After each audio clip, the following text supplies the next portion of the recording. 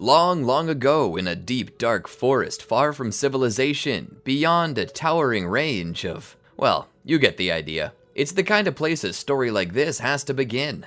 Does that bring you back? If you've been a Dragon Ball fan since day one, it should. Those words are the ones that kicked off the entire series. Before the Destroyer Gods, before time travel, before anyone had even heard of the Kamehameha, there was a little boy with a tail who lived at his grandpa's place in the woods. And today, we're starting from the very beginning, helping everyone get back up to date, whether that means getting ready for new storylines or simply reliving some of the biggest moments in the series. It also makes for great background listening if that's your kind of thing. Today, we'll be recapping the entirety of Dragon Ball. Welcome back to the Amagi. Before we begin, only 25% of our viewers are subscribed, so if you're a fan of the video, please like and double check if you're subscribed. And with that out of the way, let's get into the video.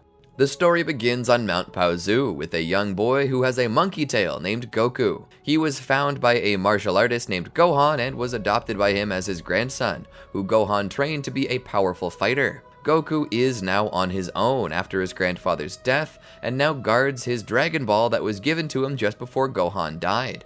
A few months later, one day after finishing chopping up wood, Goku came inside to see his Dragon Ball glowing, thinking that it's his grandpa talking to him. On his way to find something to eat, he ends up angering a saber-toothed cat and outruns it off a cliff and into a river, losing it.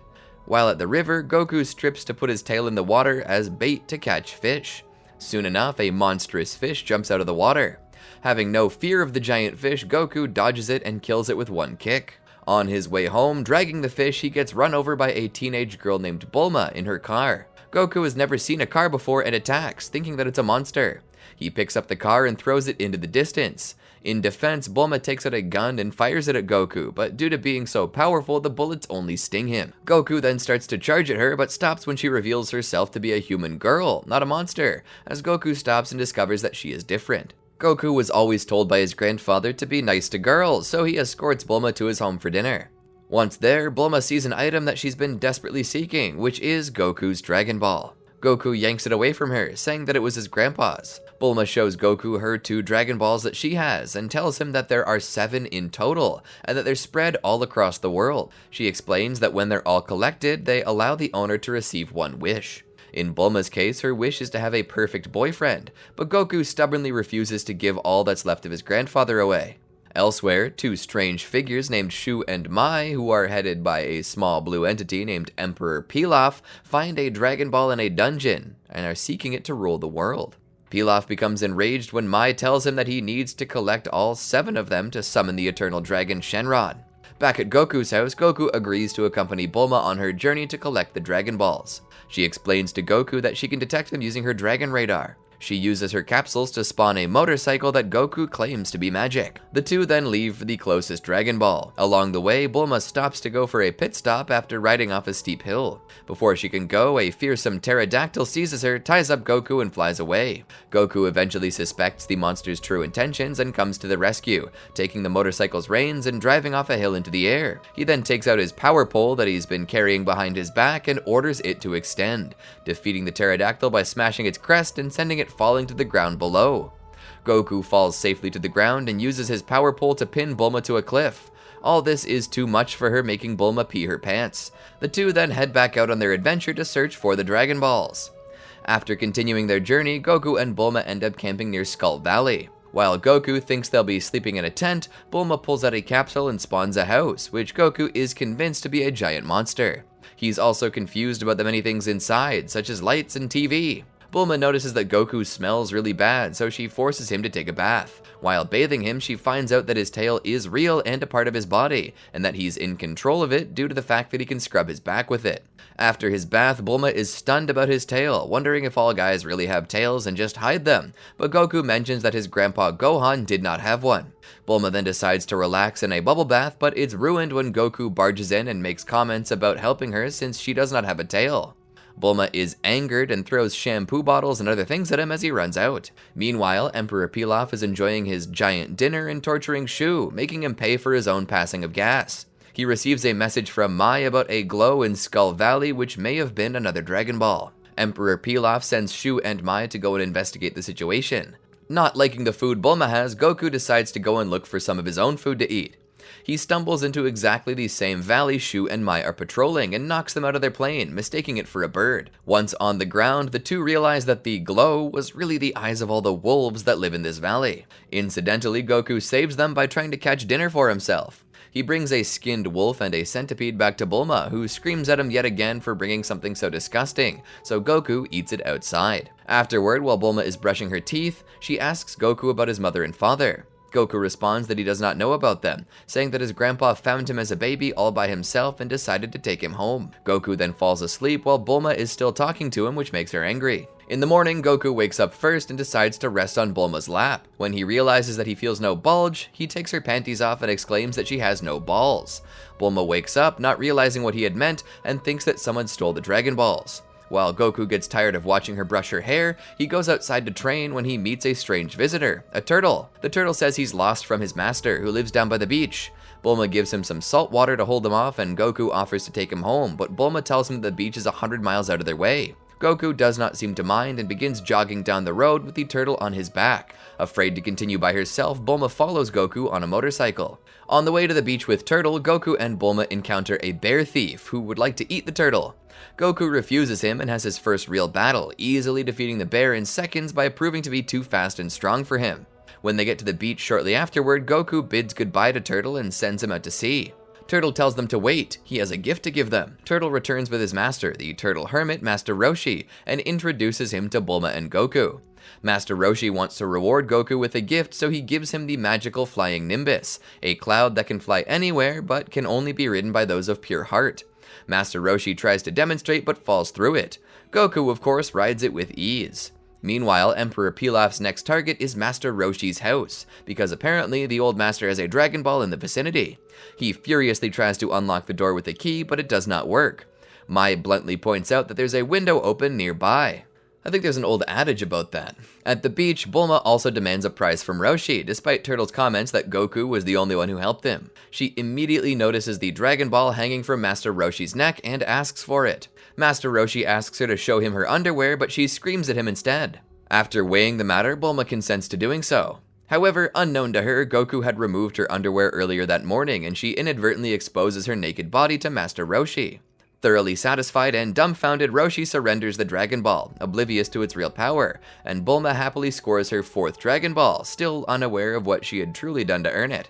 Goku and Bulma make it back to get the capsule house near Skull Valley when Bulma finds out to her horror that her panties were not on. Goku confesses to taking them off her, and she furiously shoots at him with a machine gun after realizing that she showed an old pervert more than her panties. Afterward, Bulma suggests they both fly Nimbus, but Goku reminds Bulma that she needs to be pure-hearted. Bulma claims that she is and proceeds to jump on, only to fall on her face, leaving her to stick with her capsules. On the road, she finds out that the Nimbus cloud can move faster than any of her automobiles or motorbikes, leaving her extremely jealous of Goku. Back at Kame House, Emperor Pilaf is threatening an alligator with a switchblade. Roshi shows up only to find that Emperor Pilaf and his henchmen have ripped it apart trying to find the Dragon Ball.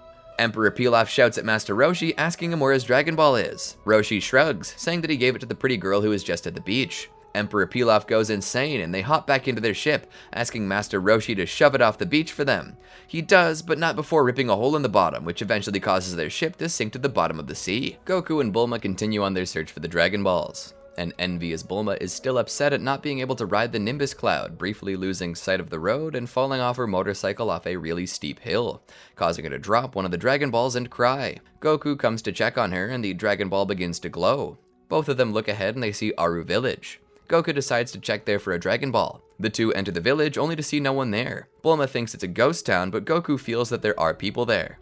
Goku heads to the Sherman Priest's house, but the door is locked, so he punches it open. As soon as he enters, a heavy axe comes crashing down on his head, only to give him a small lump. Sherman Priest then tells him not to take his daughter, but Goku reveals that he's not whoever Sherman Priest thinks he is. Sherman Priest tells Goku and Bulma that a shape-shifting monster named Oolong has been taking away the villagers' daughters, and that he intends to take his daughter Pocawampa next. Bulma asks him if he's seen a Dragon Ball around, and shows him one of hers.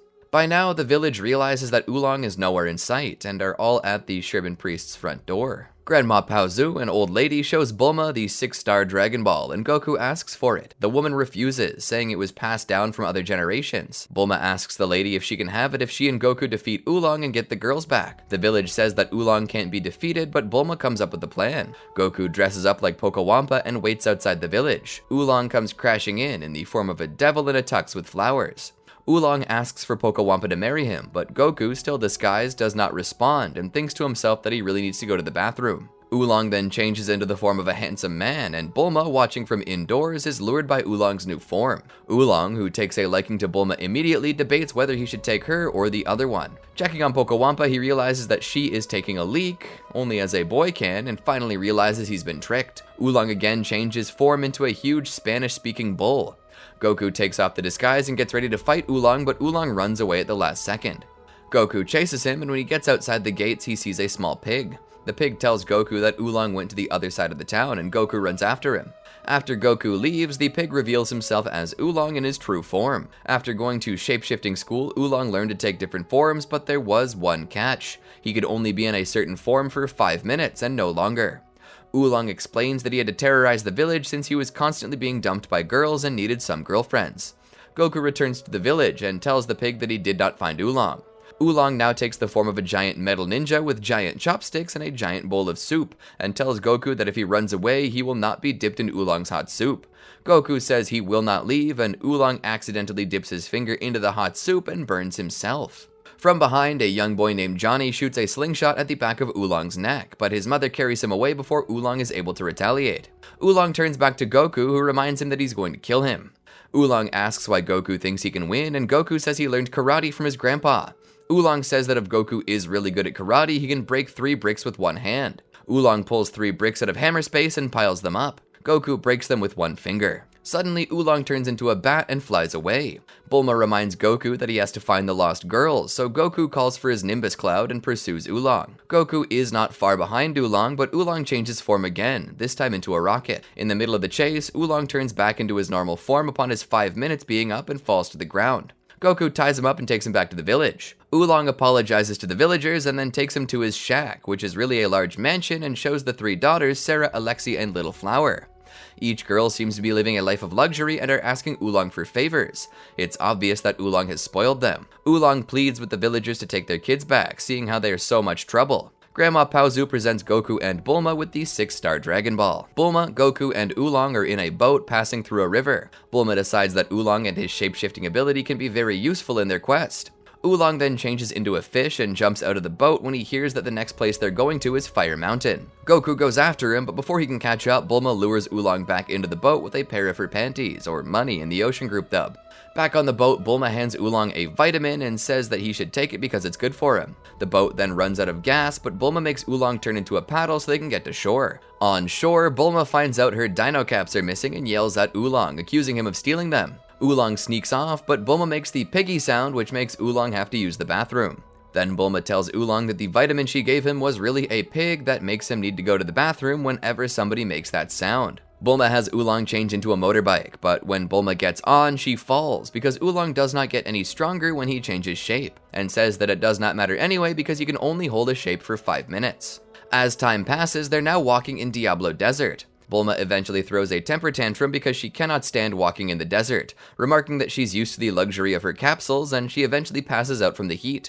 Far into the distance, a blue cat is spying with a telescope on a rock, telling a man that 2 victims are present, and the man says it's been a while since their last prey. The 2 ride a flying bike, the Jet Squirrel, up to Goku and Oolong. The man introduces himself as Yamcha, the desert bandit, and orders the men that if they want to escape the desert, they'll have to give him money or capsules. Oolong then recognizes the cat as Puar, who went to Shapeshifting Academy with him, and Puar remembers Oolong as a bully. Yamcha, wanting to rob them, challenges them to a fight and begins to fight Goku with his sword, but Goku fights back using his power pole. Realizing that Goku is powerful, Yamcha asks Goku if he's the grandson of Gohan, because he's the only person who could have had that pole. Resuming their fight, Yamcha utilizes his powerful attack, the Wolf Fang Fist, knocking Goku into several rocks. Horrified that his friend was defeated, Oolong turns into a fly and tries to get away, but Puar turns into a fly swatter and knocks him out of his form, stopping him. Oolong was about to hand Yamcha a capsule to save himself, but Goku emerges from the rubble and yells at Yamcha. Yamcha decides to take down Goku with another Wolf Fang fist, but just before he gets to take down Goku, Bulma starts to wake up and Yamcha spots her. Yamcha is stunned by her and falls over and rushes away, saying that they will be back. Bulma gets a quick glance of Yamcha and falls in love with him. While back at his hideout, Yamcha reminds Puar of his fear of women and that he will get Goku back. It's getting dark, so Oolong forks over his only capsule, a double-decker motorhome. Bulma goes up to take a shower, grumbling from the condition of the dirty bus.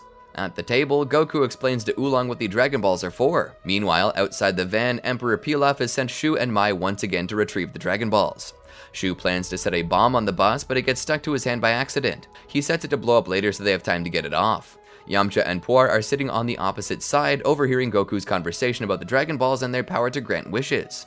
He creeps around to enter from behind, but accidentally gets a large glimpse of Bulma's nude bust through the window. In response to this, he screams and runs away. Bulma gets out of the shower and demands some clothing. Not knowing the power of the Dragon Balls, Yamcha exclaims that with them he will never be scared of girls again. Puar is surprised by this and asks Yamcha why not use the wish for money and power. Yamcha says he is not truly interested in those things, and what he wants cannot be bought with money or power. What he wants most in the world is to marry, or at least go on one date, and he then declares that the Dragon Balls will surely be his. Inside the house wagon, Oolong tells Bulma that he will do the wash later, but he does not have anything for her to wear right now. Getting angrier, she tells them that she's going to bed and tells them not to sneak into her room. Oolong hands Goku and Bulma a drink.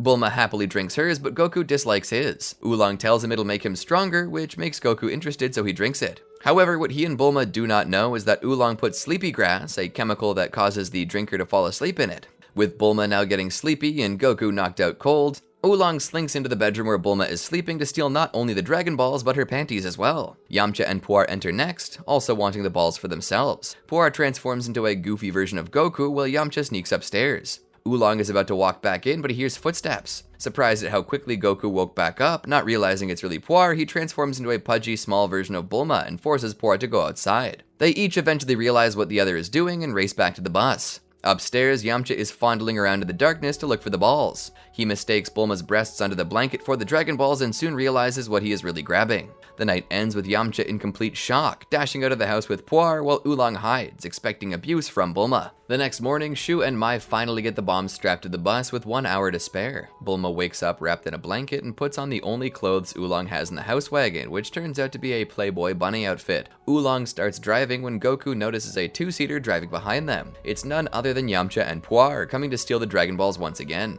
Goku and Oolong get out of the bus as the two bandits fire a missile at it, destroying it, and prepare to take them down once and for all. Goku starts fighting Yamcha again and knocks his tooth out. Yamcha then stops the fight. When Puar, horrified to see his master losing his tooth, transforms into a hand mirror to show him what happened, Yamcha yells in shock, thinking now he'll never get a girl. As Goku and Oolong watch Yamcha drive off in shame with Puar, right before they go to carry Bulma, Shu and Mai arrive, wondering if the bomb was a dud, and enter the bus to steal the Dragon Balls. The bus explodes on them, but they do survive. As they walk, with Goku carrying the unconscious Bulma on his back, the group does not really know what to do now since their only means of transportation was destroyed. Yamcha and Puar suddenly come back, and Yamcha says he's sorry for his previous actions and offers them a car. Oolong is skeptical and checks the car for bombs. Goku trusts Yamcha, and they drive off to the next location. Yamcha did have a catch, however. He has a radar in the car that will allow him and Puar to know where Goku and the others are at all times. His plan is to let them gather all 7 Dragon Balls, steal them at the last moment, and make his wish, to never be shy around women again. Goku, Bulma, and Oolong are heading to Fire Mountain, where legends state the terrible Ox King dwells. Bulma thinks that the legend is ridiculous, much to the annoyance of Oolong. Bulma and Goku are then shocked to discover that the bright sunset they were admiring is in fact Fire Mountain. Meanwhile, Yamcha and Puar are following Goku and the gang. Back in the Diablo Desert, Mai and Shu dread returning to Emperor Pilaf without a Dragon Ball. Their fears are then met as they're both electrocuted. However, this backfires on Pilaf when he too receives a shock. As Yamcha and Puar claim that they want to watch Goku get destroyed by the Ox King, a young girl, later revealed to be Chi-Chi, screaming and running away from the giant dinosaur, grabs their attention. As they watch in shock, the young girl cuts off the dinosaur's head with a device on her helmet. She then shoots a beam from her helmet, vaporizing the dinosaur's remains. As Yamcha congratulates her, she tells him she's not supposed to talk to strangers and attempts to do the same thing to him. Yamcha dodges and knocks her to the ground. At Fire Mountain, Goku uses Flying Nimbus to reach the castle. The flames are too strong though, so Goku burns his tail and falls into a nearby lake. Bulma and Oolong meet the Ox King, who thinks that they're trying to steal his treasure. As Goku is back after his failed attempt, the Ox King starts trying to kill him. Goku jumps onto the flying Nimbus and flies around the Ox King, making him dizzy. Ox King then asks Goku who gave him the flying Nimbus, and Ox King learns that Goku has met Master Roshi. He asks Goku where he can find him, as Roshi was his old master. He then realizes that Goku is the grandson of Grandpa Gohan, someone who was close enough to the Ox King that they were like brothers. The Ox King then asks Goku if he would go get him the Bancho fan from Roshi, as it's the only thing that will extinguish the flames on Fire Mountain. Goku accepts and then asks the Ox King if he can have the Ox King's Dragon Ball. The Ox King then tells Goku that the previous day he sent his only daughter, Chi-Chi, to retrieve the Bancho fan, but now he's worried about her because she has yet to return. Ox King says that Goku can marry Chi-Chi if he sets off to find the Bancho fan and Chi-Chi herself. Yamcha and Puar, who overheard the whole conversation, panic as Ox King shows Goku a picture of Chi-Chi, and they notice that it's the same girl that Yamcha hit earlier. They begin to worry that they've killed her. Soon they return to where they left Chi-Chi and see her still on the ground. Yamcha holds her and is relieved to see that she's still breathing. Chi-Chi wakes up and immediately gets ready to attack him. In a panic, Yamcha tells her that he's a secret admirer of hers and is in love with her. Suddenly he spots Goku, and so with Puar he escapes, while Chi-Chi is busy talking to herself. Goku then sees Chi-Chi and informs her that he is supposed to help her find Master Roshi. She climbs aboard the flying Nimbus, but in the process pulls Goku's tail. Goku informs her that when somebody pulls his tail, he loses all of his power. Yamcha overhears Goku and is pleased to learn of this weakness. As Goku and Chi-Chi fly through the desert, he pats her on the crotch as he usually does to determine if she's a girl or not, which of course she is. Completely embarrassed and horrified, Chi-Chi shoves Goku off the flying Nimbus, which sends him falling to the ground and ultimately leads to Chi-Chi crashing the Nimbus. Unknown to Goku, Chi-Chi has fallen in love with him, telling him she was giggling because she just met some hunk. Back on the Nimbus and out of the desert, Goku and Chi-Chi stop and ask a dolphin for directions. The pair arrive at Roshi's island and are greeted by Master Roshi and Turtle. Goku and Chi-Chi finally make it to Kame House. However, Chi-Chi is a little skeptical about whether or not that is Master Roshi, so she throws her helmet blade to see if he could dodge it. He senses the attack, but not soon enough to dodge it. While Chi-Chi berates him, the Turtle Hermit pulls out his Hermit Club card as proof. Chi-Chi apologizes and pulls out the blade from Master Roshi's forehead. Master Roshi then talks to Goku in secret and says that he will let them use the Bancho fan if Goku sets him up on a date with Bulma. Goku agrees, and the Master also mentions not to tell Chi-Chi about the deal. While searching for the fan, Turtle mentions that Master Roshi was last using it as a placemat. The Hermit says that he threw it out because it was sticky from some juice he spilled on it. Master Roshi then decides to go to Fire Mountain himself to put out the fire. After calling Baby Gamera, the three were on their way. Upon arriving at Fire Mountain, Ox King rushes to greet his old master, and Master Roshi immediately falls to the ground. Riding around in circles made him dizzy. After berating Ox King for killing people over his treasure in his castle, the mighty giant begs for forgiveness. Master Roshi pulls Goku and Bulma aside and explains the deal he made with Goku. At first, Bulma gets very mad, but Master Roshi points out that the Dragon Ball is still inside the castle. Bulma will only go on a date with him when the Hermit puts out the fire. After taking off his turtle shell and shirt, Master Roshi starts to bulk up his scrawny body. Meanwhile, Yamcha and Puar are standing in awe.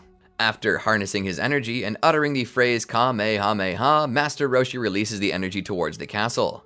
When it was all over, he returns to his normal self, but everyone mentions that even though the fire is out, the castle is destroyed as well.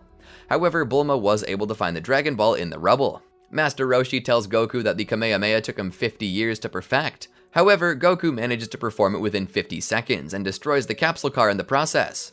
Then Goku mentions that it was not as powerful as Master Roshi's. Master Roshi is dumbfounded, but after Ox King mentions that he's the grandson of Grandpa Gohan, they briefly talk about him. When Bulma sees that Goku destroyed the car, she becomes upset, but Ox King offers the group a hover car to use for a job well done. However, before Goku, Bulma, and Oolong take off, Master Roshi reminds Bulma about the deal. Quickly, Bulma pulls Oolong aside and asks for him to go on the date with Roshi in her place. At first, Oolong declines, but after some convincing from Bulma, he relents. Oolong then changes into a short and chubby version of Bulma, much to her annoyance. He changes into an identical version and goes on his date with Master Roshi. On this date, which is nothing more than a walk, Oolong, as Bulma, shows Roshi his breasts, which totally floors the Master, and the date is effectively over. Watching from a distance, the real Bulma cannot believe that Oolong did such a thing. Goku and Chi-Chi talk for a little bit, with both asking if they will think about each other. However, in the Japanese dub, Chi-Chi asks if Goku will take her as his bride, which Goku accepts if she wants him to, causing a misunderstanding. Eventually, the group takes off, and Yamcha and Puar follow in their own air car. Bulma and Oolong argue as Yamcha and Puar follow close behind. Goku, Bulma, and Oolong stop in a town to refuel their hover car while Bulma takes off to go shopping. Meanwhile, the people of the town seem to be scared of Bulma. The gas station owner gives them the gas for free, and he seems to be afraid of Bulma as well. Bulma finds a shop that sells dino capsules, and she manages to get $100 worth of them for free because the shopkeeper is afraid of her. She then enters the clothes shop and buys some new clothes while still wearing the bunny ears. She doesn't even realize that she's wearing them until she looks at herself in the mirror. She then takes them off, much to the surprise of the shopkeeper. The shopkeeper asks if she's with the rabbit mob, and she replies that she is not, and she doesn't even know who they are. Angrily, the shopkeeper throws her out of the store for tricking him. All of a sudden, nobody seems to be afraid of Bulma anymore, or even notices her presence. Meanwhile, 2 armed men wearing rabbit ears come into town and start causing trouble, leaving people to fear for their safety. The 2 men refer to themselves as the Rabbits. They quickly notice Bulma and proceed to hit on her because she's a new girl in town, but she refuses their advances. Goku fights with the men and easily defeats them. Then they call for their boss to come into town, which sends the townspeople into a panic. The boss turns out to be a giant rabbit named Monster Carrot. Meanwhile, from a distance, Yamcha tries to remember something about the monster rabbit. Monster Carrot appears to call for a truce and offers to shake Bulma's hand. Then Yamcha remembers that the rabbit's touch is his weapon. Bulma slaps his hand and gets turned into a carrot. Goku prepares to go on the offensive, but Monster Carrot threatens to eat Bulma if he tries to attack. Goku admits defeat, and Oolong takes off in the hover car. Then the rabbits proceed to beat up Goku. Yamcha intervenes and takes out the thugs, while Puar, who is now transformed, takes the carrot from Monster Carrot's hand. Yamcha then instructs Goku to use his power pole to take out Monster Carrot so he wouldn't have to touch him. Meanwhile, Monster Carrot goes after Puar. Puar smacks into a pole and falls to the ground, dropping the carrot. Goku, Yamcha, and Monster Carrot all jump for it, but Goku uses his power pole to knock the carrot away. Goku and Yamcha avoid touching Monster Carrot, with Bulma intact. Monster Carrot notices Puar and threatens to turn him into a carrot as well, but Puar transforms into Monster Carrot himself and threatens to touch him. Goku then uses his power pole to smack Monster Carrot and threatens to do it again if he did not change Bulma back to normal. He does as he's told, and Bulma returns back to herself. Meanwhile, Yamcha and Puar have fled the scene, with Yamcha commenting that Bulma was easier to be around when she was a carrot. Later on, Oolong returns to town and gets verbally bashed by Bulma for taking off. Oolong also comments that Bulma was nicer as a carrot, which makes her even angrier. With the rabbits tied up, Goku uses his power pole to take them to the moon. When he comes back down to Earth, he explains that if the gang makes treats for all the children of the world for a whole year, he'll come back and bring them down. Oolong, Bulma, and Goku ride in their hover car, getting closer to the final Dragon Ball, when Oolong asks Bulma about the wish. Bulma reveals to Oolong that she's planning to wish for a boyfriend with the Dragon Balls. This irritates Oolong, as he cannot believe that he's been risking his life just so she can have a boyfriend.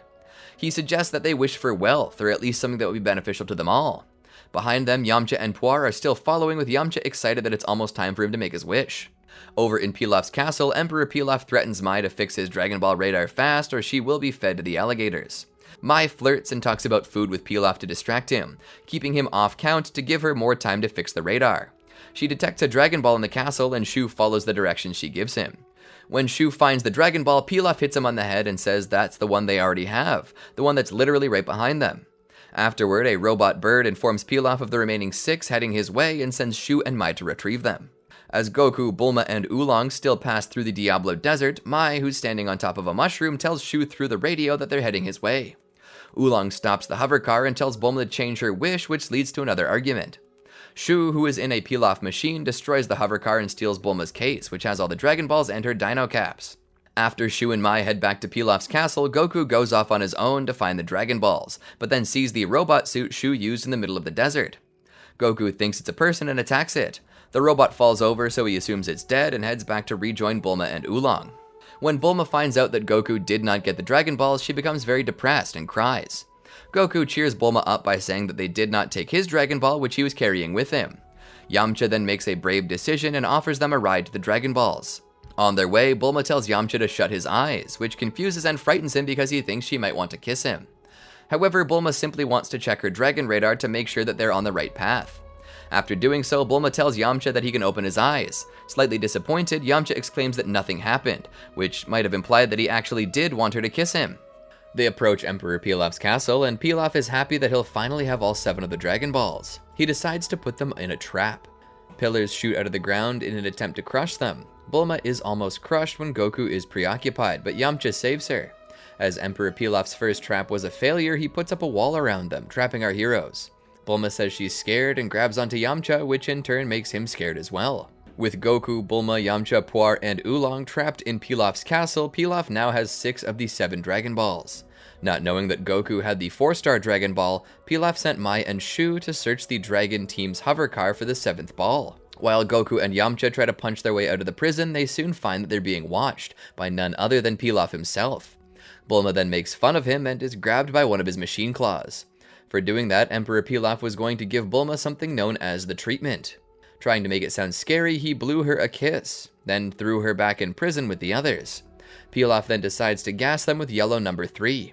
He walks into their prison and becomes a victim of his own plan, however. Mai and Shu walk in wearing gas masks and search Goku for the last Dragon Ball. Not long after they take it, Emperor Pilaf wakes back up. Pilaf and his minions then go outside to summon Shenron. Mindlessly, they left the prison door open, allowing the Dragon Ball gang to escape. Soon after, the heroes stumble upon Emperor Pilaf. They begin chasing him, but they all walk into a giant pinball machine. They end up running from a giant pinball for a while and ultimately arrive back at the same place they started. Goku then uses the Kamehameha on the wall, but he only makes a little hole big enough for Oolong and Puar to shapeshift into bats and fly through, which they do. Emperor Pilaf then summons the dragon. Having been summoned, the eternal dragon Shenron is now waiting for a wish to be made. Emperor Pilaf is too nervous being faced before the dragon to make his wish to be the ruler of Earth.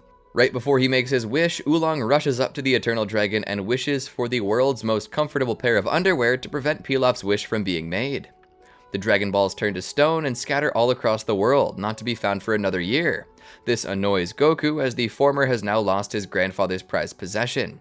An angry Pilaf orders his henchmen to kill Goku and his friends, and Shu calls out the dog police to attack them. Yamcha and Goku fight off the dogs, but afterward, Goku, having already exhausted his energy from using the Kamehameha, is no longer able to retaliate, and Shu and Mai jump down to capture the group.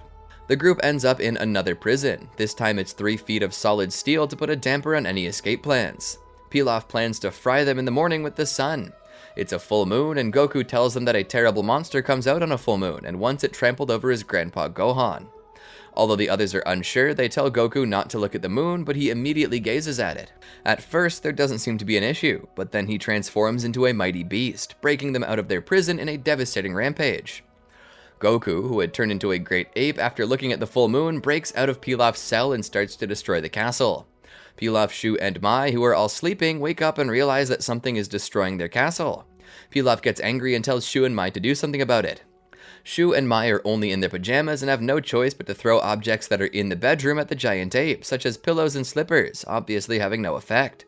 The ape then continues to destroy the castle and chase the trio. They head to an airplane where they escape from the castle. Yamcha, Oolong, Puar, and Bulma are all trying to run from the castle, but Bulma ends up tripping and spraining her ankle. With Oolong and Puar not being strong enough to help her up, Yamcha has to get over his fear of women and helps Bulma get to safety. She is very thankful for this. Meanwhile, angry over the destruction of his castle, Pilaf tells Mai to turn around. Their plane starts shooting Goku, but seems to have no effect on him. The plane then brings out a heat-seeking missile and knocks the Great Ape Goku out. Everyone then believes that Goku is really dead, and Pilaf begins jumping up and down on his tail. Shu and Mai then recognize that the ape's hands are starting to twitch and cower in fear. Great Ape Goku then wakes up and chases Emperor Pilaf and his 2 henchmen, who run off back to their plane and try to escape. They fly off, but Goku throws a tower at the plane, causing it to crash. Yamcha finds Bulma stuck under another tower of Pilaf's castle. Yamcha lifts up the tower to let Bulma out, but they're chased again by Goku. The ape picks Bulma up and she screams until she passes out, then Goku starts to lick her, seemingly intent on eating her. Puar then mentions that Goku's weak point is his tail, so Yamcha uses his power of the Wolf Fang Fist to break the castle and make a sword out of the stone. He then tries to cut Goku's tail off. This has no effect, however, and the sword shatters to pieces because it was not sharp enough. Yamcha then grabs onto Goku's tail, helped by Oolong, while Puar turns into a pair of scissors to cut it off. Goku drops Bulma and shrinks back down to his normal form, where he ends up naked and unconscious. Pilaf is sad about his castle, and he orders Mai and Shu to shoot them all. Pilaf then runs in the other direction, and when Shu and Mai see this, they decide to run away with him as well. The next morning, Goku does not remember a thing about his transformation, so the rest of the group agrees not to tell him about it and the fact that he's probably the monster that killed his grandpa Gohan. Goku then finds out that his tail is gone and assumes it ran away and is given Oolong's pants to cover up. Afterward, Goku goes back to the ruins of Pilaf's castle to get his power pole. Bulma is now mad that she was not able to get a boyfriend, and Yamcha is mad because he's going to be shy around girls for another year. But then they look at each other and gleefully decide to be boyfriend and girlfriend. When Goku returns, Bulma gives him her Dragon Radar so he'll be able to get his grandpa's Dragon Ball in a year when they come back to normal. They decide to part ways. Bulma and Yamcha plan to go back to the city with Puar and Oolong tagging along. Yamcha then takes out a jet capsule and takes off with everyone else. Goku gets his flying Nimbus and starts to head to Master Roshi's island for training, waving goodbye to Bulma, Yamcha, Oolong, and Puar. He then travels towards Kame House to receive training from Master Roshi. Elsewhere, Yamcha's airship crashes into a deep jungle. Bulma, Yamcha, Oolong, and Puar jump before the crash and are unharmed, but now they're stuck in the middle of the jungle. After Bulma sees a large flying monster, she grabs Yamcha and starts running. Puar and Oolong follow. In another part of the jungle, a small boy is venturing throughout it. Goku soon arrives at Roshi's house, and for some reason, Roshi does not answer his door. Goku jumps in the window and sees Master Roshi watching an exercise video, and he seems to be mesmerized by it. Goku cannot get Master Roshi's attention, so he yells in Master Roshi's ear. He explains that he's here to train, but is hungry and needs food. Master Roshi points toward the kitchen and tells Goku to take something that he likes from the refrigerator. Goku then eats everything in the fridge. Meanwhile, Bulma and the others are walking through a heated desert to find that they're heading south when they're supposed to be going north. Bulma thinks that she's seen a sandstorm, but it's the same little boy from the jungle whose running has caused sand to blow back. At Kame House, Goku then tells Master Roshi that he's ready for training. Master Roshi tells Goku to find him a young girl first. Goku thinks this is weird, but he agrees. After Roshi gives his guidelines, he realizes that Goku's tail is gone. Goku tells Master Roshi that it was probably bored. He then leaves to find the girl. Master Roshi prepares for the date by dressing in his finest clothes, suit and turtle shell. He then waits impatiently for Goku to get back.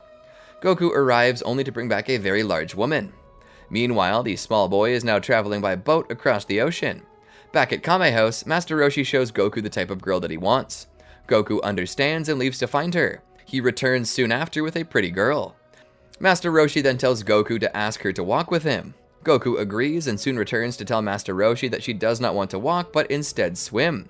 Master Roshi is now very excited. He then runs to meet her only to find out that she's a mermaid. Master Roshi then tries to use some of his charm only to get punched in the eye by the mermaid, who swims away. Roshi then tells Goku to look for another young girl quite like the last one, but without flippers. The small boy then arrives at Kame House. He jumps from his boat onto Master Roshi's island, landing headfirst in the sand. Goku then helps him up. The boy tells Master Roshi that his name is Krillin and he came for training from Master Roshi. He tells Krillin that he does not accept anyone who just walks through his door and tells him no. Krillin then convinces him with a few periodicals. Master Roshi then tells Krillin to help Goku find a young girl and they would both receive training. Krillin then tries to jump on the flying Nimbus only to fall through. Master Roshi then tells Krillin that only people with a pure heart can ride on the cloud.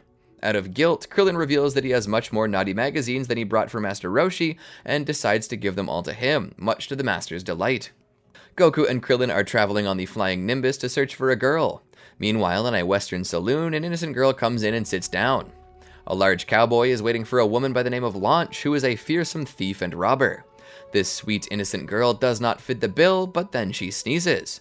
Her sneeze causes her hair to turn blonde, and she changes into the infamous Launch, the woman that the large cowboy was waiting for. The cowboy is surprised and puts up his guard, but is easily beaten.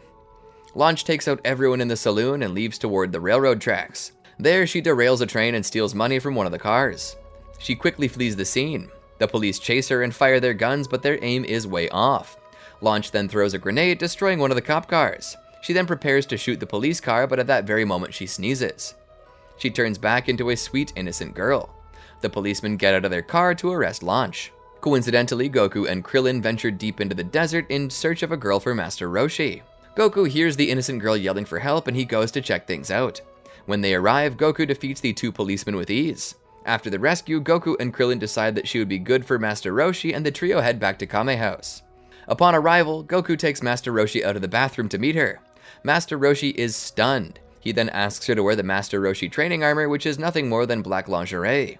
Launch begins to change into the armor outside, but before she's able to, Krillin suggests that she change inside, much to the irritation of Roshi. Master Roshi tells Goku and Krillin to also wear the lingerie so he does not look suspicious. Launch emerges from the house wearing the armor. Soon after, she sneezes, turning herself into the mean Launch. She then fires her machine gun at Master Roshi, Krillin, and Goku. Luckily for them, Launch sneezes again, turning her back into her sweet, innocent form. Master Roshi places the Kame house in a capsule. He then takes out another capsule, revealing a hovercraft. Launch, Krillin, Goku, and Master Roshi leave on the hovercraft for a larger island that would be more suitable for training. They arrive there, and Master Roshi opens up the capsule containing the Kame house. Launch decides to head inside and cook, while Master Roshi, Krillin, and Goku stay outside. Roshi asks if Krillin has any other previous training. Krillin tells him that he had 8 years of training from the Orin Temple. Master Roshi is pleased and tells the two trainees that he's going to evaluate their current ability by seeing how fast the boys can run in a 100-meter dash. Krillin goes first and clocks in a time of 10.4 seconds. Goku goes next and he starts very fast but has some trouble with his shoes. He clocks in at 11 seconds. Goku asks if he can run again with different shoes as his are torn. Master Roshi agrees and Goku runs again, now with new shoes. He's able to clock a time of 8.5 seconds. Master Roshi then hands Krillin his stopwatch and says that he'll have a shot at it, and he runs the 100 meters in 5.6 seconds. Krillin and Goku are stunned. Master Roshi tells Goku to go get him a brewski. Goku does not understand, so Krillin goes to the Kame house to get the brewski instead. Inside, he accidentally brings in dust, which makes Launch sneeze. She chases Krillin with a butcher's knife. Master Roshi then times Krillin doing the 100 meters while being chased and finds that he ran at 8.8 seconds, much faster than before. Launch then sneezes in the air, and in doing so, she throws the knife in the air, and it lands right in front of a frightened Krillin. Master Roshi tells Goku and Krillin that he will give the boys one more test before dinner. He picks up a stone and writes the turtle school symbol on it and shows the boys the symbol. He then throws the stone into the deep jungle. He explains to the boys that the one who retrieves the stone will get to eat dinner. However, if neither of them has the stone within 30 minutes, then neither of them would get anything to eat. Goku jumps off the cliff into the jungle. He grabs a branch on the way down, but it breaks and he hits the ground with a thump. He gets back up and prepares to start looking. Meanwhile, Krillin is looking for a detour to the jungle below. He realizes that he will probably never get the stone in such a large jungle, especially with Goku also searching. He thinks of another way he can get his dinner and picks up a stone and gets a pen from one of the villagers, writing Master Roshi's symbol on the rock. He then goes back to Kame House. Elsewhere, Goku is still searching for Master Roshi's actual stone, and he's using his keen sense of smell to track it down. Soon, Krillin arrives at the Kame House and shows Master Roshi the stone. Roshi examines it and throws it at Krillin's bald head, noting that it was not written in his handwriting, and tells Krillin to go find the real stone. Later on, while searching in the jungle, Krillin hears Goku's voice. He catches up with him and sees that Goku has found the stone. Krillin asks if he can see the stone, and Goku gives it to him. Krillin runs off with it, and Goku chases Krillin through the jungle. They both cross a bridge, and when Krillin reaches the other side, he cuts the ropes holding the bridge up, knocking Goku into the river below. However, Goku is able to get back up, and he chases Krillin some more. Krillin then proposes they battle for the stone. Goku wins the battle and tells Krillin to give it up. Krillin then throws a different stone, and Goku chases after it. Now that Krillin has the real stone, he heads back to Kame House. At the Kame House, Master Roshi gives his approval to Krillin that he's found the right one. Soon after, at the dinner table, Krillin and Master Roshi are eating the food Launch has prepared, with Goku looking on hungrily. Master Roshi then asks Launch what kind of fish is in the stew, and Launch tells him that it's pufferfish. Krillin, Master Roshi, and Launch soon feel ill, as pufferfish is poisonous. The next day, Goku wants to train, but Master Roshi tells him that training will start the next day, as he and Krillin are still feeling the effects of the pufferfish. Goku and Krillin are about to go to bed, and both are so excited about tomorrow's training. Goku gets to sleep with Launch, while Krillin and Master Roshi sleep downstairs. The next day, Master Roshi wakes Krillin and then comes up to wake Goku for training, but sees Launch in her evil state. He tries to wake up Goku with a broomstick, but instead wakes up Launch. Launch sees Goku in bed with her and becomes angry. She pulls out a machine gun and fires at Goku and Roshi. Finally angered enough, Goku gives Launch a swift kick and knocks her out. Master Roshi starts to check to make sure she's not too badly hurt, while he was really just trying to poke at her and touch Launch's breasts, seeing her knocked unconscious as the best opportunity to grope her without suffering her wrath, but he decides to let it go after Goku insists that they start training. They eventually go on to begin the day's training. Master Roshi takes the two boys to collect several bottles of milk from the milkman in the nearby village. They have to deliver milk to everyone on the island before breakfast. After a grueling morning run and zigzagging between a long stretch of trees, which Krillin tries to cheat his way through, they eventually make it to a house, though it happened to be upon a severely long flight of stairs, exhausting both Goku and Krillin on their journey to the top. When Goku begins feeling fatigue, Roshi tells him about how the boy's late grandfather went through the exact same exercise as this, and never once complained. Goku charges up the stairs, excited and greatly motivated at the thought of his grandfather doing the same exercise years before. Krillin struggles up the steps, though he was exhausted from the morning. After finally completing every house, Roshi informs them that they're done with their early morning training, and now the mid-morning training is about to begin. Master Roshi then tells Goku and Krillin that their mid-morning training is to plow through the fields in this area, but since the training is meant to strengthen the hand, it has to be done barehanded. The boys begin to plow through the dirt and complete it a few hours later. Next, it's time for breakfast. Launch has cooked the boys a feast. Unfortunately, Krillin puts a little too much pepper in her food, and this makes her sneeze into her violent self. She starts to fire bullets at Goku, Krillin, and Roshi. The threesome runs out of Kame House. Master Roshi then thinks it would be a good idea that they go out to eat.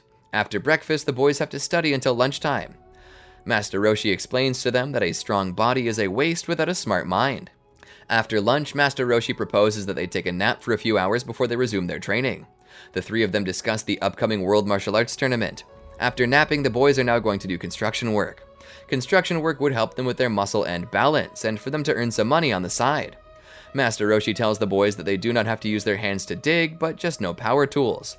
Goku and Krillin then shovel, load, and wheelbarrow for the next few hours. Krillin thinks back about the time he had spent at the Orin Temple and how the senior trainees bullied him because he was short and weak. After remembering this, Krillin hits the pickaxe so hard that its top falls and lands right in front of the frightened head construction worker. After the construction work, Master Roshi says it's time for swimming. Goku and Krillin, however, want to learn martial arts. Master Roshi tells the boys that he would teach them martial arts when they move a large boulder. He then points to it. Krillin tells Master Roshi that it's impossible to move a boulder of that magnitude. Master Roshi responds to Krillin by moving the boulder. Goku then tries to move a boulder of a similar size and is successful.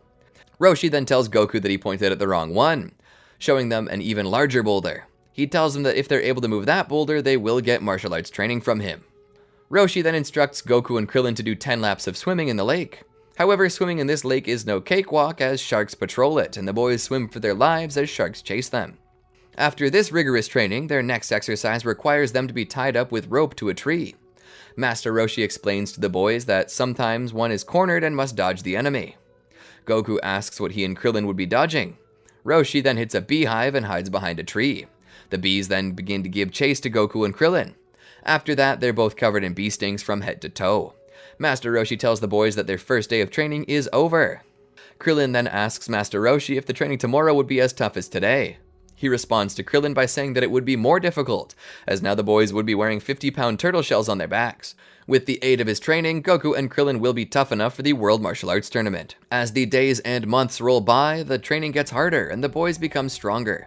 At dinner, Goku and Krillin basically finish off all the rice. Meanwhile, Master Roshi goes under the table to pick up some food that he dropped while gradually edging closer to Launch's legs. Soon, Launch brings over a very large pot of rice, and the table breaks from the weight of it, with Master Roshi crushed underneath. Later, Goku calls Master Roshi outside to the boulder. They both show him that they can move it. After that, Master Roshi tells the boys that the whole secret behind the Turtle Hermit martial arts was the routine. He tells them to continue the routine, but to use even heavier turtle shells that were twice the weight. Meanwhile, in a deep forest, Yamcha is doing some training of his own. After a month of training, he decides to return to West City. The next day in the western capital city, Bulma, Oolong, and Puar are heading home after doing some shopping. Bulma is quite angry with Yamcha because he has not contacted her since he left for training. She then drops an orange on the road and goes to pick it up, only to find out that she's about to be run over by a truck. Luckily, she's saved by Yamcha, who'd just come back from his training. She does not recognize him at first because he hasn't groomed for a month. They then head back to Bulma's house to clean him up. The days quickly roll by until there's only one day left before the World Martial Arts Tournament. Master Roshi tells the boys to take off their shells. When they do, Goku and Krillin feel extremely light. Launch gives the two boys a suit each. Soon after, Roshi, Krillin, and Goku leave for the airport. On the airplane, Goku looks through the window and thought the city lights were stars that were on the ground. Roshi tells him otherwise. When they arrive at their destination, Roshi and the boys head to the Coliseum in order to sign up. After Roshi signs them up, Goku meets up with Yamcha, Bulma, Puar, and Oolong. Yamcha has also signed up for the tournament. After that, Roshi, Krillin, and Goku sleep at a hotel. The next day, Roshi leads Goku and Krillin to the competitors-only area and gives them both new martial arts uniforms. The first roadblock for the boys will be the elimination round. Only 8 fighters pass through those in order to fight in the real tournament. The World Tournament announcer tells the audience that only the competitors will be allowed into the elimination round hall. Bulma is quite angry about that. In the elimination hall, the announcer tells the contestants that although 137 had come to participate, only 8 would be able to compete in the finals, which would be held in the Coliseum. Outside the building, Bulma wants to see what's going on inside. She tries to see through the window, but it's too high for her. She then gets Oolong to give her a lift up and is able to see what's going on. Meanwhile, in the hall, the announcer continues to talk about how the fighters will be divided into 4 blocks. The 2 top fighters from each block will make it to the tournament. He then goes to talk about how if one gives up, is unable to fight, or is knocked out of the ring, they will lose. However, killing an opponent is strictly forbidden. Anybody who does that will be disqualified. There will also be a 1-minute time limit. If a fight doesn't end by that point, the winner will be decided through points. Also, claws can only be used in battle if they are natural. The competitors then draw lots to determine which block they'd be put in. Goku gets 70 and Krillin gets 93. That means they'll both be in block 3. Krillin gets scared as he does not want to fight Goku. Goku tells him that they're on opposite sides of the block and they will not face each other in the elimination rounds. Yamcha's in block 2 and is also glad he does not have to face Goku early on. This is because Yamcha wants to face Goku in the tournament ring where the arena is larger and there will be no time limit. Soon it was Goku's turn to fight. He fights a guy about 10 times his size. The match begins and the big guy attacks. Goku goes under his legs and avoids all the attacks. The big guy thinks he crushed Goku. Goku then shows the big guy he's alright by tapping his leg, and this is more than enough to knock the big guy out of the ring. After Goku's match, Krillin meets up with the bullies of the Orin Temple. Krillin is terrified to learn that one of the bullies would be fighting him in the first round. He thinks that he should just drop out. However, Goku gives Krillin the motivation to fight the bully. Soon after, their match begins. The bully attacks, but Krillin dodges by jumping in the air. He then kicks the bully in the stomach, knocking him out of the hall into a brick wall. As a result, there's now a large hole in the wall, and Bulma, Puar, and Oolong watch what's happening in the tournament. Meanwhile, Yamcha defeats a large fighter with just 1 kick. As the elimination rounds continue, Goku, Krillin, and Yamcha are doing quite well. However, in one match, Krillin seems to have got pretty beat up by one of the other fighters, but in fact, Krillin is faking it. This makes the other fighter so scared since he had just used his best attack that he gives up. Later, Yamcha, Krillin, and Goku are able to make it to the last matches of the elimination round. The winners will go on to the tournament. First is Yamcha, and he defeats a wolf with relative ease by using his blinding Wolf Fang Fist. Goku also has an easy time as he throws his competitor out of the ring. Krillin then battles a bear and kicks him right between the eyes, knocking him out. Bulma and the others are very happy that all 3 of them have advanced. Master Roshi then appears out of nowhere and agrees with the others about how well the threesome have done. Goku and Krillin run out to find Master Roshi and the others. Goku asks if he can stand on a man's head to get a view and find them. Meanwhile, Master Roshi gives Bulma a souvenir t-shirt and a keychain and then asks her to change into it, causing her to hit him for a perverted trick. Goku and Krillin then show up to see them and hear how Bulma has been watching them fight and cheering. Goku and Krillin then have to leave because of an announcement requesting the 8 finalists. Oolong realizes that Roshi disappeared as well. The 8 finalists meet in a room where the World Tournament announcer tells them to draw numbers. Before his arrival, the other contestants realize one of the competitors is really frightening and smells really bad. Yamcha tells him that it's Bacterian, a fighter who has never taken a bath in his entire life, and his tactics of winning are his extremely bad odor. When they all draw their numbers, the results end up with the first match having Krillin being the one to fight Bacterian. The second match is Jackie Chun versus Yamcha. The third match is Nam versus Ranfan, and the final match being Goku versus Giran. The first match then starts as the crowd is disgusted by Bacterian's odor. Bacterian throws his foul breath at Krillin, then rubs his entire hand on his crotch, putting it on Krillin. He then has Krillin cornered.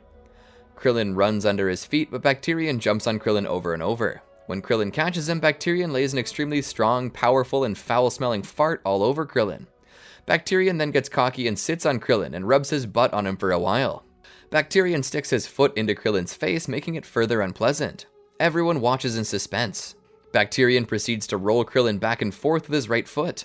Just then, Goku, holding his nose, tells Krillin that he's imagining the sense as he doesn't have a nose, and that's what's kept him from attacking.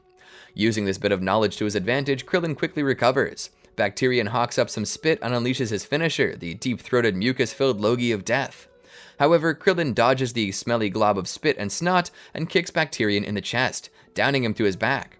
Krillin leaps directly onto Bacterian's chest, drops his pants, and farts in the guy's face, making Bacterian give up. The next fight is Yamcha versus Jackie Chun. Yamcha stands still in the ring waiting for Jackie Chun to arrive. Bulma is in the crowd along with Puar and Oolong, intrigued by Jackie Chun, even though she has not seen him yet. As soon as she sees him, she calls him a crusty old man and begins to cheer for Yamcha. Yamcha unleashes an array of attacks at Jackie Chun. Jackie Chun dodges all the attacks with no problem. Yamcha goes for his powerful Wolf Fang Fist, but is dodged quickly by Jackie Chun to everyone's amazement. Jackie Chun then lightly claps his hands, and a wave of energy emerges and launches Yamcha out of the ring and onto the arena floor. This gives Jackie Chun the win by ring out. Krillin and Goku are shocked that Yamcha was so easily defeated. Krillin is scared since he's facing Jackie Chun in the next round. The next match is between Nam and Ranfan. Nam is a man who thinks he needs to win the prize money to buy water for his poor village. Ranfan is a seductive woman who uses her feminine wiles to defeat her opponents, but she's also a skilled fighter. Nam does not want to hit a girl, but he will if he must. By the end of the match, Ranfan has stripped down to just her undergarments, and Nam gets distracted but realizes he needs to win. By closing his eyes, he can't see her, and with a single attack knocks her unconscious, winning the match. Goku finds out he's arranged to fight a creature known as Giran. While the two are on the ring, the match is postponed due to rainy weather. As a result, some of the World Tournament contestants decide to go to a restaurant nearby. At the restaurant, Goku is eating with his friends, and Giran is peacefully ordering his milk when he overhears the monks from the Orin Temple laughing at him, so he threatens them. Giran then tells the bartender he wants more milk and starts attacking the monks. Before the glass is filled, he's beaten them all. Yamcha then stands up to Giran for hurting them. After a small altercation between the two, Jackie Chun steps in and tells them to stop. The next day, they start the match, but Goku is late. Everyone looks for him. The World Tournament announcer states that if Goku does not arrive in 2 minutes, he will be disqualified. Goku is found sleeping in a corner of the stadium. He's woken up and he informs them that he had sat down and dozed off in the breeze. The announcer drags him into the ring before he's even fully awake. The audience is exasperated when they hear that Goku is taking a nap, but Giran thinks that Goku is mocking him. The fight begins with Giran threatening Goku, but he's not paying any attention. As they fight, Giran lands a powerful blow on Goku by using a dirty trick. Everyone thought him to be knocked out, but Goku gets up and continues to fight. Goku then throws Giran out of the ring and believes that he's won, but Giran can fly and comes back into the ring and shoots merry-go-round gum around Goku, trapping him. He then throws Goku far away, but he calls the flying Nimbus and lands back in the ring. The judges say they'd allow it, but he's forbidden to use it again. As Giran is about to hit Goku again, his tail grows, and he manages to stay in the ring. Goku breaks free from the purple rings, and after seeing Goku's enhanced strength after his tail grew back, Giran surrenders and Goku advances to the semifinals. The World Tournament announcer states that no one has ever thrown in the towel in the quarterfinals before, meaning Giran made World Martial Arts Tournament history. He then states that Goku will face Nam, and Krillin will face Jackie Chun in the semifinals. The announcer brings Goku and Krillin out for an interview and compliments them on how strong they are for such young people. Krillin says that he's 13. After some confusion about what the microphone was, Goku tells everyone that he's 12. The announcer tells Goku that it's weird that he has a tail, and Krillin agrees, so Goku drops his pants and shows the crowd his bare butt where the tail is attached, to the chagrin of the interviewer. The announcer then asks about their training, and Krillin tells him that they were trained by Master Roshi, which gets a collective "oh" out of the crowd, as if that explained everything about why the kids are so powerful. The announcer extrapolates and tells everyone that Master Roshi's Turtle Hermit fighting style is legendary, and that it was a treat to have his two students participating. He quips that it's amazing that Master Roshi is still alive. The announcer then asks Krillin if his match against Jackie Chun will be an easy win because of his trainer, but Krillin says he has not had an easy match yet. Meanwhile, Yamcha interrogates Jackie Chun and accuses him of being Master Roshi, but Chun denies it. He then walks out to the arena and asks for an interview as well, but the announcer says there is no time. However, Jackie steals the microphone and does a song and dance number, praising himself and asking the ladies of the audience if they dig him. Goku joins in toward the end, dancing alongside Jackie Chun. When they're done with the camaraderie, the announcer has the gong rung. The semifinals have begun as Jackie Chun and Krillin's match begins. Krillin charges Jackie Chun, but Jackie dodges every shot, then catches Krillin's fist and knocks him away. Jackie compliments Krillin on his power and says that he will test Krillin's speed next. Jackie Chun speeds into Krillin and slams him before Krillin can even see him coming and is sent flying into a wall. Bulma exclaims that she did not see how Krillin got put in his butt like that, but Goku says that he definitely saw it, and tells Krillin that he can too if he focuses his mind. Jackie Chun tells Krillin that that was one of his slow punches and that he will do a fast one next. He charges Krillin, but this time he sees it coming and blocks the shot with his own punch. Jackie tells Krillin that he rarely meets fighters that can see his movements, and Krillin tells Jackie that's because of his master. Jackie Chun charges Krillin and nails him, landing on the other side of the arena as Krillin falls to the ground unmoving. Krillin barely makes it to his feet before the 10 count, to Jackie Chun's surprise. The announcer stops the fight to ask Jackie Chun what exactly happened because he nor any of the crowd saw the movements, so Jackie agrees to reenact in slow motion. He shows that he started the attack by running at Krillin, then Krillin joins in on the reenactment and shows himself charging at Jackie as well. Once they reached each other, Jackie tried a kick, but Krillin said he saw it and ducked and countered with a punch. But then Jackie spit on him, surprising Krillin enough to pull his punch back. Then Jackie followed with his own punch, but Krillin blew his nose at Jackie. Jackie says he knew he had to change tactics, so he turned the exchange into a furious rock-paper-scissors battle. When Jackie beats Krillin in that, Krillin demands a 2 out of 3 bout, but Jackie says that the rock-paper-scissors match was a distraction. Jackie then calls the announcer over and makes him pick him up so he can demonstrate the fancy roundhouse kick he performed on Krillin's face, then makes the announcer carry him to the other side of the arena where he landed after doing some kung fu moves. Krillin calls the announcer to him now and makes him carry him to where he landed, including a flip in the middle, concluding the reenactment. The announcer tells them to continue, so they jump into their stances and circle one another. Suddenly, Krillin pulls out his secret weapon, a pair of lady panties, and throws them to the ground, causing Jackie to drop his guard and try to pick them up. When he bends over, Krillin kicks him, sending him flying. Jackie quickly reacts by performing a Kamehameha at the ground, launching him back into the arena. Goku compliments the nice Kamehameha that Jackie-chan pulled off, and the announcer exclaims that apparently more than just Master Roshi can do the maneuver. Krillin gets angry and charges Jackie, who jumps out of the way, causing Krillin to crash his head into the wall and shatter it. Krillin charges again and attacks Jackie's after-image technique as Jackie evades once more, then gets behind Krillin and karate chops both sides of his neck, sending him crashing to the ground face first. After a quick 10 count, Jackie-chan is declared the winner and advances to the finals. After the match, Goku compliments Krillin on a fight well fought, and Jackie-chan agrees that he fought well. Yamcha accuses Jackie-chan of being Master Roshi again, this time in front of Goku and Krillin. They tell Yamcha that Master Roshi is bald, so Yamcha tries to rip Jackie-chan's hair off, but it stays on. Goku says Jackie does not smell like Master Roshi, but Jackie-chan is shown putting on more of the cologne he uses. Goku and Nam's match starts. The winner of this fight will go on to meet Jackie-chan in the finals of the tournament. Nam does not want to hurt Goku or anyone else. He only entered the World Martial Arts Tournament to get the prize money to buy water for his poor village. Nam then hits Goku with everything he has, but Goku takes all the damage and bounces back. Goku attacks him with his hands, feet, and tail. Nam realizes he has to use his terrifying aerial attack, the cross-arm dive, to get the victory. It's a dangerous move, and it was capable of severely injuring Goku. After Goku gets dizzy due to his new attack and falls to the ground, Nam takes to the air. He then crosses his arms in front of his face to make an X. He accelerates toward the ring and crashes down into Goku's chest. The arena is in disbelief. Goku is out cold, and Nam bows his head and asks for forgiveness. The announcer initiates the 10 count. Nam says that Goku will get up in about 8 to 10 days, but Goku jumps up before the count of 10.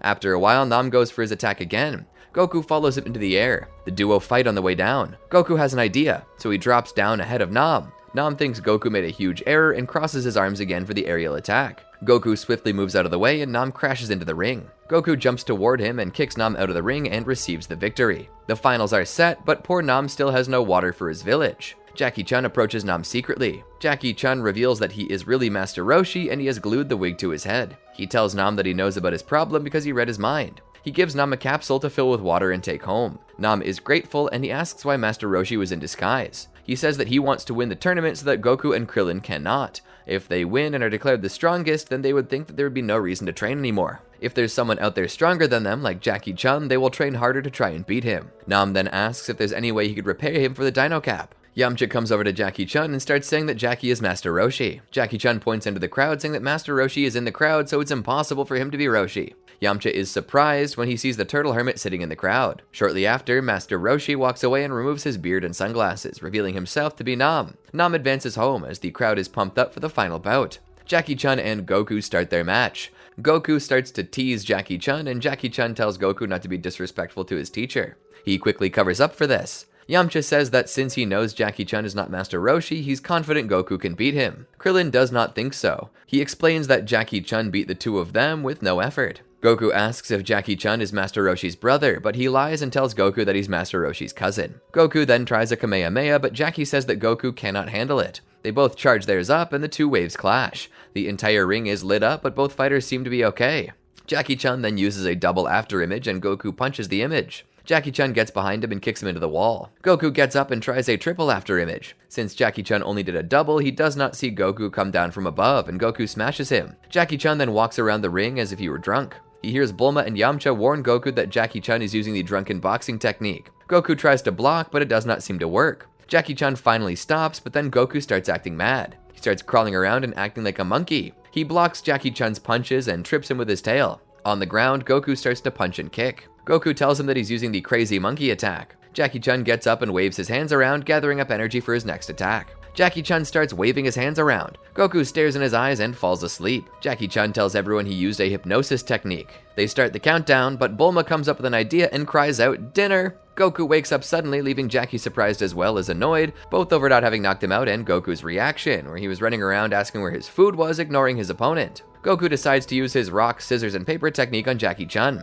Jackie counters every attack and tells Goku he trained with Grandpa Gohan. Goku then cries out paper, which Jackie-chan would block with a peace sign representing scissors. Goku actually throws a punch, usually used for rock, and hits Jackie-chan right between the eyes. Jackie-chan has his first countdown but gets up on the 7th. He then powers up for another attack. Nobody knows what this attack will be. Then Jackie-chan fires electricity out of his hands to Goku, which lifts Goku into the air. Yamcha tells Krillin that this is the Thundershock Surprise, which fires 20,000 volts of electricity. Jackie-chan tells Goku to give up, seeing as even Grandpa Gohan could only make it this far. Goku says, "I give," but suddenly he sees the moon. His eyes turn red and he transforms.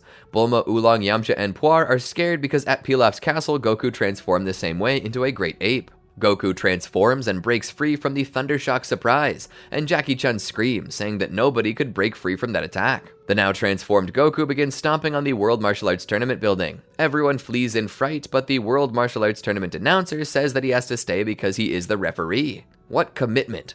Yamcha and Krillin run over to Bulma, Puar, and Oolong. Yamcha tells Puar to transform into a pair of scissors and that while Yamcha's holding his tail, Puar can cut it off. Jackie-chan then takes off his shirt and transforms into his max power form. He begins performing a max power Kamehameha. Yamcha runs to Jackie-chan, warning him not to do it because it will kill Goku. Jackie-chan ignores Yamcha's warning and fires it anyway. All the crowd can see is a large flash of light as the max power Kamehameha is fired. The wave clears. Everything seems the same, but Goku is missing. Jackie-chan breathes heavily as he returns his muscles to normal. Yamcha goes back to the gang and says that Goku did not make it. Everyone's crying because they think they lost Goku. Everyone calls Jackie-chan a murderer until Jackie-chan points to a pile of rubble. Goku emerges, naked. They ask why Goku was not killed. Jackie-chan points out that he did not aim at Goku, but that he aimed and blew up the moon. The World Tournament announcer starts to chastise Jackie-chan, talking about losing all the things that are associated with the moon. Goku is about to resume the fight in the nude, but is pressured by the announcer to put some clothes on after giggling from the crowd. Krillin lends Goku his gi, and Goku is oblivious about his tail. The fight continues as Jackie-chan tells Goku that they've wasted a lot of energy with blasts, so they can only fight fist to fist and foot to foot.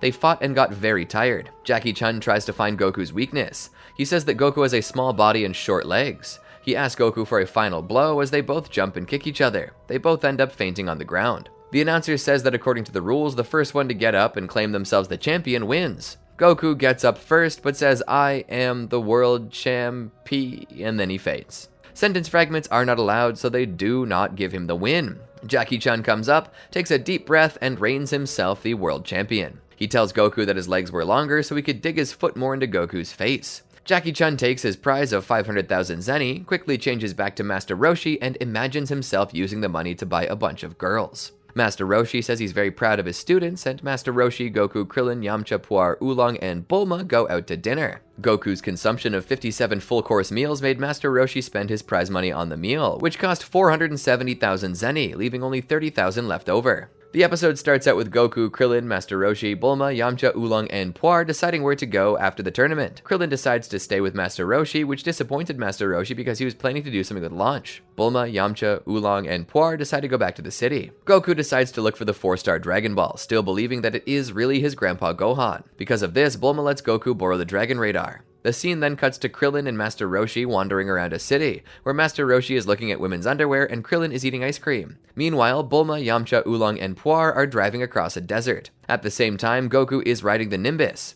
The scene then goes to Nam's village, where he releases the water only to find out that it's not enough to sustain the village for long. Nam's father then tells of the roaming lake, a lake that travels to villages that suffer from droughts and supplies them with water. Nam starts his search for this. The scene cuts back to Goku on the flying Nimbus becoming very thirsty. He then finds a lake where he takes off his clothes and jumps in. Meanwhile, Nam had been picked up by a huge pterodactyl. Goku sees Nam struggling and springs into action. Then, Bulma, Yamcha, Oolong, and Puar are sitting in the heat. Oolong and Puar transform into an umbrella and a fan to help out. The scene switches back to Goku helping Nam. The beast tries to grab Goku, but to no avail. Goku extends his power pole and whacks the beast, causing both the beast and Nam to fall. Goku catches Nam, and Nam thanks him. Nam tells Goku about his problem, and he and Goku set off to search for the lake. Soon they come across a section of the river that flows to Nam's village, but here it's filled with water and surrounded by lush vegetation. The river soon leads to a dam that seems to be restricting its flow. They fly up and find a bunch of Giras playing in the water. Goku hides in a tree while Nam talks to one of them. They refuse to bring down the dam, so Nam begs. The Giras taunt him, so he attacks, although unsuccessfully. The Giras are ready to beat him into a pulp, so Goku jumps down and beats them all. They call for their leader, which turns out to be Giron. Giron reveals that the dam is made out of merry-go-round gum and is unbreakable. Goku fires a Kamehameha wave at it and it breaks. Goku and Nam fly back to the village where the water's flowing. Then out of nowhere, a huge dust storm arrives. Bulma, Yamcha, Oolong, and Puar are struggling to get to their car. People in the village are running to their homes. The dust storm passes and Bulma's car is tire deep in sand and they're brought back to South City. Meanwhile, in Nam's village, all the water is gone. When all seems lost, Goku sees something sparkling in the distance. It's the roaming lake, which has found its way to the village. Everyone in the village drinks from it and is very happy. As Goku still searches for the 4-star Dragon Ball, Emperor Pilaf has terrifying flashbacks of Goku destroying his castle. Some poor punk comes along and steals all of Goku's clothes, power pole, backpack, and dragon radar. Goku comes out of the water looking for his stuff and realizes that it's been stolen. He calls for the flying Nimbus and flies around naked on it. Goku can't find the thief because of the thick forest. He decided to tell his power pole to extend until it's taller than the trees. The thief freaks and leaves all but the dragon radar. The thief goes into town and pawns off the radar to a pawn shop. Emperor Pilaf is in town and buys the 4-star Dragon Ball from the pawn shop. Goku comes into the shop and takes his dragon radar back and chases Pilaf for his 4-star ball. Emperor Pilaf flies away in his airship. The Red Ribbon Army comes into the pawn shop shortly after and also gets a 4-star Dragon Ball. The pawn shop dealer has a box filled with fake 4-star balls in the back room. They know it's fake when Colonel Silver drops it and it breaks into several pieces. The radar is actually reacting to the 6-star Dragon Ball in a gull's nest on top of the shop. The Red Ribbon Army is angered, so they kill the owner. We see a close-up of the mysterious leader of the Red Ribbon Army. Emperor Pilaf also realizes his Dragon Ball is fake after he also drops his and it shatters. Goku continues chasing Pilaf's flying fortress, but when Pilaf opens the window for him, he falls out. Goku saves him while Shu and Mai repair the fake Dragon Ball with glue and give Goku the fake 4-star Dragon Ball to make him go away, but Goku drops it and it breaks. Meanwhile, in Fire Mountain, Chi-Chi thinks Goku is coming due to a local fortune teller, and since she wants to marry him, the Ox King decides to put together a feast. While outside, the bird that had the 6-star ball gets eaten by a pterodactyl, and that bird is knocked out by the Ox King, who decides to roast it as part of the feast. Emperor Pilaf's radar picks up the signal coming from Ox King's village, and after hearing of his fearsome reputation, holds off on a frontal assault, and instead has Shu dress up like Goku to get close enough to steal the ball. Goku follows his own dragon radar and stops by a nearby apple tree and soon finds Chi-Chi in a field picking flowers for the wedding. Back at the feast, Ox King continues to provide for the fake Goku when suddenly the mysterious military force, the Red Ribbon Army, led by Colonel Silver, attacks the village, having followed the 6-star ball's signal as well. Ox King tries to fight back, but against an onslaught of tanks and heavy weaponry, he proves to be no match and gets captured. During the distraction, Pilaf snatches the Dragon Ball from inside the pterodactyl and takes off in his ship. Goku and Chi-Chi notice smoke coming from the nearby village, so they go to check it out. The Red Ribbon Army now starts pursuing Pilaf in his flying fortress. When they go through the clouds, they lose the fortress. Colonel Silver gets out of the clouds, but still cannot see Emperor Pilaf. He sees some light and goes into the clouds, but still cannot see anything. Pilaf sneaks up on him and shoots missiles, which hit the airplane. At the Fire Mountain village, Goku and Chi-Chi beat some Red Ribbon Army men and save Ox King. Afterward, Goku says goodbye to Chi-Chi, much to her dismay. Emperor Pilaf puts his ship in the sand in the desert. He catches a few soldiers and Goku. The Red Ribbon Army finds Pilaf and shoots the ship from the outside. Goku makes it outside and hangs onto the ship. The ship gets destroyed and Goku's caught in the explosion, falling off the ship. Emperor Pilaf and his henchmen survive using their parachutes, however they are in the clutches of Colonel Silver. Having no other choice, Pilaf gives Silver the Dragon Ball. When Goku wakes up, he begins looking for the Dragon Balls again. He flies over a forest and gets hungry and decides to look for a snack tree. He finds a piece of fruit, but a monkey takes it before he can. He chases the monkey, but stops when he sees her give it to her baby. The baby monkey falls out of the tree, and when the mommy monkey's helping it, a panther attacks, but Goku beats it up. Then all the monkeys come and give Goku food. He eats too much and falls asleep. While asleep, the monkeys find the 5-star Dragon Ball up in a tree and start playing catch with it. At the Red Ribbon Army headquarters, Colonel Silver, as training, proceeded to fight 4 professional boxers at a time. Upon defeating them effortlessly, he was congratulated by his peers, while Silver admits he was hoping for more of a challenge. Silver is then called over to the leader of the Red Ribbon Army, Commander Red's office, where upon entry, Red proceeds to sick his pet cat on him, with Silver dodging him quickly enough to only leave a minor scratch on his cheek. Afterward, Red praises his quick reflexes and unflinching nerve, citing that the last person to walk in the door lost an eye, with Red stating that said individual was no longer with us, implying that he had the soldier executed for failing to dodge the cat. He then told Silver that he had what it took to get far in the Red Ribbon Army, citing that nothing succeeds like excess. Silver then agreed and said that he's pleased to serve the Red Ribbon Army, with Red stating he shall serve it. Meanwhile, Krillin is training with Master Roshi, doing push-ups with 2 turtles and the turtle hermit sitting on his back. Later, as they eat, Master Roshi tells Krillin and Launch the legend of the Dragon Balls. It used to be a single giant orb created by the gods. However, its wish-granting power led to men waging wars out of greed. Angered, the gods split it into 7 separate orbs. After the story, they talk about what they would wish for. Roshi then wonders what he could wish for. Launch asks if Roshi wanted a new turtle shell, a bigger island, or even world peace and happiness. Roshi states he wouldn't wish for anything, but secretly thinks about how he would wish to see Launch's panties. Krillin correctly suspects that Roshi would wish for something perverted. Goku wakes up and sees on the Dragon Radar that the Dragon Ball is moving away. Meanwhile, the Red Ribbon Army is looking for the same one. Silver then tells the soldiers to have the area searched, stating that he doesn't care if they burn the forest or dig it up as long as they find the Dragon Ball. They eventually discover that the monkeys have it and are ordered by Silver to burn the forest and shoot the monkeys. This makes Goku mad and he attacks. While the battle occurs, Silver asks his men about their progress in finding the Dragon Ball, to which they answer negatively. Nearby, having apparently defeated the soldiers who attacked him, Goku proceeds to crush a tank with a giant rock. Silver and one of his soldiers show up. Goku then recognizes Silver as being the one who attacked the Ox King. Silver threatens to kill Goku in a mock introductory tone, but Goku stands firm and says he's not afraid of Silver. Just then, the mommy monkey and the baby monkey holding the Dragon Ball swing by. In an attempt to retrieve the Dragon Ball, Colonel Silver borrows the rifle from his soldier and shoots at the branch of the mommy monkey was about to grab onto. While the 2 monkeys are falling into a gorge, Goku catches the mother monkey by the tail, saving her and the baby. The Dragon Ball, however, is dropped into the river and floats downstream. Goku continues to mess around with the monkeys, but then he leaves to look for the Dragon Ball.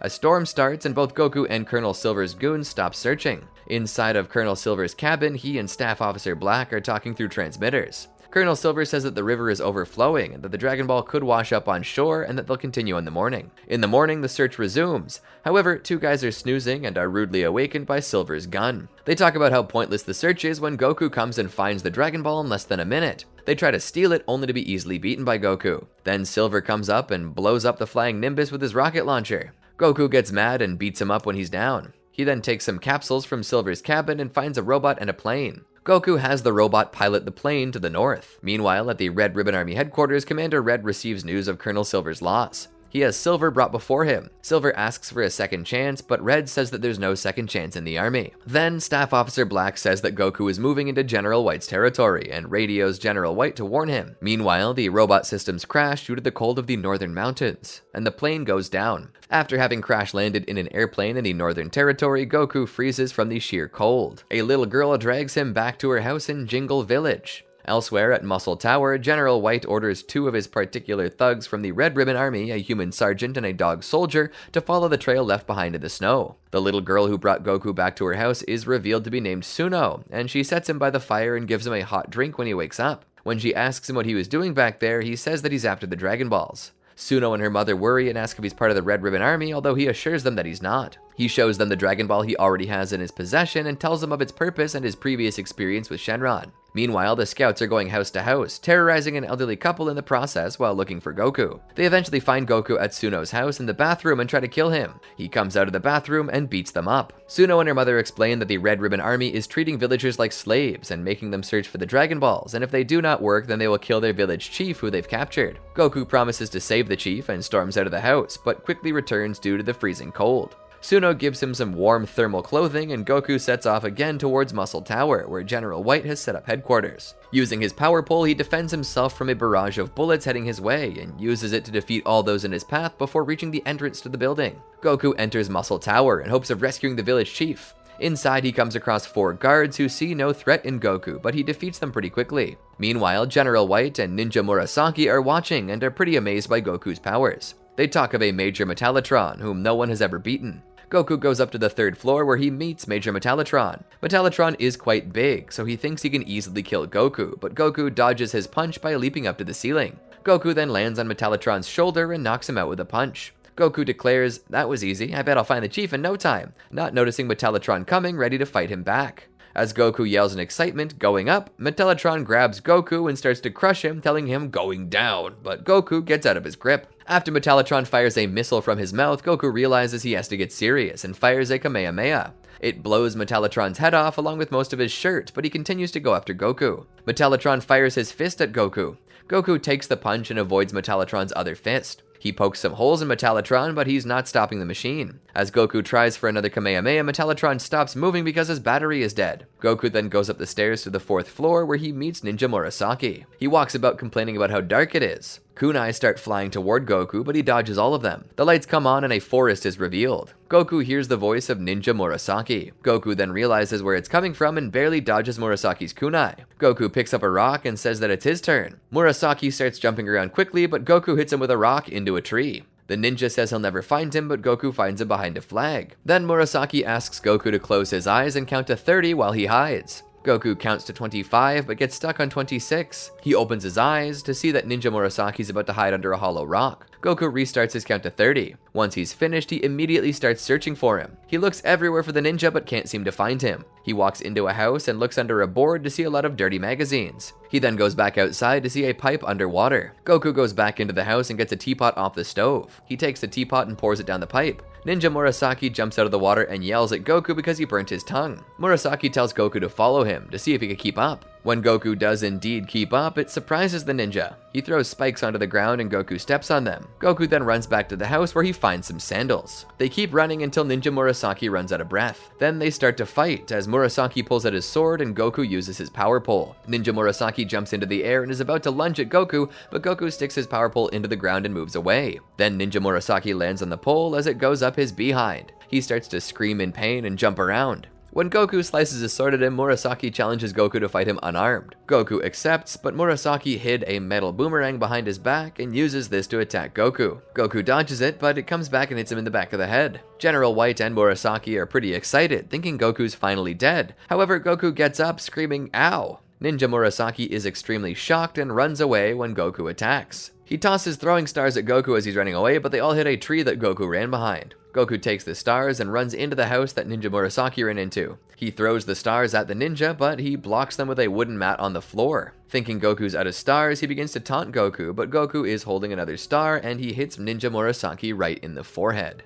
Ouch. The chief of the town is getting pretty fed up in his prison cell. He hears the fight downstairs and questions what's going on. The soldier, apparently the fox from before, tells him that it's nothing, but a little boy is just wandering around the base, chuckling sadistically that the boy was probably going to rescue the chief, but he'll end up in a million pieces anyway. The chief is furious upon hearing this, as trying to kill a little boy is even more barbaric than torturing an old man, and he questions what he would do if this was his own kid. The soldier coldly tells him that if it were his son, he would not even allow him in the base in the first place, and questions if there are any men at his village in response to his temper. Back at the ninja fight, Murasaki is running away from Goku and he reaches a pond. He pulls out a capsule and circular shoes appear. He uses them to step across the pond. He tells Goku he'll never catch him because the pond is full of piranhas. Goku cannot hear him from across the pond, so Murasaki pulls up a huge fish from a bush and throws it into the pond, and the piranhas soon swarm it. Goku sees how dangerous the pond is, but just jumps right over it anyway. A shocked Murasaki tells him he shall feel his wrath and he whistles. Everything turns dark and a pink aura forms around him. Suddenly 4 more Murasakis pop out, and there are now 5 in total. One of the Ninja Murasakis slashes at Goku with his sword. Goku barely dodges it and gets ready to fight when another one shoots him with a gun. Once again, Goku barely dodges.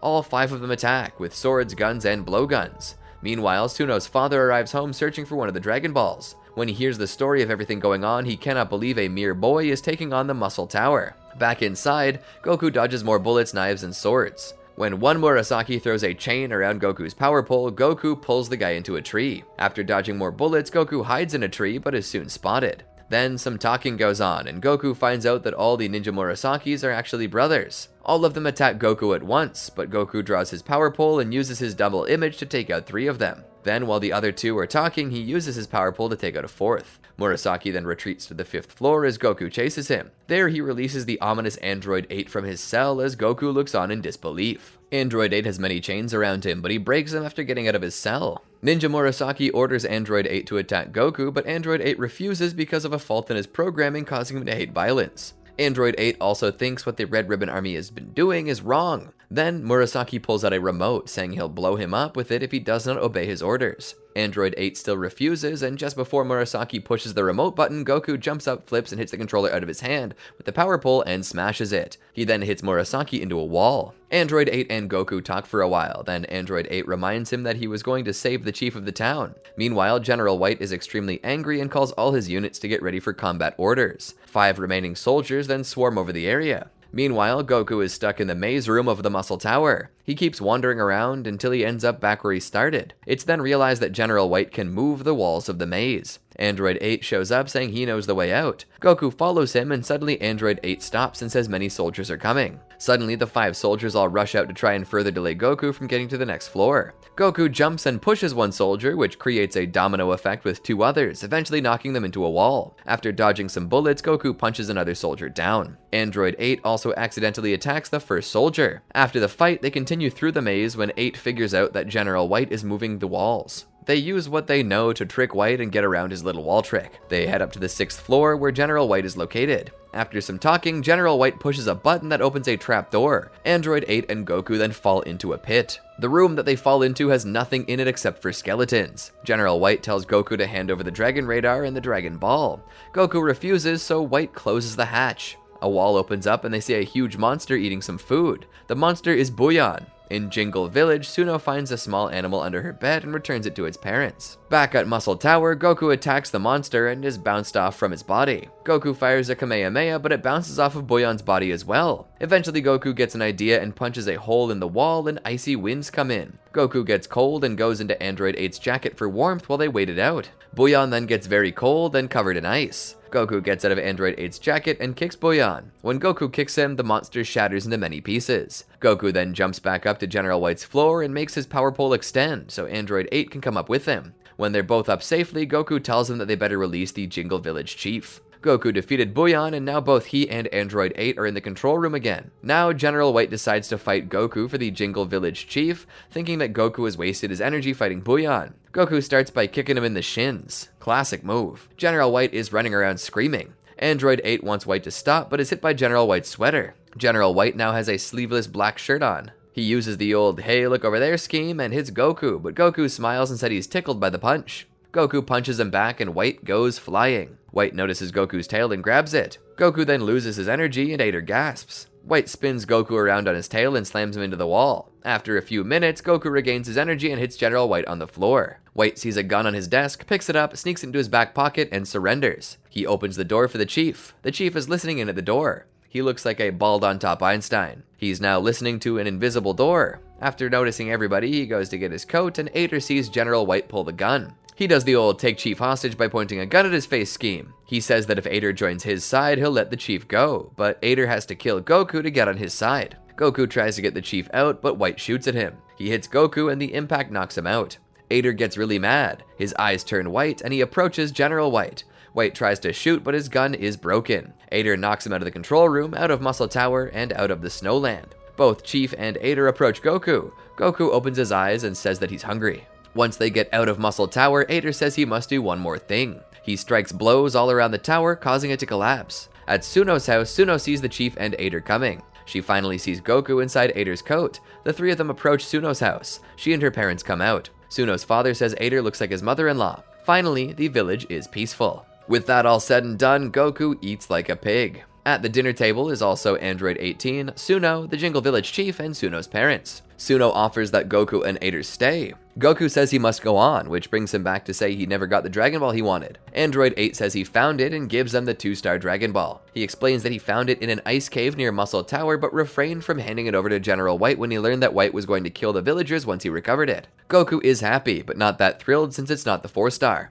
Ader says he cannot stay either because he has a bomb inside of him and might be endangering the village. Suno recommends Dr. Flap. She says that he can get Ader's bomb out and fix Goku's Dragon Radar, which was broken while fighting. So Ader, Suno, and Goku set off. Meanwhile, Ninja Murasaki rises from the crushed Muscle Tower. He swears revenge. As the 3 travel across vast snow, Ninja Murasaki dashes behind them. They reach some ice, which confuses Goku. Suno jumps in the lake and slides across. Goku goes next, but cannot skate. Ader jumps in and makes some cracks in the lake. They all slide across. Ninja Murasaki jumps in after them, but falls in the cracks that Ader made. He sticks his head out over the surface and goes under and clings to the ice. The trio just looks at the hole that he made. Murasaki starts to run out of air and cannot find the hole. He bangs his head against the ice and makes a hole. He comes out just as they leave. Later, the trio notices a bear, Ninja Murasaki in a costume. The bear follows. He trips and rolls into a snowball which hits a tree, and then he gets out of the costume. That was a very effective strategy.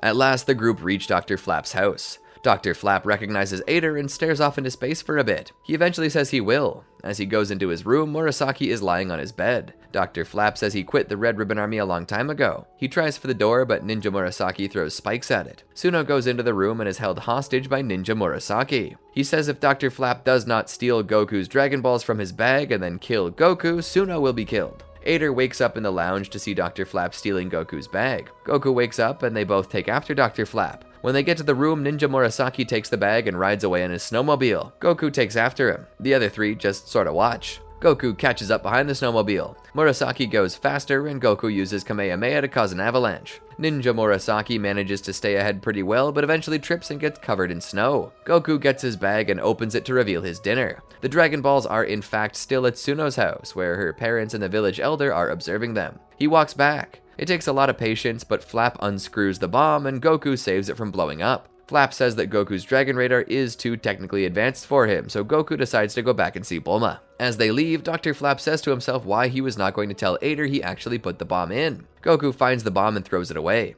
Murasaki finally gets out of the avalanche, but the bomb then lands on his head and explodes. Isn't it great how shows end with a bang?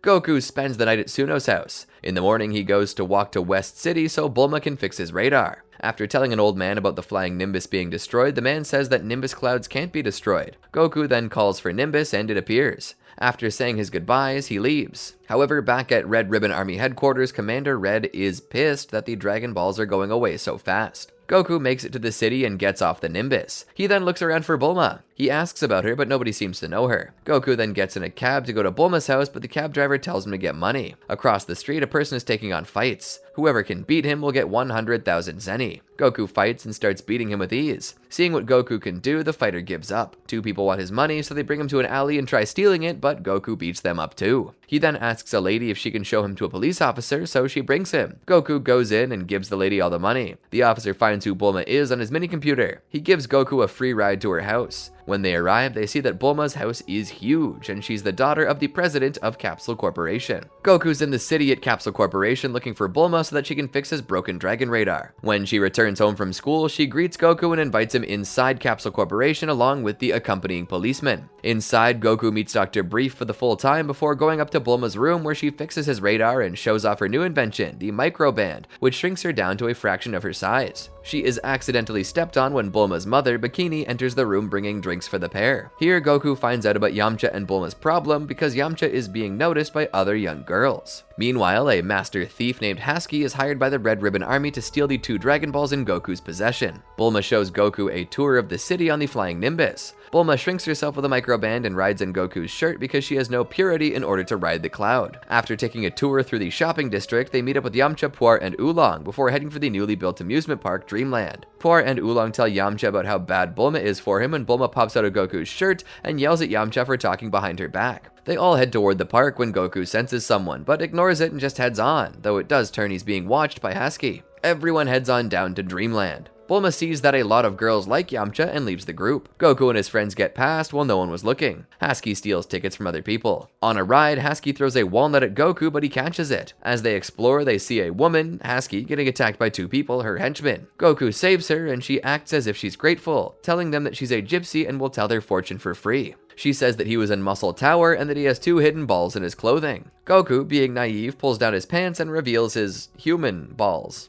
Goku hears a commotion in the back, so he checks it out. He finds the 2 men from before who are actually there to help Husky steal the Dragon Balls, and they run away. Goku leaves and gives the Dragon Balls to Yamcha. Husky acts feminine, but then she attacks Yamcha. Bulma walks in and thinks that Husky and Yamcha are kissing, so she gets angry and throws a crate. Husky gets the Dragon Balls, ties up Yamcha, and tells him that she'll blow up the park. A bomb is in the hand of the statue, in the middle of the park. Goku comes back after defeating the 2 men, and Yamcha tells Goku about the bomb. After a long chase, Goku finally catches Husky by attaching her to a wall with the power pole and destroys the remote for the bomb in time. Back at Capsule Corporation, Bulma slaps Yamcha and decides to join Goku on his quest for the Dragon Balls so she can wish for a better boyfriend. Goku and Bulma go off to find the Dragon Balls. What they do not know is that the Red Ribbon Army is still after them. Meanwhile, at another general's headquarters, General Blue puts on his armband that says Blue, making sure he's properly dressing himself before starting his day's work. He then talks to several soldiers who are having trouble finding a Dragon Ball, with Blue expressing annoyance at having to do everything for them, also bluntly stating he's tired of hearing excuses when one of the soldiers reminds him of the flaws in their global dragon radar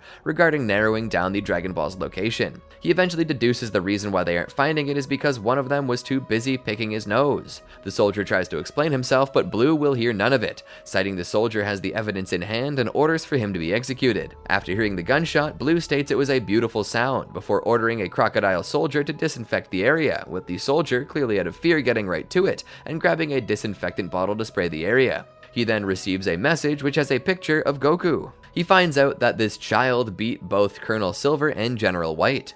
He's not worried because he does not see Goku as a threat.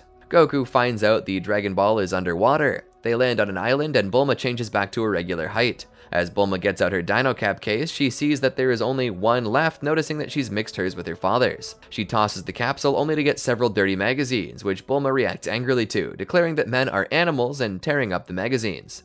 Goku, not knowing the implications of what the magazines were, pitied the girls as he believes they were too poor to afford clothes. Aww. Goku looks for the Dragon Ball underwater while Bulma looks for places to shop on land. Goku cannot hold his breath for long though and goes up looking for Bulma. Bulma runs into two Red Ribbon Army soldiers and they start to harass her and ask if they want to have fun with her.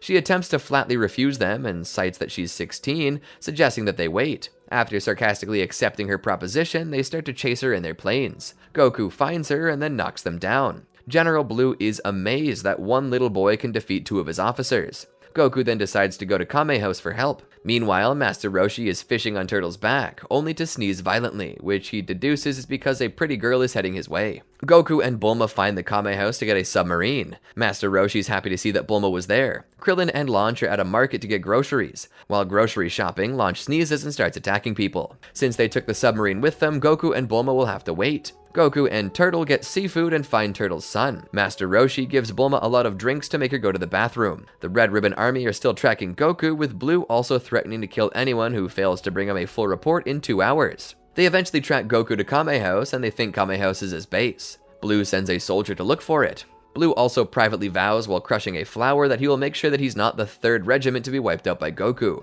ominously stating that he intends to prove to Goku that nothing lasts forever. Meanwhile, Staff Officer Black and Commander Red are talking about Goku, with Black speculating that Goku is working for another party, only for Red to angrily shoot his guest down and insult him by claiming his second-rate speculations won't find him the Dragon Balls. Using the microband, Master Roshi becomes smaller, and pretending to watch TV, goes to the bathroom to spy on Bulma. He accidentally gets flushed down the toilet. Master Roshi makes it back, and Launch and Krillin return with the submarine. When Krillin looked at the map, he said the Dragon Ball was close to a pirate's treasure. Master Roshi then told the story. Pirates fought each other, and because of the fighting, all the treasure went overboard. Bulma, Goku, and Krillin leave to get the treasure and the Dragon Ball. The soldier sees the island and reports it. General Blue thinks that Roshi is a scientist and the one who built the Dragon Radar. Meanwhile, Goku is confused as to how they can expect to go underwater to find the Dragon Ball when they're in an airplane, with Bulma admitting that it was capable of transforming into a submarine as well, with Goku calling it an airfish. Goku, Krillin, and Bulma go after the Dragon Ball. Meanwhile, Commander Red finds the location of the closest Dragon Balls. Then he orders General Blue to go after Master Roshi and Goku.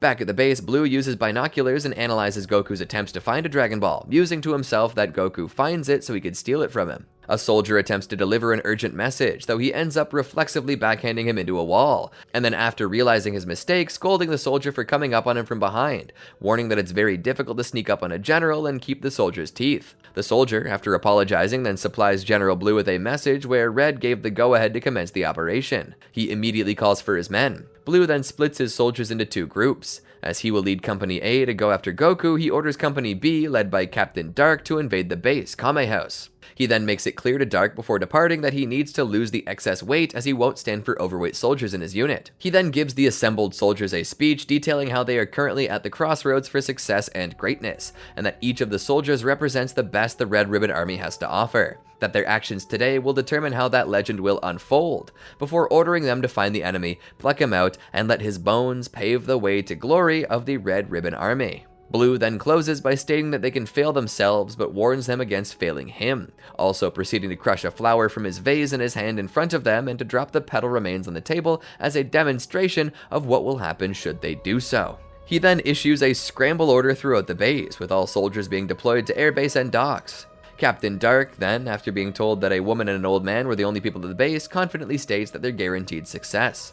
Meanwhile, at Kame House, Master Roshi is up to his perverted tricks as he shrinks himself using Bulma's shrink watch. Launch accidentally vacuums the tiny Roshi while cleaning the bathroom. Goku is sent out to the water to try and find the Dragon Ball, but to no avail. Bulma discovers that the Dragon Ball must be in an underwater cave. Krillin then drives the submarine to the cave, and Blue notices them as they find it. The army fires several torpedoes, all of which hit the nearby rocks, and it startles Goku, Krillin, and Bulma.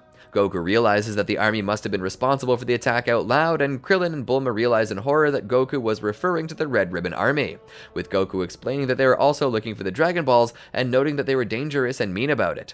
They then demanded to know why Goku never told them about this, with Goku admitting that it's because none of them even asked him about the Red Ribbon Army, and he didn't see how it was important to mention. As Krillin tried to have the sub flee from them, General Blue's submarine tried to launch a second salvo of torpedoes, but the Dragon Team's submarine narrowly avoids them and causes the torpedoes to hit the rock face instead. One of the pilots confirms that the torpedoes missed and their quarry entered the cave, with Blue, clearly infuriated with this turn of events, denouncing the result as pathetic, before promptly ordering one of his men to execute the gunner. The soldier obliges and shoots the gunner off screen as he tries to beg for mercy.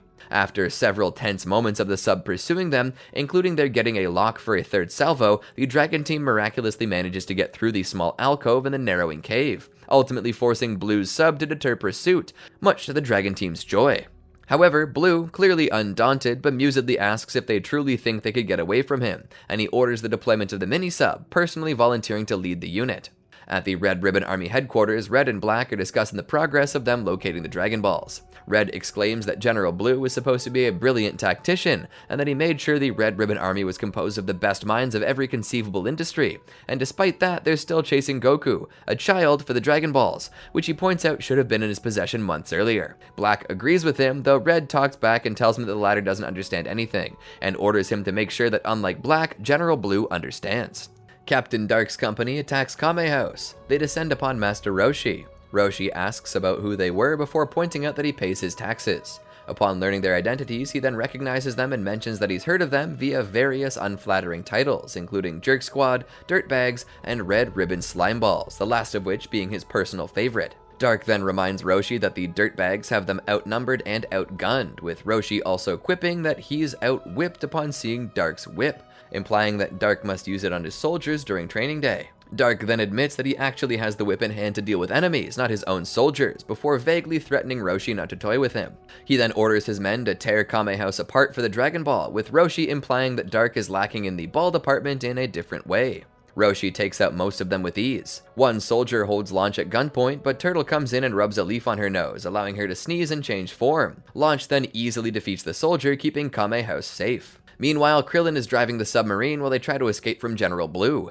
They find themselves in a cave when they come across a dead person's body dressed in pirate's clothing. This reminds them of the treasure that Master Roshi was talking about. They then follow a trail to the treasure. However, shortly afterward, they notice the Red Ribbon Army subs arriving and proceed to flee. Goku also expresses confusion as to why they should run away instead of talking with the Red Ribbon Army, but Krillin reminds Goku that they have guns and thus are not interested in talking. General Blue then reminds his soldiers that they should view the enemy as their enemy regardless of age or gender, and only then will all five crumble when the day is over. As Goku, Bulma, and Krillin navigate through a dark tunnel, Krillin is chanting because he thinks he'll get rich. Bulma just wants the Dragon Ball. Goku is hungry. General Blue and his men start to enter the tunnel, and one guy follows the people ahead of them, with Blue also stating that the cave would be their enemy's perfect grave. Meanwhile, Commander Red is getting his picture painted by a goat painter. That's a goat with cloven hooves, not the greatest of all time, unfortunately. Staff Officer Black is next to him. A man tells Commander Red that General Blue is following Goku and his friends.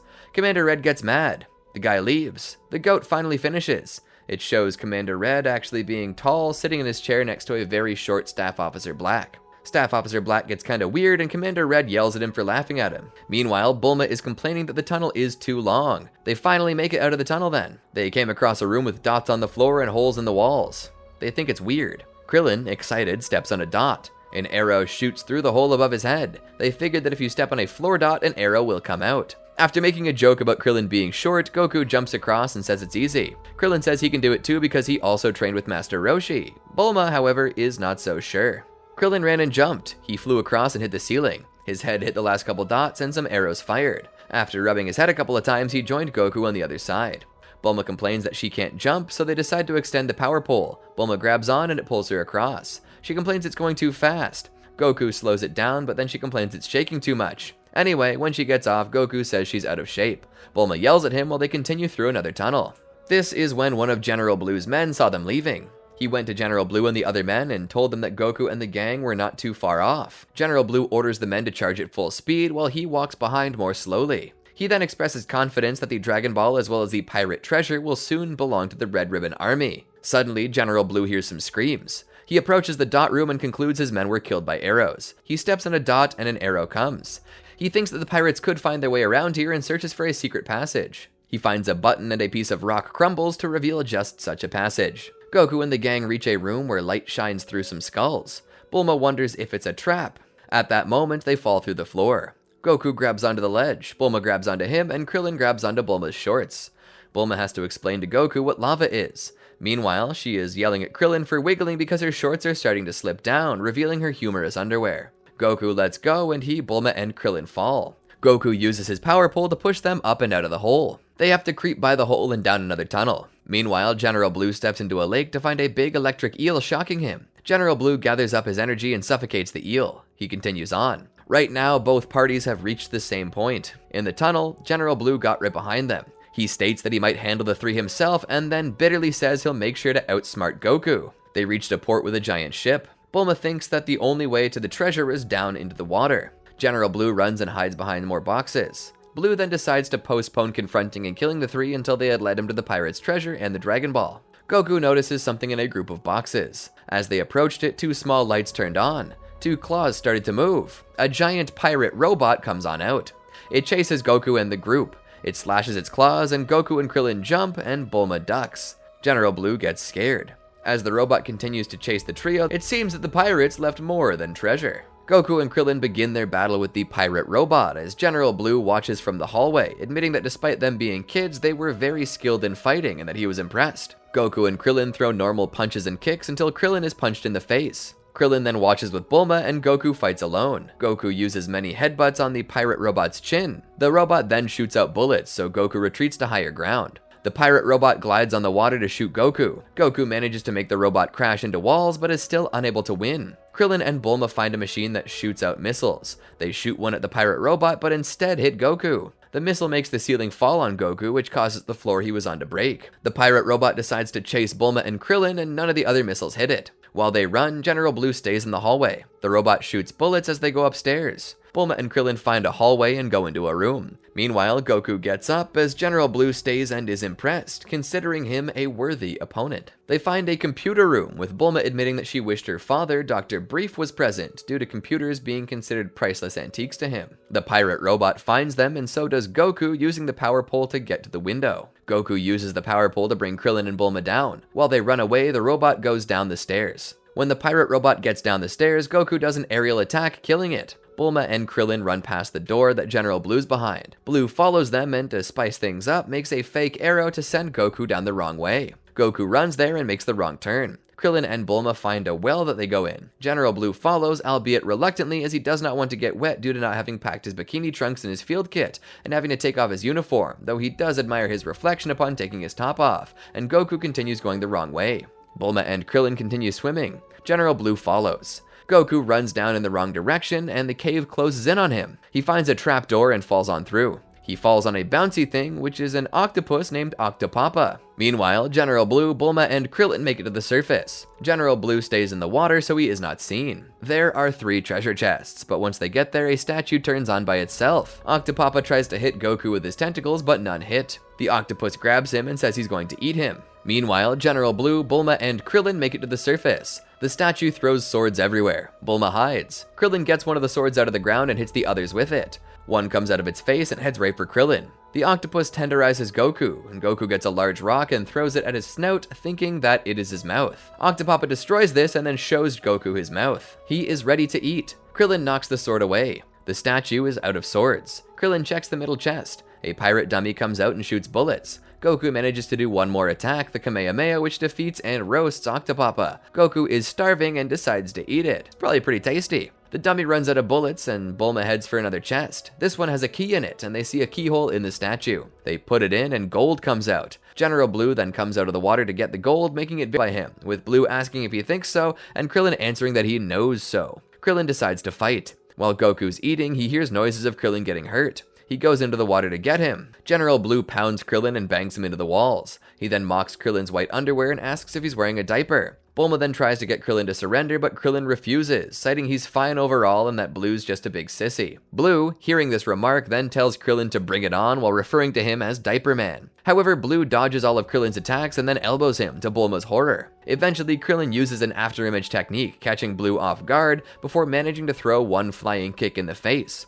General Blue, while clutching his mouth from the impact, initially wonders how Krillin could hurt something beautiful until he realizes the kick was potent enough to give him a nosebleed. He's then crying since it hurt his beautiful face and he gets angry, and hurriedly puts in nose plugs to stop the bleeding. Krillin declares that Blue is strange after that tirade, with Blue declaring Krillin to be a murderer for killing his perfect looks. Krillin taunts Blue to give him his best shot. Blue is so angry he uses his telekinetic technique, called Psychic Eyes, so Krillin could not be able to move. Bulma asks what happened, with Krillin stating that Blue did something with his eyes to force him to freeze up, with Blue admitting he should have mentioned his special ability earlier. Bulma then decries this as cheating, with General Blue stating that in a fight to the death, there are no rules save for the fact that the winner is the one who survives the battle. General Blue bangs him into walls and then gets a rock to kill Krillin, taunting Krillin about how that most certainly would have hurt. He then notices that the cave is on the verge of collapsing and decides he needs to finish them quickly so he can find the Dragon Ball. Bulma tries once more to seduce Blue, but Blue expresses disgust, citing that her actions will give him nightmares. Realizing that her attempts will not work, she tries to intimidate Blue by claiming her to be powerful, but Blue threatens her in turn by demanding she quit with her nonsense forcefully enough to cause the nose plugs in his nose to fall out and bleed slightly, admitting that he did consider letting her go free, but because of her actions he'll make sure to deal with her. He decides to kill Krillin first though due to his earlier injury. Bulma then tried to persuade Blue to spare them because they have some Dragon Balls and offers them to him if he lets them go free, but he refuses her offer while otherwise appreciating it since he prefers to take what he wants rather than make deals. He then declares no more interruptions and makes it clear that he intends to kill Krillin while referring to his head as splitting open a coconut, and also tells Krillin to be brave and smile as the latter weakly says Goku's name. Just before he could do so, Goku arrives. Goku asks if Blue was able to beat Krillin. Blue is initially baffled about the name until he realizes he's referring to the man he called Diapers, and he says that he put him out easily enough. As the fight is about to begin, the room begins to shake. Goku demands that General Blue stop picking on Krillin and Bulma and face him. Blue, while effeminately laughing, tells Goku that he won't be left out and will make sure that there's enough room on the floor after killing Krillin. Goku then tells Blue to stop talking and fight him. Blue states that Goku must be eager to die, with Goku telling Blue that he's not afraid. Blue, hearing this remark, then brushes his hair with his hand and proceeds to bulk up and asks if he's afraid of this. Goku briefly expresses shock at the transformation, with Blue noticing and stating that the end is at hand. However, Goku tells Blue that he's nothing more than a big balloon. Blue, incensed at these mocking words, gets angry. Bulma then notices something on the ceiling and asks what it is out loud. This causes Goku to look up just in time to get kicked by General Blue. Despite the setback, Goku recovers and proceeds to land a blow. Blue just gets angry that Goku actually struck him, with Goku telling him to get used to it as he's only getting started. He then proceeds to dodge Blue's punch before punching the latter in the abs, and then following up with an upper kick to his jaw hard enough to loosen one of Blue's teeth. This makes Blue angry and compared Goku to a thorn in his side. He declares his intent to pluck him out.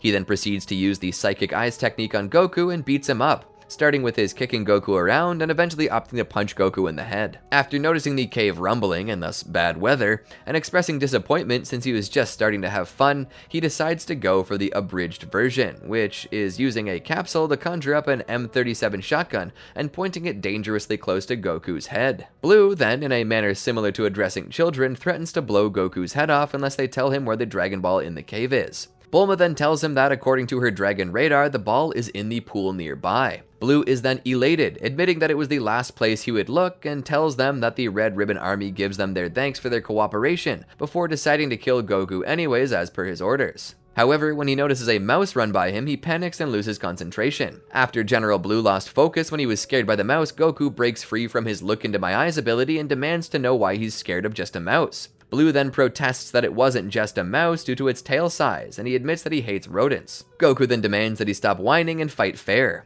Retorting that fairness is the last resort of the weak, Blue attempts to regain the fight by using his Look Into My Eyes ability once more, but Goku counters by poking the general in the eyes, greatly infuriating him and calling him a brat. Goku then proceeds to beat the Red Ribbon Army general away with a punch while stating he is not a brat, leaving him knocked out into a wall. When the pirate cave breaks into huge chunks and starts to cave in, Bulma and Krillin run to the submarine. As the whole cave is breaking apart, Goku dives into a very deep well to try and get the Dragon Ball. He finds the Dragon Ball along with the entire pirate treasure, but only carries the Dragon Ball back to the surface. Bulma and Krillin find their sub and wait for Goku. General Blue wakes up and finds some of the treasure, thinking he's rich, but gets buried in the cave collapse. Goku continues to look for Bulma and Krillin, running as the cave caves in. Bulma does not think it's safe to wait anymore for Goku and decides to leave him behind. Krillin is angry at Bulma for this decision.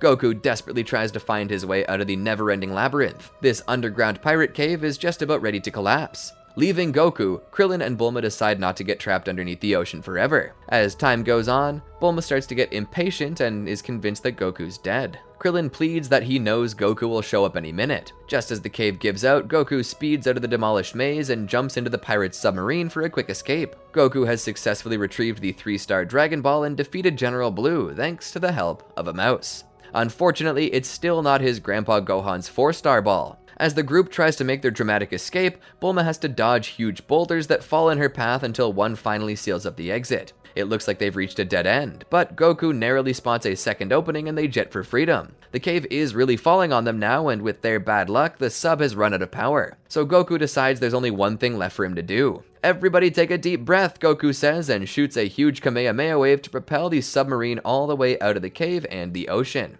They get back to General Blue's military base on the island where they're in search of food and transportation. Goku initially considers giving Mousy to Krillin, citing that he saved him from Blue earlier, but after Krillin admits that he's not an animal trainer, Goku decides to release him into the base. Noticing that Goku is still going to find the Dragon Balls until he finds his grandpa's keepsake, Bulma yells out to him, "No more crazy adventures," since Goku never told her and Krillin that the Red Ribbon Army was after him. Goku then states that the Red Ribbon soldiers weren't all that tough, and cites how he beat General Blue as an example. Bulma concedes his point, but still states that she'd rather live long enough to admire the diamond that they got from the cave. They enter the command post where a guard hides in between a rack and a shelf. Commander Red calls on the radio looking for some answers, just to find Goku screaming back at a talking box. He smashes the radio after it gets fancy with him and they leave. Goku calls for the flying Nimbus, and Bulma and Krillin ride in a jet copter to Master Roshi's island. In spite of a near-death experience, Bulma managed to grab a diamond the size of a fist. She plans to use this to compensate for destroying Master Roshi's submarine. Roshi then, upon hearing its worth as being over 1 billion zeni, states that it would give him enough money to buy exercise videos until he couldn't count them. Krillin then sarcastically thanks Master Roshi for that, especially when they nearly died trying to get the diamond in the first place,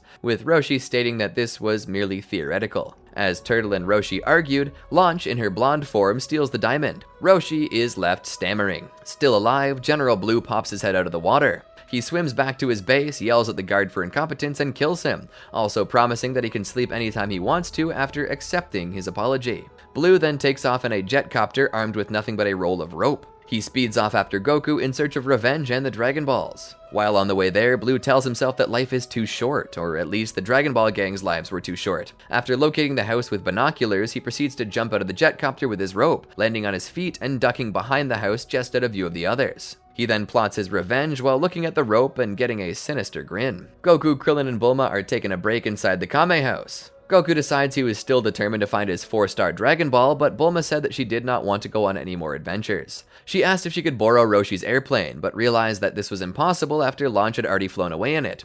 Goku then asks Roshi if he could keep a Dragon Ball at the house. He accepts this offer, even while aware that it would carry the risk of him becoming a target for the Red Ribbon Army since he was confident that he could outfight them. Meanwhile, General Blue, watching outside, proceeds to gloat that they don't stand a chance against his enhanced mental capabilities. He then uses his telekinesis to manipulate the ropes and tie up the group. Goku tries to get free, but he's forced to drop his Dragon Ball as his tail gets wrapped up by rope. The Dragon Ball then rolls to the foot of Blue.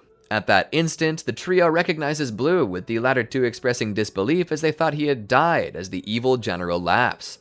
Master Roshi then demands to know who he is, with General Blue responding that he's someone he should be afraid of. Roshi likewise states that Blue is more sick than scary, with Blue simply stating that he never felt any better, and after picking up the Dragon Ball, he gloats that just as he holds the Dragon Ball, their fate now rests in his hand. Blue soon found all the Dragon Balls Goku and the others had collected and took them. Right before he left, he planted a detonator next to them that would blow up in 5 minutes. He then uses a capsule to summon a personal jet to leave the area. As he's leaving, Bulma, in an obvious attempt at saving herself, attempts to offer to help Blue find the other Dragon Balls, though Blue refuses the offer while dismissing her as just a girl.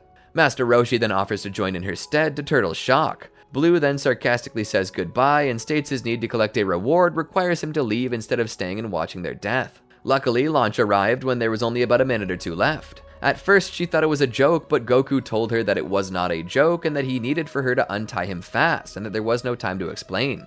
After she untied Goku, he threw the detonator out the window with only 2 or 3 seconds left before it blew. Goku then headed out on his Nimbus to retrieve the Dragon Balls that had been stolen. Blue, with the Dragon Balls, gloats that he now has proof of his genius to Commander Red. However, he notices a navigation warning popping up, and upon seeing it, he sees Goku tailing him.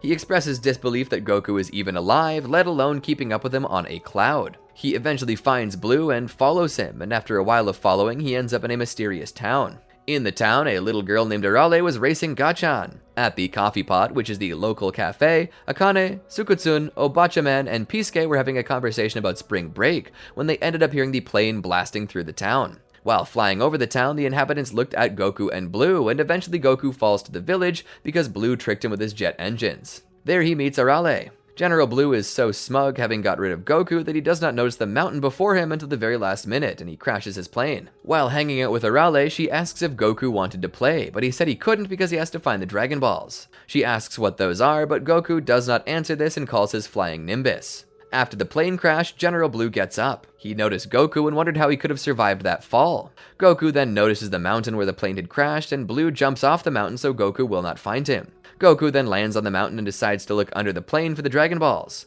He notices that the Dragon Balls and the bag are gone, and about a couple seconds later, Arale is seen. Goku mentions that she's very fast and asks who she trained with. She said that she did not train with anyone, it's just that she likes to run really fast. Arale thinks that Goku is just at the mountain to play, but he tells her that he's there because he was after General Blue. She offers to help Goku find the Dragon Balls and also asks if she can ride in his flying Nimbus.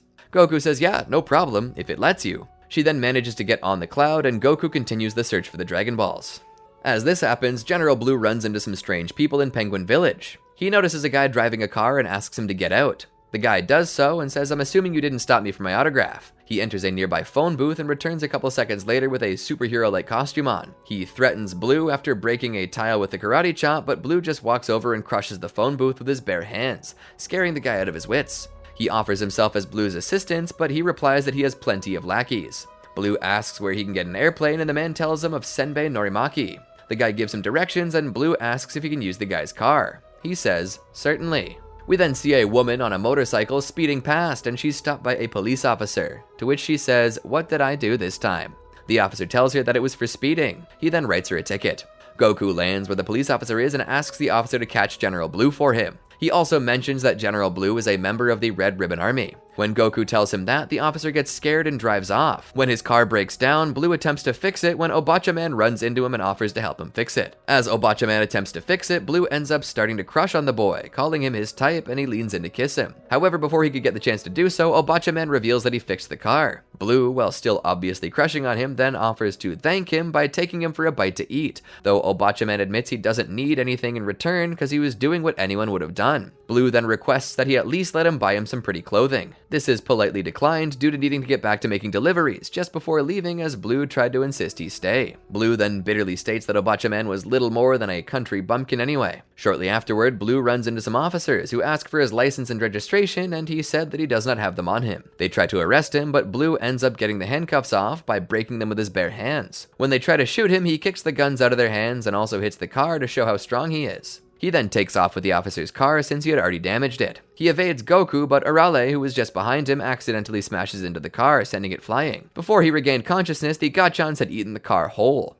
This and their other non-malicious actions scare the life out of him, prompting him to flee. Goku then lands and notices that his radar is not working. He says that he'll have to take it back to Bulma to get it fixed, but he then realizes he cannot because he does not know where he is or how to get back. Arale mentions that she knows someone who can fix it. She then introduces Goku to Senbei and Midori, though Goku mixes up Senbei with Midori and vice versa. He then gives it to the guy that Arale said could fix it, but has a hard time knowing what to do to fix it. We then see General Blue, who's heading to the area of the guy who's trying to fix the Dragon Radar. Goku and Arale see a kind but inept mechanic named Senbei Norimaki for help. He struggles with it, but his son Turbo ends up fixing it with his telekinetic powers and saves his father's reputation. But he does not reveal this to his father and praises his father for fixing it. Meanwhile, General Blue, still looking for means to leave Penguin Village, arrives at the Norimaki residence and discovers he's in luck as the house has a plane for him to use. Unfortunately, he also discovers that not only is Goku there, but also Arale, and whines that things are never easy. To make things worse, Goku, with the newly fixed Dragon Radar, noticed that the Dragon Balls are nearby. This forced Blue to flee inside the house and hide in various locations before eventually being discovered in a double take while hiding inside the fridge. Blue then somehow overpowers Arale and holds her hostage as he approaches Goku, and the latter demands he let Arale go. He attempts to hold Arale hostage, although he quickly panics when Arale ends up licking the knife used to threaten her. General Blue has a plane to catch, but not before he settles an old score with Goku. Blue then fights Goku and uses his psychic abilities once more to paralyze him.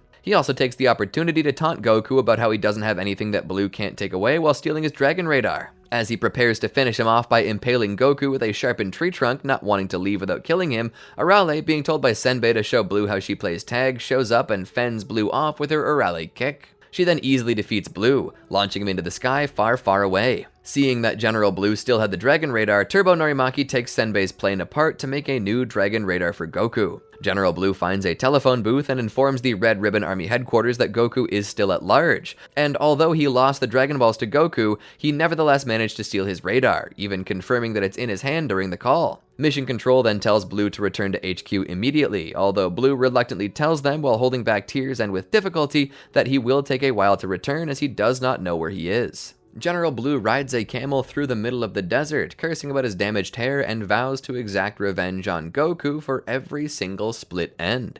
Meanwhile, at the Red Ribbon Army headquarters, Commander Red is playing pool. Then we see Captain Yellow's army looking at a Dragon Ball which is in the crater of a volcano. Upon Yellow verifying his subordinate's claim that the Dragon Ball is in the volcano, the soldier implies that they might not be able to retrieve it from here until Yellow points out bluntly that they're going to use their helicopter. Then we see Bora and his son Upa harpoon fishing. After they harpoon one, it's then eaten by a larger fish that tries to attack Upa, but Bora easily defeats the fish. Later on, Captain Yellow's army has a helicopter to get the Dragon Ball, but as they have a man lowered in the crater to retrieve it, the volcano erupts, blowing the Dragon Ball away. It lands near Bora and Upa's home. Captain Yellow's battalion then goes to search for it. They find the ball in Bora's hands. Captain Yellow then expresses surprise that Bora would be living in this area before introducing himself and explaining the Red Ribbon Army is about to set up their mobile headquarters, offering him a job and setting up the outpost. However, Bora bluntly refuses, citing that the sacred land of Korin does not belong to them and demands they leave. Captain Yellow, angrily claiming that he didn't ask permission, then tells his army to kill Bora. However, he proves to be immune to their bullets and tells his son Upa to fetch his spear. Commander Red is monitoring this as a soldier informs him that Goku is closing in on Yellow's current position, with Red accurately deducing that Goku is inevitably going to mess everything up. We then see Goku talking about the Dragon Ball. Bora defeats or kills everyone except for Captain Yellow. Captain Yellow comes back after Commander Red tells him to and steals Upa. Goku hears Upa yelling for Bora to help him, and Goku punches Captain Yellow out of the plane after realizing that he was part of the Red Ribbon Army, releasing and saving Upa. Goku goes and talks to Bora and sees that the Dragon Ball he's holding is the 4-star ball. Meanwhile, General Blue arrives at the gate of the Red Ribbon Army headquarters where there are 2 guards who do not realize who he is. One of the guards angrily tells Blue not to trespass unless he wanted a bruising, and even implies that he wants to be pushed into attacking before opening fire at him. However, Blue then moves in and knocks him out, with him commenting that the guards forgot about him during his departure in a manner that implied that this wasn't the first time this happened. After General Blue knocks out one of the guards, the other one then realizes who he is, and after Blue tells him to quit blubbering, opens the gate for him.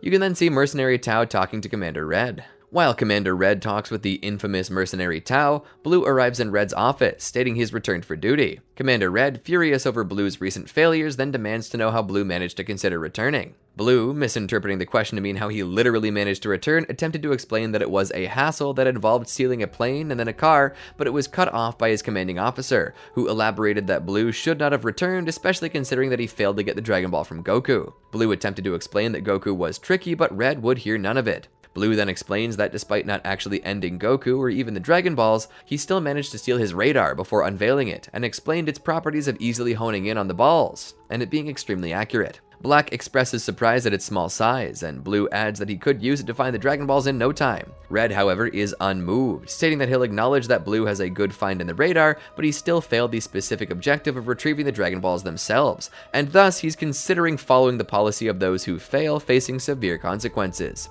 Blue, out of horror and despair, then proceeds to break down and drop the Dragon Radar. Red states that due to Blue's value to them in the past, he might spare him under one condition. He has to beat Mercenary Tao in battle. Blue eagerly accepts this proposition. Meanwhile, in the sacred land of Korin, Goku learns about the Korin Tower from Bora and the strength-enhancing water at the top. General Blue then exchanges words with the infamous assassin Tao. Tao then sarcastically asks if Blue wants his autograph, with Blue commenting that Tao is amusing before declaring he'll put an end to his arrogance.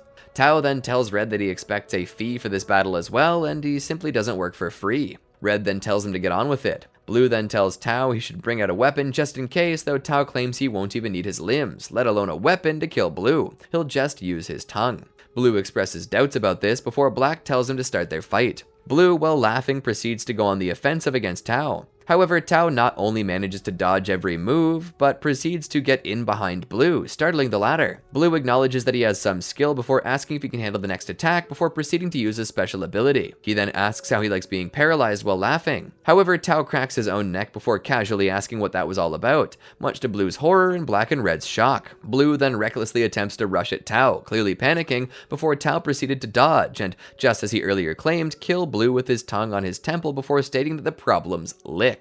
Ugh. Black and Red express shock at how effortlessly Tao killed Blue with only a single strike, with Black commenting that he definitely lived up to his reputation. Before Tao states that now he's had his fun, Red should show him to the actual target that he was hired for so he could get to work. After learning about Goku and the Dragon Balls, Mercenary Tao sets out to Korin. Goku expresses eagerness to climb the tower just before Mercenary Tao arrives. As Tao introduces himself, Bora then tells Tao off for nearly hitting them, with Tao nonchalantly stating that hitting them was the idea, identifying himself as a hitman, and explains to Goku that he was sent by the Red Ribbon Army to tie up loose ends, namely, kill Goku. Bora fights him, but Mercenary Tao kills him mercilessly. Angered, Goku leaps into a fierce battle against the deadliest assassin in the world. Goku strikes Tao first, but Tao easily evades all his attacks. The difference in their skill and power is not in Goku's favor. Frustrated, Goku uses a Kamehameha, but the attack is easily blocked by Tao and only manages to burn Tao's clothing.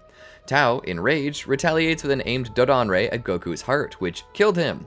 It's later revealed that the 4-star Dragon Ball Goku had protected his heart. Tao leaves Upa alive as well as Goku, thinking he's dead. Since his clothes were destroyed by Goku's Kamehameha, Tao heads to the nearest town to have them remade by a tailor, giving him 3 days' time to finish his outfit. Tao contacted Commander Red at Red Ribbon Army headquarters to inform of his planned 3-day delay due to certain circumstances and confirm his mission success. He's informed that, in fact, he only got 3 of the 4 Dragon Balls. Red, very pleased with this, assured that it's not a problem and that they will retrieve the last Dragon Ball from Goku's corpse. Upa is seen to have buried Bora and is in the process of burying Goku, but before he could, a soldier sent to get the ball arrives. To both Upa and the soldier's astonishment, it appears that Goku is bruised but was not killed. After a failed attempt to finish him off with a shotgun, the soldier goes airborne and tries to contact the base. However, he's made short work of by Goku's power pole mid-air. Feeling sorry for Upa due to Bora's death, Goku becomes hellbent on reviving him using Shenron's power. To do that, he needs to defeat Tao and get his 3 Dragon Balls back. Because their skill difference is vast, Goku decides to climb Korin Tower to gain more power. Thus, he begins the long journey upward. Meanwhile, Commander Red informs Tao of strange things happening over at that place and orders him to go there at once. Tao, reluctant to take any orders, refuses and firmly states he will go, but after 3 days' time. Goku continues climbing Korin Tower, then he finally sees the top. He makes it up to the surface of the tower through one of the holes at the bottom. Goku takes a little rest and looks around. He wonders where the sacred water is as he searches the room. Goku opens a pot, wondering if it contains sacred water. An image forms in the water of Bulma cooking breakfast. Goku calls out to Bulma but does not get answered. Bulma asks Krillin if he heard anything. Bulma burns her finger and Goku laughs. The image disappears, confusing him. Goku opens up the next pot and another image forms. This time it shows the time that he met up with Chi-Chi at a lake and she gave him flowers. The image goes away and Goku wonders what's going on. Goku opens the last pot, revealing a giant red centipede that comes out. It crawls all over the room, getting extremely long, wrapping Goku up in its coils and strangling him. Goku sees images of all of his friends. Next up, he sees images of Mercenary Tao, Bora, and Upa. Finally, he sees images of people he will meet in the future, Fortune Teller Baba and Old Grandpa Gohan. The images disappear and Goku wonders what that was. A voice tells him that it was his present, past, and future. Goku asks who said that, and the voice tells him to come upstairs. Goku starts going up the stairs, remembering that a god was supposed to live here. Goku reaches the top room and asks where the god is, and also asks for some of the water. The voice says that he's impressed that Goku managed to climb the tower. Goku looks around and sees a white cat, Korin. Goku comments on how short Korin is. He walks over to Korin asking where the god is. Korin says that he is the god and Goku is shocked. Korin asks if he has a problem with that. Korin says that he's more like a cat god. Goku asks about the water that multiplies your strength many times, to which Korin says he must mean the sacred water. Korin walks away, saying that if Goku thinks there is sacred water, there is some, but if he thinks there is not sacred water, then there is not. Goku asks what he's talking about. He climbed all the way up the tower to get some. Korin asks how badly he wants the water, and Goku says yes, badly. After some silence, Korin refuses to give any to Goku. Meanwhile, in a town, there's a poster up celebrating Mercenary Tao's 20th anniversary special. Tao walks through the town with 2 guards. A guard shoots at Tao. While Tao calmly walks, he kicks up his shoe and deflects the bullet. He continues walking and the shoe goes back on his foot. The guard is shocked and he looks back, seeing his partner got killed by the bullet. Mercenary Tao arrives at his fancy hotel and everyone there greets him. They ask him what he wants for dessert and he requests some raw eggs. Soon, Mercenary Tao is in his bathroom, preparing a shower. Tao sticks his hand in the water and screams, releasing the energy into the water to make it boil. As Tao takes his hot bath, he cooks the eggs in the water and eats them. Meanwhile, at the land of Korin, Upa looks up Korin Tower, hoping that Goku could get some sacred water. Back at the top of the tower, Goku angrily says that he must get the sacred water. Korin points out the pot of sacred water on a statue. Korin asks why Goku wants to get stronger, and Goku starts a vague explanation. Korin tells him to shut up as he's not good at talking. There's a moment of silence, and Korin says that Goku wants to defeat Mercenary Tao and use the Dragon Balls to revive Bora. Goku asks how he knew, and Korin says he could read minds. Goku is impressed, and Korin is glad that Goku does not have evil intentions. Goku walks over to the statue with the water, saying he's going to drink it. Korin asks if he can drink it, and Goku asks if it tastes bad. Korin says no, so Goku goes for the water. Korin suddenly leaps in and smacks Goku back to the ground with his staff. Goku asks why he did that, and Korin casually tells Goku not to mind him and to get the water. Goku tries getting some again, but Korin leaps in and kicks him back down to the ground. Goku calls Korin a liar, and Korin says that Goku is allowed to have the water, but he must get past him first. Goku makes Korin look away and leaps at the water again. Korin sticks his staff in Goku's path, and Goku slams into it. Korin says he will not fall for tricks like that since he can read Goku's mind. Korin picks up the bottle with his staff and taunts Goku. Goku lunges at Korin, but he dodges. Korin dodges another swipe from Goku, and Goku slams into the ground. Korin leaps to the other side of the room and dodges Goku again. Korin leaps into the air, followed by Goku. The chase continues for a while, and Goku still cannot succeed. Korin accidentally drops the bottle, and Goku goes for it. Korin rushes in and grabs the bottle once more, causing Goku to slam to the ground. The chase continues throughout the day, but Goku keeps failing. Soon, Goku is exhausted, and he comments on Korin's speed. Korin says Goku cannot catch him this way, and must read his opponent's movements. As the chase starts up again, a storm starts. Meanwhile, back at Kame House, Bulma asks Roshi why he's in the rain, and he says that he's going to get some exercise. Master Roshi wonders what's happening above the clouds to cause this storm. Back at Korin Tower, Goku is on the ground, exhausted. Goku asks if anyone got the sacred water before. Korin says yes, adding that one person did do this 300 years ago. Goku asks how old Korin is, and he responds that he's a little over 800. Goku is shocked at how old he is, and Korin tells him to show some respect. Korin asks if he should tell Goku who got the sacred water. He says it was Goku's teacher, and Goku asks what he means. Back at Kame House, Master Roshi stands before the ocean and bulks up. Lightning strikes him, giving him a small aura. Roshi fires a blast from his finger, splitting the ocean. Back at Korin Tower, Korin says that he can tell by Goku's movements that his teacher was Master Roshi. Goku asks if Master Roshi really drank the sacred water and became stronger. He says that Korin must be really important. He then asks how long it took Master Roshi to get the water, which Korin holds up 3 fingers to. Goku is surprised, asking if Master Roshi really got it in 3 minutes.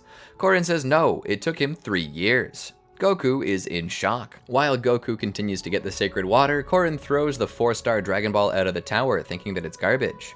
An enraged Goku goes after it. He reaches the foot of the tower where Upa, unaware of his return, is doing chores. Goku finds the Dragon Ball, picks it up, and climbs back up the tower. Upa notices something going up the tower and disregards the notion that it is Goku, as it's too fast to be him.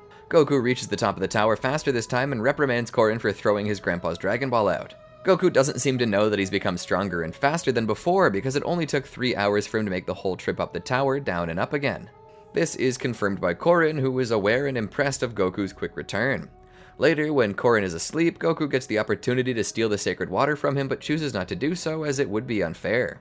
He then falls asleep on the floor. Aware of this, Korin is impressed by Goku's honesty, and remarks that he is way better than Master Roshi. The next day, Goku resumes his attempts. Within 3 days, he succeeds after heeding Korin's advice to learn to anticipate his actions through his breathing. He then drinks it, but feels no different than before. Korin explains to Goku that it was not the water itself that made him stronger, but the effort he expended in attempting to get it. Climbing up and down the tower increased his strength and endurance. Learning to anticipate his actions sharpened his mind, and being able to keep up with Korin improved his speed and agility. Goku finally understands why Korin had been so stubborn, and after a brief warm-up proceeds down the tower to face mercenary Tao. When he begins his descent, Korin predicts that Goku would do great things. Meanwhile, Tao receives his clothes from the tailor. When the tailor requests his money, Tao proposes to kill somebody for free instead. Since the tailor does not want anyone dead, Tao kills him instead. He then throws a pillar, jumps on it, and makes his journey back to Goku in order to finish him off. Tao returns to the sacred land of Korin to find the missing Dragon Ball. Upa, who is still angry over his father's murder, attacks Tao, but Tao dodges and strangles Upa for information on the location of the Dragon Ball. Upa refuses to tell him anything. So Tao throws him at Korin Tower, but Goku and the Flying Nimbus save him in the nick of time. Then Goku and Tao have a rematch, with Tao boasting that he'll kill him in only 3 seconds, but Goku counters his move and dominates the battle.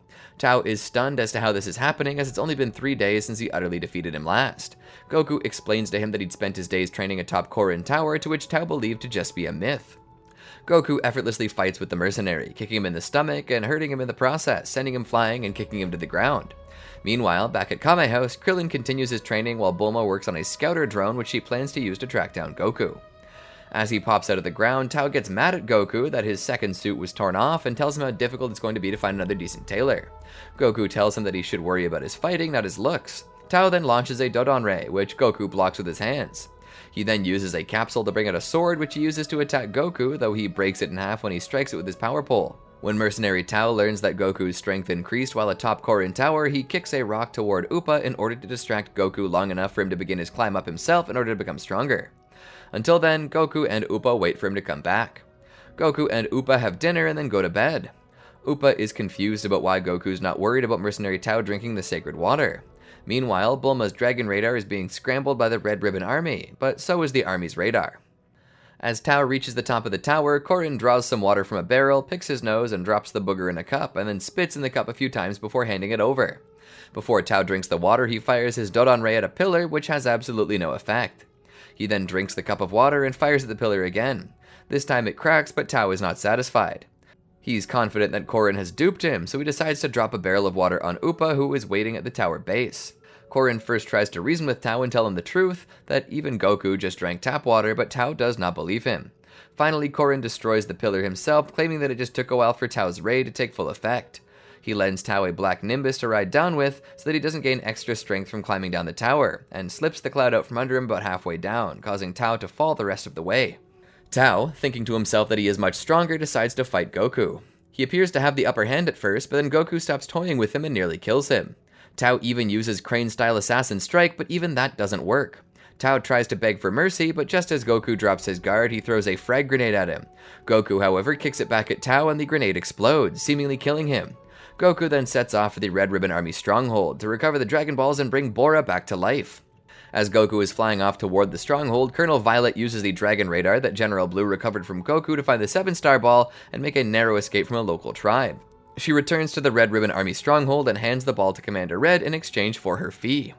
Staff Officer Black notices 4 Dragon Balls headed their way and believe it to be mercenary Tao returning to collect his fee.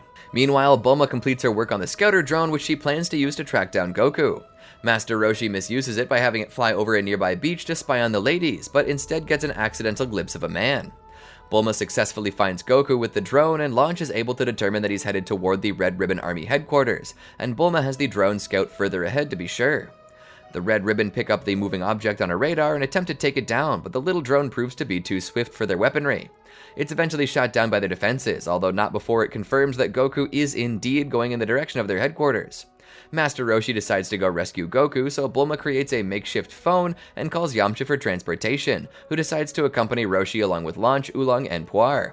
As the episode comes to a close, the narrator recaps the entire Red Ribbon Army saga. The original Japanese version just uses the montage of music with no narration. Krillin is missing due to swimming to the grocery store for Roshi. Goku, on his way to get the Dragon Balls back, realizes the danger he's in. As Krillin is on his way back home, Yamcha and the group find him. On the airplane, they tell him about Goku going to the Red Ribbon Army headquarters, and Krillin thinks that Goku is being mad for taking the Red Ribbon Army on alone.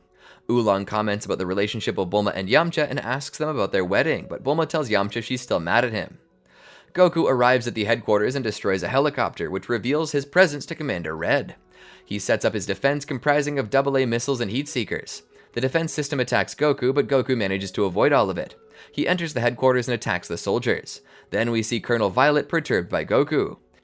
Yamcha and the rest of the group enter the Snowy Mountains area and are followed by a heat-seeking rocket, which they avoid thanks to Bulma, which Roshi compliments with, "That's some quick thinking there. Now how about some quick kissing," making the whole gang laugh. We then see Violet talking to a soldier and dropping money just before running away. Around the same time, Goku enters Wing 8 and Commander Red tries to protect his precious Dragon Balls. Goku enters the building and breaks through the roof to move up through the building. In an attempt to acquire 2 Dragon Balls, Goku infiltrates the Red Ribbon Army headquarters, where he must face and destroy most of the army. Witnessing the chaos, Red angrily declares the hundreds of soldiers being killed by Goku to be idiots, as despite their being trained professionals, they couldn't even handle one child. Staff Officer Black then reminds him that Goku did possess extraordinary powers, with Red sarcastically stating he noticed and didn't need a reminder due to only opening one eye, while deriding Black as an imbecile, as well as blaming Black for not training the soldiers properly. Meanwhile, Colonel Violet, realizing that the army is finished, proceeded to raid the safe containing the various funding for the Red Ribbon Army and proceeded to steal it as her severance package. She also deliberately made sure that she was near a security camera, knowing full well that Red Ribbon officers are unable to do a thing about it in the current situation, even if they knew. Afterwards, Black, noticing that the various Red Ribbon Army soldiers are evacuating the premises, informed Red about this development. Red then ordered Black to demand they stay put, as it was not a democracy. With time running out, Commander Red refuses to leave or fight Goku, having Staff Officer Black fight him instead. Goku and Black then fight, with Black vowing that he will allow Goku to see the commander in pieces. Although Black manages to hold his own against Goku, Goku was still the superior fighter and managed to punch Black out of a window. Unfortunately, Red witnessed the whole fight from within his office and decided to activate a trap ceiling, hoping to kill Goku. Celebrating Goku's death, Commander Red makes preparations for his wish. Contrary to what he led his army to believe, it was not about world domination, but in actuality to become taller. Staff Officer Black, having survived, overheard Red's true wish and confronts the commander about it, claiming that it was a selfish goal that had nothing to do with the Red Ribbon Army. Commander Red justifies that the wish will not only make him grander, but also at the same time make his army larger, citing that Black does not understand his plans. Black then tells him that Red's lame plan is going to get the entire army killed for nothing. Red then states that he is the Red Ribbon Army and that his wish to become taller is for the good of everyone in the army, stating that he had to spend most of his life being a pebble in a land of giants, growing sick of having his genius confined to a minuscule body. Black denounces him as having no loyalty, exclaiming that the commander sold him out to satisfy his vanity. Red then cites that Black will never become leader in this life because he's just a lackey and an errand boy, citing such station to be pathetic for a man in this day and age. Black retaliates by ending the commander's life, shooting him in the head while addressing his plans to have the Red Ribbon Army ushered into an era of greatness to make up Red's squandering of power, with his first order of business being the conquest of the planet. Goku, revealing that he had survived, is then extended an invitation to join the Red Ribbon Army by Black, which he plans to rename the Black Ribbon Army, but Goku refuses and they do battle once more. With just Staff Officer Black and a few soldiers left, the odds are favored for Goku, but the diabolical Staff Officer has a few tricks up his sleeve. As the gang rushes to aid Goku in his assault, Goku seems to really need it. As the newly risen Commander Black and Goku go head to head, the remaining members of the Red Ribbon Army run for their lives and completely desert the base. Using his battle jacket, a gigantic robot that can be controlled from within, Commander Black seems to have the upper hand. However, Goku's incredible strength proves to be too much for Commander Black, so Black attempts to escape. Goku won't let him get away this time as he grabs a flagpole, leans back, and launches himself toward Black. Goku breaks through the battle jacket and destroys it. The infamous Red Ribbon Army has failed, and Goku has recovered 2 more Dragon Balls, giving him a total of 6. Goku meets up with his friends and he tells them the news. His friends are shocked that the Red Ribbon Army was defeated by a child. He's only 1 Dragon Ball away from reviving Upa's father. Master Roshi thinks about Goku's abilities and sees that Goku crushed the Red Ribbon Army by attacking in a straight approach. The Red Ribbon Army had weapons, firepower, and resources, but Goku managed to defeat them. Roshi says that if he took on the army himself, he would have fought them with a different approach, and claims that Goku may be stronger than him. Goku says that he has to use the wish granted by the Eternal Dragon to bring Upa's dad Bora back from the dead. Bora was killed by mercenary Tao. They all agree and head back to Kame House to fix the Dragon Radar. Bulma tells the gang that the radar is in working order and that the Dragon Ball must be hidden or inside the belly of an animal, as the radar cannot detect it. Master Roshi tells them that Fortune Teller Baba could help them, as she is Master Roshi's sister. They decide to go see her. Bulma decides it's time to go home and see her parents. Oolong chickens out, but Poir, Yamcha, and Krillin will help out Goku while Master Roshi stays home with Launch. The gang then goes towards Fortune Teller Baba's palace, but have to stop in a town on the southern continent for gas. As Goku jumps out of the capsule jet, he rips his pants. The others give him a hard time about looking sloppy and advise him to get some new clothes and maybe some underwear. At the tailor, they dress Goku up in some silly clothes, one being a golf outfit. The tailor agrees to make him some new threads like his last ones, and Yamcha bribes him to have it done in an hour. Goku then tells the gang that he'd like to get Upa because he's all alone and waiting at home. Goku then finds Upa, who is waiting in his teepee, afraid to come out. Upa comes running out to greet Goku. As he runs, he stumbles and then jumps into Goku's arms. Goku again tells him that he will bring Bora back. Upa's afraid to leave his home, but Goku assures him that some things are scary for the first time, like leaving home or broccoli, and that's okay because when they return, they will be with 7 Dragon Balls and they will awaken Bora. They arrive back to meet Yamcha and the gang, and Goku's clothes are ready. Apparently Goku gets naked and changes into the street. Then Krillin mistakes Upa for a girl. Everyone looks confused. After the new clothes, they're ready to head to Fortune Teller Baba's house. At Baba's palace, they meet Ghost Usher, who has a very spooky smile. Meanwhile, the guys in front of them are some big bruisers. When they return for their session with Fortune Teller Baba, they are beaten up good. The gang sees that something is up here. Goku keeps messing Fortune Teller Baba's name up. Also, it's a palace, not a house. The introduction to Baba is great. She says that she will help them find the last Dragon Ball, but it will cost a lot. However, they do not have the funds required. Fortune Teller Baba says that the other method is to fight her 5 fighters and win, which they agree to. The battle begins with Goku and his friends versus Fortune Teller Baba's fiendish minions. The prize is the location of the last Dragon Ball. Baba explains the rules, that a fighter loses if they fall into the lake surrounding the stage or if they give up. First up is Krillin, who must face off against a warrior with a real bite, Fangs the Vampire. Krillin underestimates his enemy and ends up at a disadvantage. After having trouble keeping pace with Fangs in his bat form, Fangs sneaks up behind him, grabbing him and sucking blood from his head. This causes Krillin to lose a lot of blood, whereby he gets weary and is unable to fight at his best, allowing Fang to defeat him quite easily using his Muay Thai skills to knock him off the stage. Thanks to the Ghost Usher, Krillin is given a couple pints of blood and some bandages to heal him up. Goku and his friends discuss their plan and decide that for the next match, Upa and Poir should fight together, which Baba allows because of their size and age.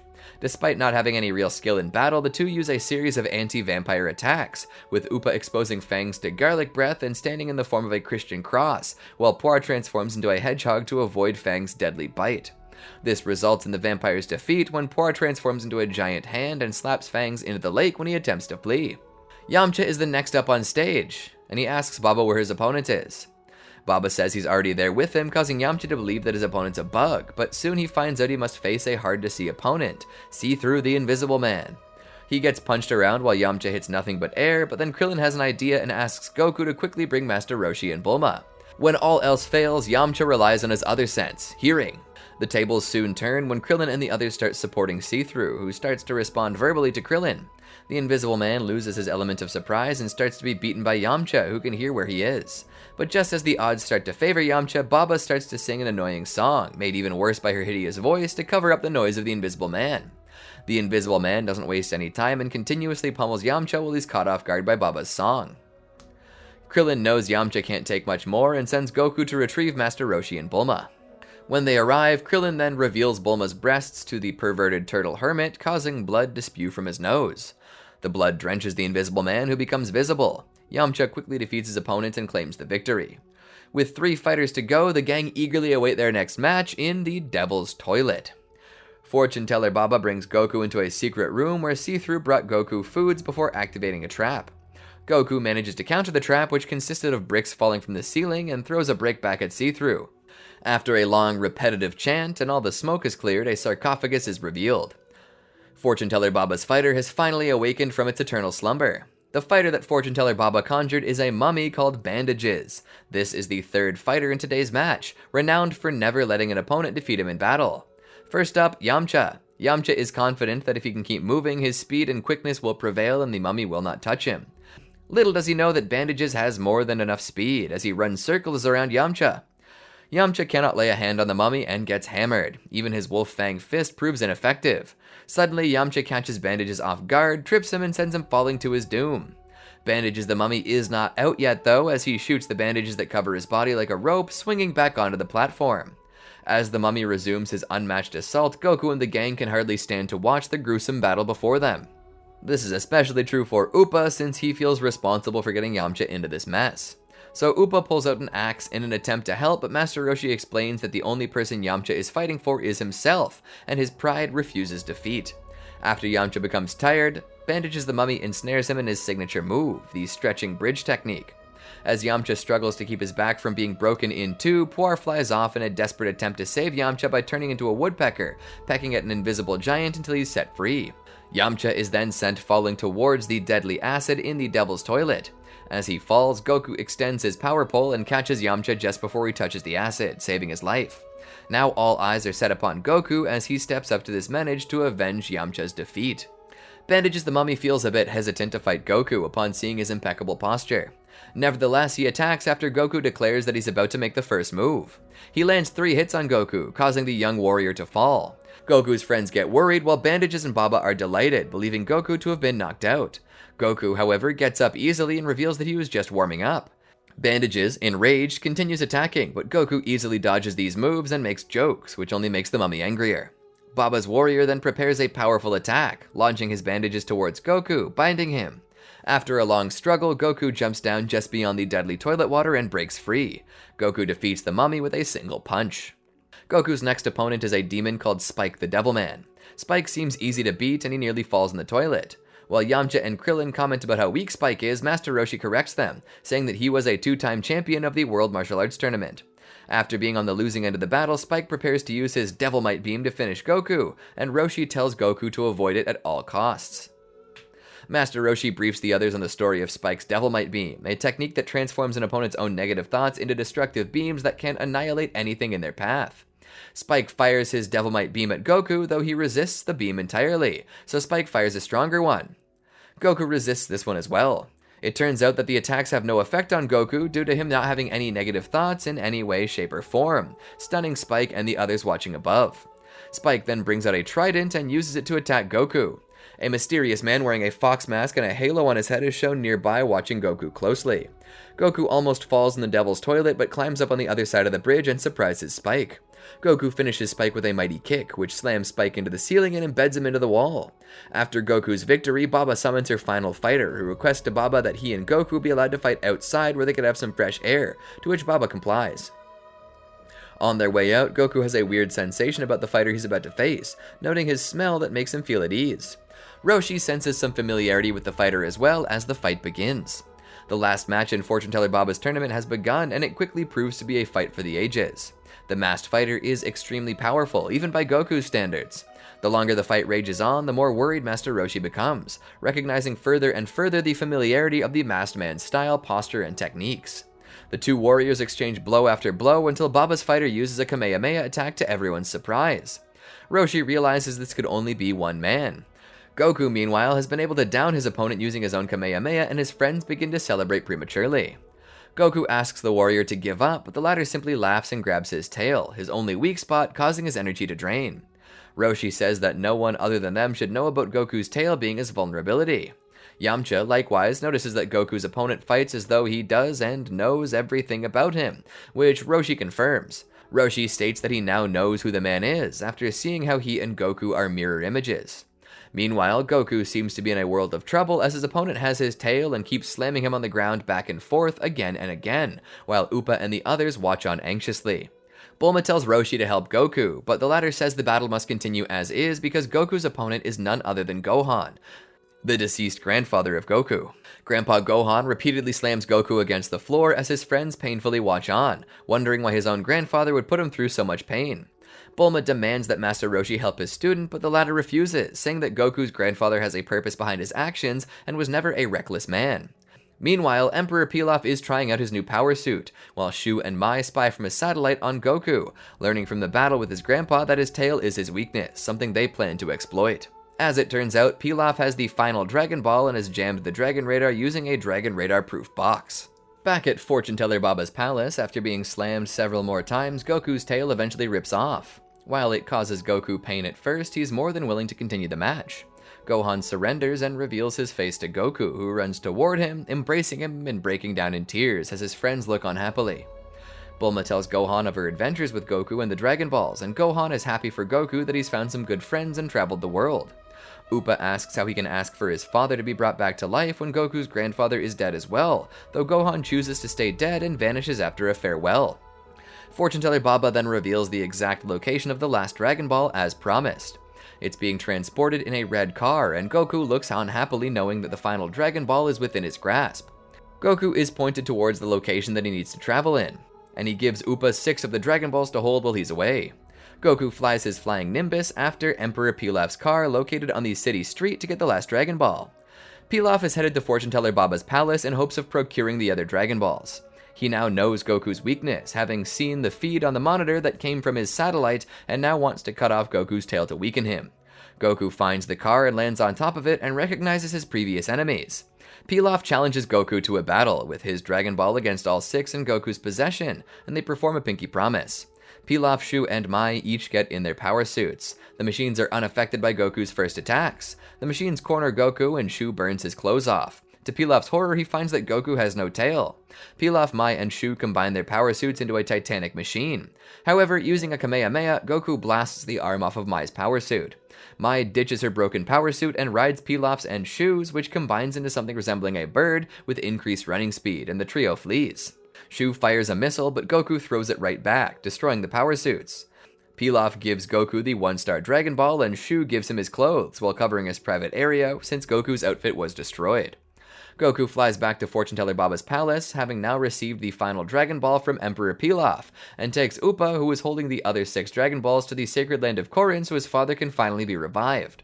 Yamcha wants to train with Master Roshi, who does not feel up to it, but Bulma changes his mind when she suggests that she'll come by every now and then wearing a new bikini. At the site of Bora's burial, Goku summons the eternal dragon Shenron and urges Upa to make his wish, though he's unnerved by the sight of the imposing dragon. Eventually, with a pluck of his courage, Upa wishes for his father to be resurrected. The dragon grants the wish, and Bora rises from his grave. Upa delightedly embraces his father, and the dragon vanishes, scattering the 7 Dragon Balls across the globe. Before they can scatter, Goku jumps up and grabs the 4-star ball, which had already turned to stone. Goku bids Bora and Upa farewell and heads back to Baba's palace. Goku tells everyone that the wish was successful and Upa's father was revived. Having now collected his grandfather's Dragon Ball, he says that he will no longer search for the Dragon Balls and plans to start training for the next World Martial Arts Tournament. Master Roshi, however, says he has nothing more to teach Goku, and that he'd be better off training on his own and experiencing the world for himself. Master Roshi tells Goku that he'll get more training by walking instead of riding on the flying Nimbus, so Goku obeys and starts his journey across the globe while Yamcha and Krillin head off to Kame House for another round of training while Bulma trails behind them complaining. Goku has now begun his travels around the world in order to learn and grow in time for the next World Martial Arts Tournament. While traveling through the mountains, he sees a girl named Chao who is trying to pay services to a tiger thief so that he can come with her to her village to defeat 2 people named Terror and Plague. The tiger thief instead takes her money and almost eats her before Goku intervenes and saves her. Noticing Goku's strength, she asks him to help her village, which is being terrorized by Terror and Plague, who are forcing people to routinely make them large banquets, which is leaving the villagers themselves with almost no food. Goku agrees, as he believes this is the kind of thing that Master Roshi had in mind for him. When they reach the village, they see that there is a roll call taking place. When a person's name is called and he does not reply here soon after, this person will be sent inside the Gourd of Mist, an item Terror and Plague used to trap people in. Goku shows up and challenges them and beats them easily one after the other. Unfortunately, Terror uses the gourd and traps him. Goku manages not to fall to the bottom of the gourd thanks to his power pole and is able to escape. He takes the gourd and plays around with the sinister pair by repeatedly calling out their names. They're unable to keep up though and both end up being trapped. They apologize for their actions and Goku releases them. They now work for the villagers, plowing fields with the threat that should they step out of line they will be trapped again. Goku says his goodbyes and travels on toward the wilderness, looking for a new adventure. Goku's training takes an unexpected twist when he loses control and starts to speed down the mountain on his hands. Goku's tail saves his life when it clings to a tree branch to avoid plunging into the canyon. As he comments on his tail being stronger than ever and it never breaking again, ironically the tree branch snaps. Goku falls, but he just uses his hands to absorb the fall and flips into a handstand. Goku, fatigued and in search of competition, asks an old woman where the nearest city is and heads off for another adventure. He's informed that there is a man named Master Chin who sounds worthy of his skills. When Goku arrives in the city, he finds Master Chin in a dispute. It seems that Master Chin's son, Shoken, has stolen the wallet of Rising Dragon and is backed by his goons. Master Chin is forced to defend himself from his son. Chin leaps into the air and performs his trademark move, the Phantom Star technique, but starts coughing, which Rising Dragon takes advantage of and starts beating Chin.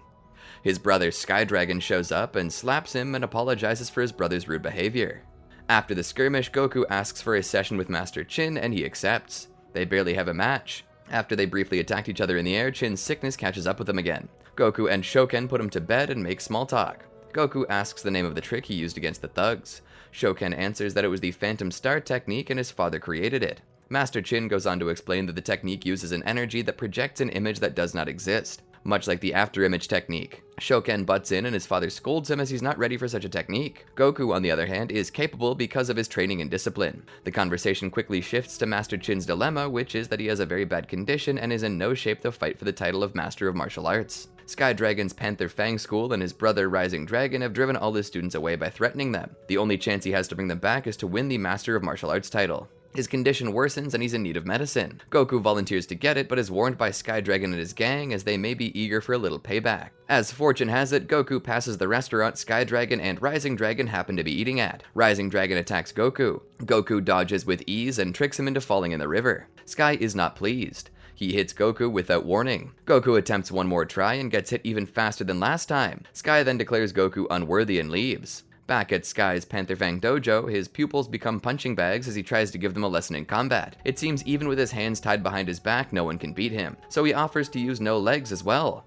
Some poor sap stands up. With a flick of his eyebrow, Sky spins up like a drill and lands right in his head, knocking him out. Later that night, Shoken practices in secret while everyone is asleep, though he has different reasons and his own personal vendetta that he wishes to settle. The next morning, Shoken asks to fight in his father's place. Chin refuses. Then Goku volunteers, but only does so to improve his training. Shoken, still peeved about his father choosing a stranger over his son, fixes breakfast angrily. Desperate to prove his worth, Shoken takes matters into his own hands. While preparing the meals, he slips a tablet into Goku's soup. When it's time for the match, Goku does not even look tired though. Shoken stares on with worry, amazed that Goku has not passed out yet, and the match is about to begin. Sky Dragon vs. Goku. Although disappointed, Sky accepts and plans to instead humiliate Goku. They fight as if they were two blurs, dodging each and every one of each other's moves. Goku goes after Image in order to lose Sky. There are about 30 different stills of Goku dancing around, so Sky breaks out his Panther Cyclone and attacks every image until Goku is found. Goku decides to finish this once and for all, but his stomach turns on him, so he has to call a timeout. Sky is skeptical and calls his bluff, only Goku is not faking. He proceeds to attack Goku with no mercy, and Shoken looks on with remorse. Now Goku is angry. They both jump up and launch a signature attack, Sky's Panther Cyclone against Goku's Phantom Star. Goku's dazzling combination of 50 fists and kicks all at once proved to be enough. Sky Dragon is defeated and knocked out. Sky's pupils are surprised and confused. As the crowd chants Goku's name, he runs around in circles and screams, "My stomach is about to explode! I shouldn't have eaten that last rice cake." Back at Chin's dojo, Goku is thanked by Sky for showing him the error of his ways, and Chin for restoring his reputation and bringing his students back. Shoken's guiltiness goes not forgotten and apologizes by making Goku a snack for his long trip ahead.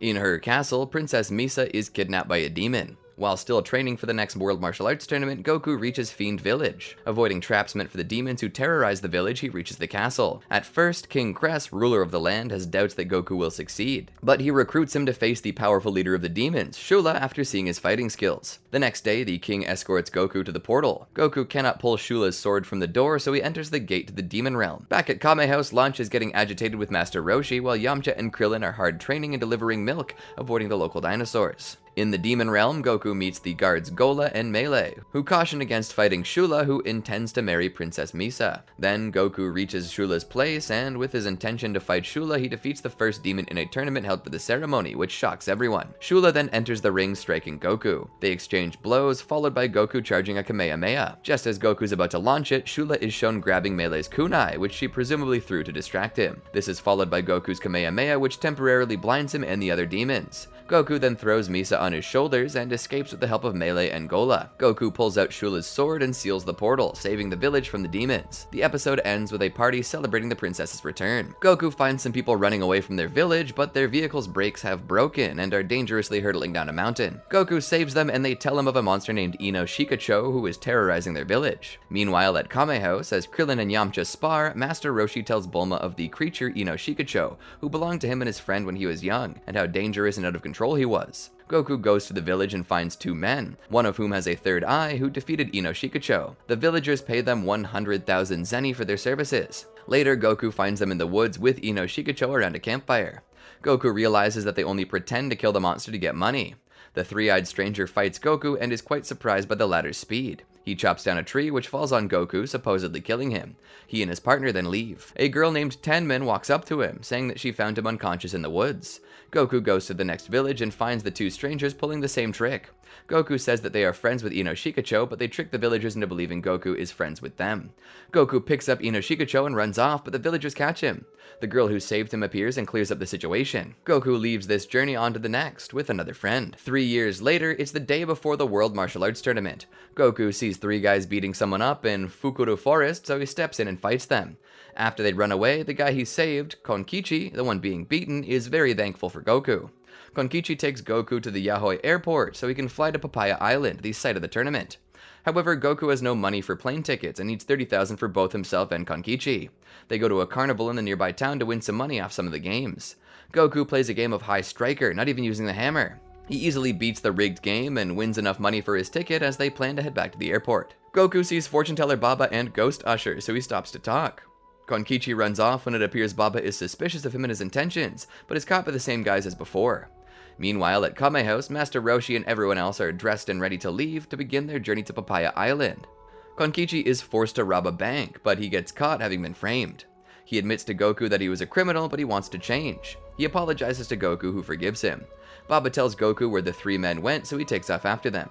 He catches them and brings them all to jail, helping Konkichi out of his tight situation, but ends up missing his flight. Goku instead decides to swim to Papaya Island after saying goodbye to Konkichi, who goes to return to school with a desire to become a teacher.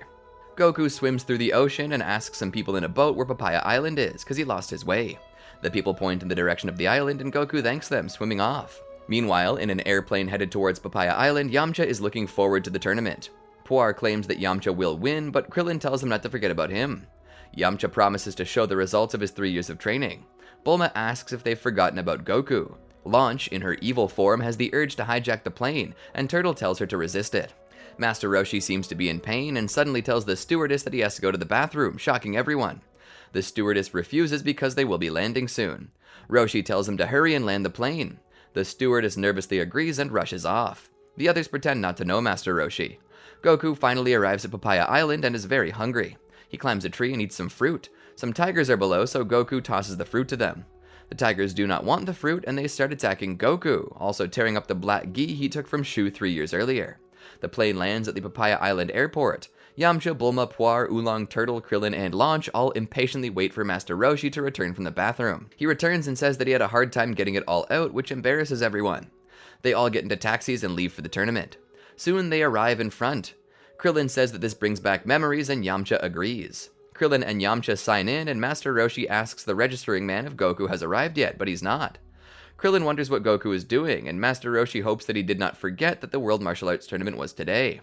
Goku, as a matter of fact, is rushing along toward the tournament. Yamcha says that admission will end soon, but Bulma says that Goku would never forget the day as he looked forward to it.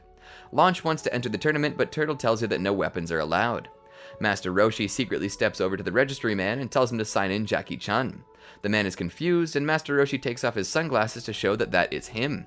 He tells the guy to keep it a secret, and he agrees, signing him in. Bulma says there are 5 minutes until admission ends. Oolong says Goku has failed them. Krillin asks where Master Roshi just was, and he lies and says that he was back in the bathroom. Suddenly, Master Shen, the Crane Master, steps up to Master Roshi with his 2 disciples Tien Shinhan and Chiaotzu. They stare each other down. The two exchange jabs. Bulma and the others do not like Master Shen.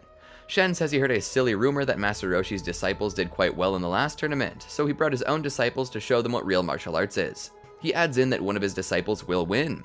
He and Master Roshi start arguing until Master Shen and his disciples walk away having better things to do.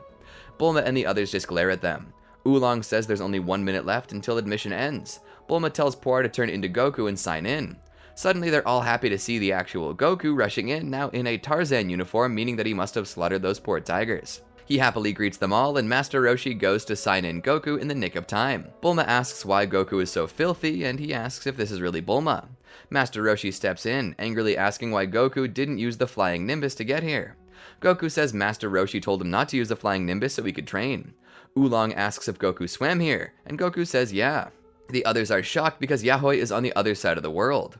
Master Roshi offers to take them all out to eat since the fighting starts the next day. They happily agree, but Master Roshi realizes that he has no money left. He's about to tell them that they should not leave, but they're already walking away and talking amongst themselves happily. At the restaurant, they all eat. Afterward, they all walk out, satisfied with their meal. The owner is angered since Master Roshi has no money. He promises to bring 500,000 zeni in 2 or 3 days, and the owner agrees. Goku asks Krillin if the training under Master Roshi was tough, and Krillin says it was exactly the same as before, but they had to wear 100-kilogram turtle shells near the end. Master Roshi steps out, and Turtle asks if he has to use the washroom again. Soon at the hotel, they all play cards, and after the game, Bulma and Launch leave to go to their own room. Master Roshi follows them in as they undress. He asks if they need a bodyguard for their night, and they punch him out. Master Roshi steps back into his own room with a bloody nose and tells the others that he's going to sleep. Later, as the others sleep, Krillin leaves the room and starts jogging outside. Yamcha joins him, also being unable to sleep. They both agree to do their best tomorrow. They come across many other fighters training. The next day, all the fighters have gathered at the World Martial Arts Tournament. Goku, Krillin, and Yamcha are happy to be back in their orange gis. Yamcha asks if Krillin thinks Goku seems to have got a lot stronger, and Krillin says it does not seem like it. Bulma and the others lean over the wall, wishing them luck. The preliminary rounds are about to begin, so the entire group of fighters step into the building. Puar asks where Master Roshi is, and Bulma says he's probably just using the bathroom again. Inside the preliminary building, Master Roshi is back in his Jackie Chun disguise. Goku greets Jackie Chun and vows to win this time. Jackie Chun says it seems that Goku has trained a lot in the last years and looks forward to their fight. Jackie Chun thinks to himself, I cannot allow myself to lose to him. Little do the others know that I have secretly trained for the past 3 years. An old priest welcomes them all to the 22nd World Martial Arts Tournament. The tournament will now be held every 3 years instead of every 5 years. There are 182 participants this time. Goku eats during the speech, embarrassing Krillin and Yamcha. A referee tells all the fighters to pick their numbers to determine the matchups for the preliminary rounds. The fighters start picking. Krillin draws 62, which is in the latter half of Block 2. Goku gets the end of Block 1. Yamcha gets the first half of Block 1 and is relieved he will not have to fight Goku right away. Jackie Chun has gotten 178 at Block 4. Krillin is glad that they don't have to fight each other. The preliminary rounds are ready to begin. The preliminary announcer tells everyone the rules of the tournament. Krillin tells Goku not to lose. Tien Shinhan and Chiaotzu see Goku and recognize him. They have a flashback of when Tien first fought Goku 3 years ago in the wilderness. Tien says this should be interesting. Yamcha steps into the ring ready to fight his first opponent, a man with a mohawk. Outside, Oolong says that the preliminary rounds should be starting soon. Bulma hopes that the others do alright, and Puar tells her not to worry. Back inside, the mohawked man tosses some boards into the air, which he wrecks with one punch. Yamcha says that the boards do not fight back, and Mohawk Man replies that Yamcha will not be able to fight back when he's trashing him. The match begins, and Tien is eager to see the turtle style of Master Roshi's disciples. Mohawk Man kicks, but Yamcha disappears. He reappears behind Mohawk and elbows him in the face just as he turns around, sending him to the ground. Mohawk Man is knocked out, and Yamcha wins the match. Goku says Yamcha must have trained hard, but Tien is not too impressed. Goku and Yamcha step over to Block 2 to see Krillin's fight. After a short delay, a giant man named Antoine the Great steps into the ring, ready to fight Krillin. The others are shocked by his size. The giant man tells Krillin to go home if he does not want to die. Yamcha recognizes the man as a pro wrestler and tells Krillin to be careful. The match begins and Krillin tells the giant man to attack whenever he wants to. Antoine vows to crush Krillin and stomps, but is dodged. Krillin leaps in with a kick, but the giant man grabs him and starts crushing him. Yamcha says that he has the strength to crush boulders. Krillin laughs and says that that's not enough to beat him. He elbows the giant man's hand, getting free. He's angered and tries to grab Krillin, but Krillin just grabs him by the finger and hurls him out of the ring. Krillin wins the match and Goku says he's gotten a lot stronger. Krillin says that this is just the beginning. Tien and Chiaotzu step in, and Tien says that they have sorry techniques to be pleased with. Krillin tells Goku that they're disciples of Master Shen. Goku recognizes the two and has a flashback of when he first fought Tien on his trip around the world. Goku says that they were the ones who tricked Ino Shikacho. Krillin asks if Goku knows them. Tien claims that Goku should be happy that they spared his life. Yamcha and Tien glare at each other. Krillin notices Chiaotzu and says that he looks weird. Chiaotzu calls Krillin a shorty and sticks his tongue out. Yamcha tells them to leave right now, and Tien says that Yamcha missed his opponent's weak spot in his last fight. Yamcha says he knew that and he just didn't want to kill anybody. Tien aggravates him more and they prepare to get into a fight. Goku tells Yamcha to stop, but he refuses, not liking this type of person. Jackie Chun steps in and tells him that they will be disqualified if they fight now. Tien asks who this old man is, and Yamcha tells him that Jackie Chun was the winner of the last World Martial Arts Tournament. Tien says they must be fools to lose to such an old man. He tells him to do their best and walks away with Chiaotzu. Outside, while Bulma and friends were together, Bulma is annoyed to see Master Shen approaching them. Shen asks where Roshi is, but Bulma does not know. Master Shen says that he's probably at home, too scared to see his disciples lose. Bulma starts to get very annoyed. Master Shen then hits on Bulma and Launch, and catches a bunch of bullets from Launch. Back inside, it's now Tien's turn to fight. Tien tosses off his gi, and Krillin calls him a show-off. Chiaotzu wishes his friend luck, and Krillin thinks this guy will lose. Goku disagrees, adding that Tien is very strong. Yamcha asks if Goku has fought him before, and he says yeah, but it was a small fight. A sumo wrestler steps into the ring, ready to fight Tien. Another fighter insults the sumo, calling him a blob of fat. The sumo wrestler steps out of the ring and angrily tells the fighter to say that to his face. The fighter punches the sumo in the stomach, but to no effect. The sumo wrestler punches the fighter into a wall, which looks pretty painful, and it knocked the guy's teeth out. Yamcha says he's pretty strong, and Jackie Chun adds that fighters like that are tough to beat. The match begins, and the sumo wrestler lunges at Tien. Tien swiftly hits the sumo wrestler in the face, and he collapses. Tien wins the match, shocking everyone. Yamcha says that Tien used 4 punches at high speed, and Krillin tells him not to forget the 3 kicks.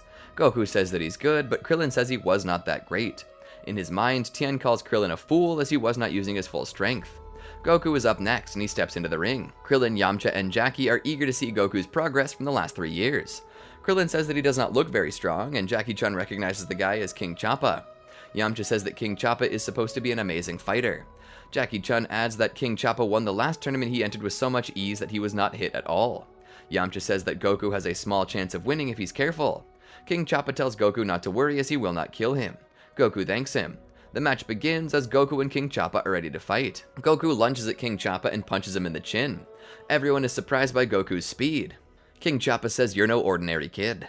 They lunge at each other. King Chappa kicks, but Goku dodges. He tries a punch, but Goku leaps over it. While still in the air, Goku throws a punch, which King Chappa catches. Goku kicks King Chappa in the chest and resumes with a barrage of kicks at the same spot, before using a double kick to knock him to the ground.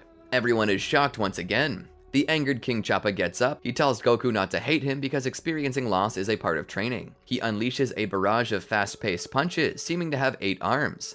Goku manages to block every punch with ease, to the other's surprise. Goku then trips King Chappa, sending him to the ground. Chappa gets up in a rage and throws a strong punch. Goku suddenly disappears, confusing King Chappa. He looks around in confusion until one person points out Goku in the air. Jackie Chun says that Goku has made a big mistake. Chappa says that Goku will not be able to move freely in the air, which will result in his loss. Goku then catapults off the ceiling and lunges at King Chappa, who also lunges forward and prepares a punch. Just before Chappa's punch can connect, Goku exhales deeply, keeping himself suspended in the air long enough to dodge. With that, Goku kicks King Chappa out of the ring, winning the match. Jackie Chun comments on Goku's superb strategy, and Yamcha says that he defeated him very convincingly. Goku leaps out of the ring happily. Krillin asks if it was okay to use so much power in Goku's first match, to which Goku responds that he wasn't using his full power. Jackie Chun thinks to himself that this could be bad. Jackie Chun is called up, and while not paying attention, stuck in his thoughts, he thinks that if he loses to Goku, he'll lose his position as a good teacher. Krillin gets Jackie Chun's attention, telling him to get in the ring. Jackie Chun steps in, facing his opponent. The opponent is a very muscular bear man. Goku wishes Jackie Chun good luck. The match begins. Jackie Chun continues to think to himself how much better Goku has gotten. Goku, Krillin, and Yamcha all wonder why Jackie Chun is not fighting. The Bear Man is getting annoyed. Jackie Chun thinks that Goku is stronger than him, but he still has more experience. The enraged Bear Man lunges at Jackie Chun. He snaps out of his thoughts and imagines Goku lunging at him instead. Jackie Chun disappears and reappears in front of the bear. He elbows the bear in the stomach, punches him in the face, and kicks him into the air. The Bear Man lands unconscious and Jackie Chun wins. In the bear's place, Jackie Chun imagines Goku being unconscious.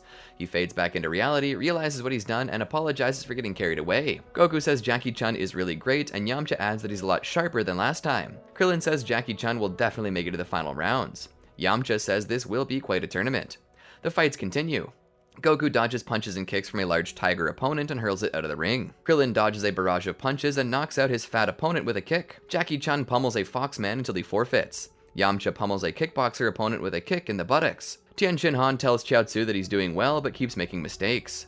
Chiaotzu says it is not serious yet. The boxer rushes away from Yamcha in fear, losing the match. Tien says he's still no match for me. Goku and Yamcha compliment each other. An announcement tells them that they will take a 1-hour break before resuming the preliminary rounds. Goku happily rushes off to get some food, followed by Krillin and Yamcha. Meanwhile, Oolong keeps failing to catch fish in some sort of Japanese fish-catching game. Bulma says it's so boring not being able to see the preliminary rounds. Turtle hopes that Goku and the others advance. At another booth, Launch in her evil form uses her shotgun to shoot many targets. The vendor tells her not to use a real gun, but she just threatens him to give her the prize. He nervously gives her a teddy bear, but Launch just starts shooting at him, demanding cash as the prize. Back at a cafeteria, Goku eats like crazy, while Krillin, Yamcha, and Jackie Chun watch in shock. Jackie Chun says there's only a few more rounds until the finals, and Krillin says the preliminaries are too easy. Jackie Chun says that kind of thinking is very dangerous. Krillin says he sounds just like Master Roshi. Yamcha agrees. Jackie Chun nervously explains that he just likes to give young fighters good advice. Suddenly, they hear many plates shatter. Tien holds the waiter by the collar, threatening him for serving bad food. Yamcha steps in, telling him to stop. Tien says that he talks pretty big for a weakling and asks if he should show off his true power. Yamcha agrees and they prepare to fight. Jackie Chun steps in, telling them that this is no place to fight. Tien tells Yamcha that the old man saved his life and walks off with Chiaotzu. Goku asks what that guy's problem is. A voice suddenly greets Jackie Chun and they're all shocked to see that it's Nam. Goku's happy to see him again and he thanks Goku for saving his village a few years back. Yamcha asks if the village is out of water again and Nam says no, thanks to Goku and Jackie Chun here, my village is fine. I'm just here to test my skills and I hope to fight Goku again. Goku asks what block he is and Nam replies that he's in block 3. Krillin says that means they will not have to fight in the preliminaries so they can fight in the real tournament. They shake hands. Soon, the preliminary rounds resume. Yamcha, Krillin, Goku, and Jackie Chun each defeat their final opponents, advancing to the final rounds. Goku, Yamcha, and Krillin congratulate Jackie Chun. Jackie says that the real tournament will now begin. Suddenly, they hear a voice yelling for a doctor to help. Nam is on the ground, badly injured. Goku, Krillin, Yamcha, and Jackie Chun all check in on him. Tien is the one who did it, and advances to the final rounds. Tien walks away from Chiaotzu, and Jackie Chun is forced to hold the enraged Goku back. Soon they're outside, and Bulma and the others are happy to see that they've all advanced. Krillin asks where Master Roshi is, and Bulma replies that he must be doing perverted things in the crowd. Roshi steps in, telling them not to talk about him behind his back. He explains that he was secretly watching the prelims and congratulates them all for advancing. An announcement calls for all 8 finalists to head to the contestant waiting room. Krillin asks how others will be able to see them fight without good seats. Oolong says that they have Launch with them. Launch takes out her gun, saying that she can get them all great seats. She fires off many shots from her gun and clears the crowd. They all walk toward the tournament as Launch continues clearing the people. The 8 finalists are all warming up inside the contestant waiting room. Krillin hopes they do not draw numbers that force them to fight each other, and Yamcha agrees. Tien steps in and asks if they all made it to the final rounds. He then says that their opponents in the prelims must have all been scum. Tien and Yamcha trash talk each other again. Krillin is angered and then surprised to see that Chiaotzu is also advanced. Outside, Oolong and Puar search for Master Roshi. Oolong steps into a restroom and opens each stall, each with a man inside. One of the stalls he opens includes a woman who angrily kicks him out of the restroom. Oolong realizes that he entered the woman's restroom by mistake. Soon, Oolong and Puar have returned to the audience. Bulma asks Oolong why he went into the woman's restroom, and Oolong replies that he was trying so hard to find Master Roshi and made a mistake. Bulma does not believe this and calls him nasty. Launch, in her good form, wonders where Master Roshi could be. Master Shen steps in, saying Master Roshi does not want to see his students lose. Bulma replies that he must want to see his students lose. Oolong gives up on searching for Master Roshi, and Master Shen offers to help them search. Back in the contestant waiting room, Jackie Chun thinks to himself that Tien and Xiaotzu are both terrible disciples, and Master Shen taught them badly. The announcer tells the fighters to gather. Goku greets the announcer, who tells him not to destroy the stadium this time. The announcer tells the fighters to pick their number when their name is called to determine who fights who. Jackie Chun is called up first. Tien tells Xiaotzu to give Jackie Chun a moderately skilled opponent since he is the previous champion. One of the finalists, Manwolf, is growling at Jackie Chun. Tien asks if he has anything against him, but Manwolf just tells him to shut up. Tien tells Xiaotzu to make Jackie Chun fight Manwolf. Jackie Chun draws 4. Yamcha's called up next, and Tien tells Xiaotzu that he wants to fight that one. Xiaotzu telepathically switches around the numbers, causing Yamcha to pick number 1. Another finalist called Pumput is called up next. Xiaotzu switches the numbers around, and Pumput gets number 7. Next, Tien is called up. Xiaotzu switches the numbers again, and Tien gets number 2. Yamcha says it's too bad that Tien will lose in the first match, and Tien returns the insult. Krillin is called up next, and Xiaotzu telepathically makes him pick number 6. Next, the announcer calls up Manwolf, calling him Wolfman. Manwolf corrects the announcer, explaining that the Wolfman turns into a wolf at the full moon, while the Manwolf turns into a man at the full moon. Krillin wonders what the difference is. Manwolf walks past Jackie Chun and growls at him. Jackie Chun wonders what his problem is. Xiaotzu switches around the numbers, and Manwolf gets number 3. He laughs happily. Krillin wonders why he's so happy about fighting Jackie Chun. Jackie Chun hopes that Manwolf is not gay. The announcer struggles to pronounce Xiaotzu's name, Gyoza, until Xiaotzu corrects him. Xiaotzu gets number 5, paired up to fight with Krillin. Krillin is relieved, having thought he would have to fight Goku. The announcer says that only Goku is left, so he gets number 8, paired up to fight Pamput. Goku rushes over to the box and picks his number to make sure. The fights will be Yamcha vs Tien, Jackie Chun vs Manwolf, Krillin vs Xiaotzu, and Goku vs Pamput. The announcer asks if Goku wants to eat before the fight, and he happily agrees. Tien says Goku has no class. Krillin says it's quite a coincidence that we don't have to fight each other right from the start then. Tien says good job on the matchups, Xiaotzu, and Xiaotzu agrees and telepathically floats the numbers into the air. Back in the crowd, Bulma and the others wonder where Master Roshi could be. Bulma tells Oolong to search for Master Roshi again, but he refuses since the fighting will soon start. Master Shen steps in, telling him that he told the promoters to search. Suddenly, a woman starts speaking over the loudspeaker. "Attention, there is a lost old man. He's very bald, over 300 years old, and he's got a dirty look on his face. Please contact us if you find him." In the contestant waiting room, Goku says it sounds like Master Roshi. Yamcha wonders if he's lost, but Jackie Chun says that sounds nothing like him. Bulma tells Master Shen that it was very rude to do. Master Shen says if he has any good traits, please tell me. Oolong cannot think of one, and Lunch scolds him. The announcer steps into the ring and welcomes everyone to the 22nd World Martial Arts Tournament. The finalists all warm up inside the waiting room. The winner of this tournament will get 500,000 zeni. Master Shen tells Bulma and the others that they should buy a machine to heal injuries, which just annoys them. The announcer explains that if you fall out of the ring, give up, or go down for a count of 10, you lose. They now start match number 1, Yamcha vs Tien. They both step into the ring. The announcer explains that Yamcha is a disciple of Master Roshi, and that 3 of Master Roshi's students have made it to the final rounds. Goku says that Master Roshi must be very special. The announcer explains that Tien is the disciple of Master Roshi's arch-rival, Master Shen. 2 of Shen's students made it to the final rounds. Xiaotzu calls Krillin baldy again, angering him. Yamcha says he will win this quickly, and Tien tells him just to try. The match begins. They get into their fighting stances, and Yamcha tells Tien to get ready. Tien vows to silence Yamcha quickly enough. Krillin thinks this will be an easy match for Yamcha, but Goku disagrees and has a flashback to his fight with Tien in the wilderness 3 years ago. Bulma and Puar cheer for Yamcha, also thinking he will win. Yamcha lunges at Tien and throws a kick, which is blocked. Tien punches, but Yamcha leaps away. Tien unleashes a barrage of punches, which Yamcha manages to block and dodge. Tien kicks, but Yamcha leaps into the sky. Yamcha comes down with a kick, which Tien blocks, and Yamcha flips back. Tien lunges at Yamcha and leaps behind him. Yamcha tries an elbow, which Tien blocks. Yamcha dodges a barrage of punches and pummels Tien. Tien manages to duck under a punch and throws his own, but Yamcha dodges. Yamcha elbows Tien across the face. Yamcha unleashes a barrage of punches, which Tien dodges. Yamcha dodges a few punches and catches the last one. He kicks Tien in the stomach, sending him back. Tien punches, but Yamcha catches it. Tien knees Yamcha to the ground. He rushes in and unleashes a barrage of punches at the downed Yamcha. Yamcha simply rolls around the ring, dodging each punch. Yamcha kicks Tien in the chin and gets back up. Tien kicks Yamcha to the other end of the ring and lunges back at him. Yamcha leaps back into the sky, followed by Tien, and they go into a flurry of fast-paced fighting. Yamcha hammers Tien to the ground, but they both land safely. The crowd is in shock. Goku says they're both doing great. Yamcha thinks this is harder than he thought. Tien thinks to himself that he never thought Yamcha would be this strong. Yamcha declares that he's going to use the new Wolf Fang Blowing Wind attack, and Tien says it sounds interesting. Yamcha gets into his Wind Wolf stance, and images of 3 wolves appear around him as he prepares to continue the battle. Yamcha uses his Wolf Fang Blowing Wind, but although he's able to stand on the ground and cut his opponent's cheek, the move is shown not to be strong enough to finish him off. He lands dozens of kicks on Tien Shin Han, who in response builds up his strength and holds his position so he will be able to withstand it. As the hand-to-hand combat continues, Tien Shin Han begins to gain an advantage and show that he's too strong for Yamcha. To everyone's surprise, Yamcha fires a Kamehameha, but Tien deflects it back. Yamcha is able to jump out of the way to avoid it, but Tien jumps up behind him and kicks him hard to the ground, the impact being enough to render Yamcha unconscious. Tien, however, comes down hard on Yamcha's leg, breaking it.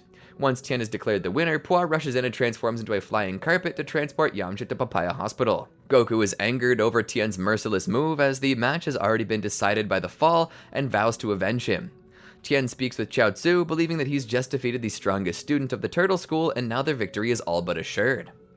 Everyone heads to the hospital to see Yamcha, who has now regained consciousness, and Goku promises to beat Tien. Afterward, they go to a local restaurant only for the Crane School to be at the next table, gloating over their victory, which causes Master Roshi and Master Shen to have a spat. The following day, the next matchup is between Jackie Chun and Man-Wolf, the latter showing a deep hatred over the former over something he did 3 years ago, though Jackie Chun has no idea why. In the crowd, many audience members are betting on who will win the next match, Jackie Chun versus Man-Wolf. One of the competitors, Pemput, arrives at the World Martial Arts Tournament, and 3 girls in the audience swoon over him. Tien Shin Han and Chaozu arrive, and the 3 girls discuss that he has also made the final rounds. Goku arrives, badly needing to use the bathroom, so a priest points at its direction. Some audience members wonder if Goku really is strong. Those 3 girls enter the contestant waiting room and push over to Pemput for his autograph. Man-Wolf growls at Jackie Chun again. Jackie Chun wonders what is with this guy as he can feel great hatred coming from him. The World Tournament announcer steps in, telling Jackie Chun and Man-Wolf to get ready for their match. The 3 girls go to Jackie Chun for his autograph. Jackie Chun obviously enjoys this and offers to give a free kiss. They all giggle and playfully call him a dirty old man. Man-Wolf starts growling even more, scaring the girls a bit. They discuss his ability to turn into a man at the full moon and comment on how tacky that is. Next, the 3 girls go to Tien and Chaozu for their autograph. Man-Wolf shouts, "This is all your fault, I'm gonna kill you." He prepares to attack, but the announcer stops him. The 3 girls walk away in fear. Tien wonders why Man-Wolf hates Jackie Chun so much. As Man-Wolf walks away, a piece of paper drops from his back pocket. Chaozu uses his psychic abilities to float it over and gives it to Tien. Meanwhile, at the Papaya Hospital, Bulma helps the injured Yamcha walk through a hall. Yamcha says the second match should be starting pretty soon. Bulma asks if his leg still hurts, and Yamcha assures her that it's no big deal.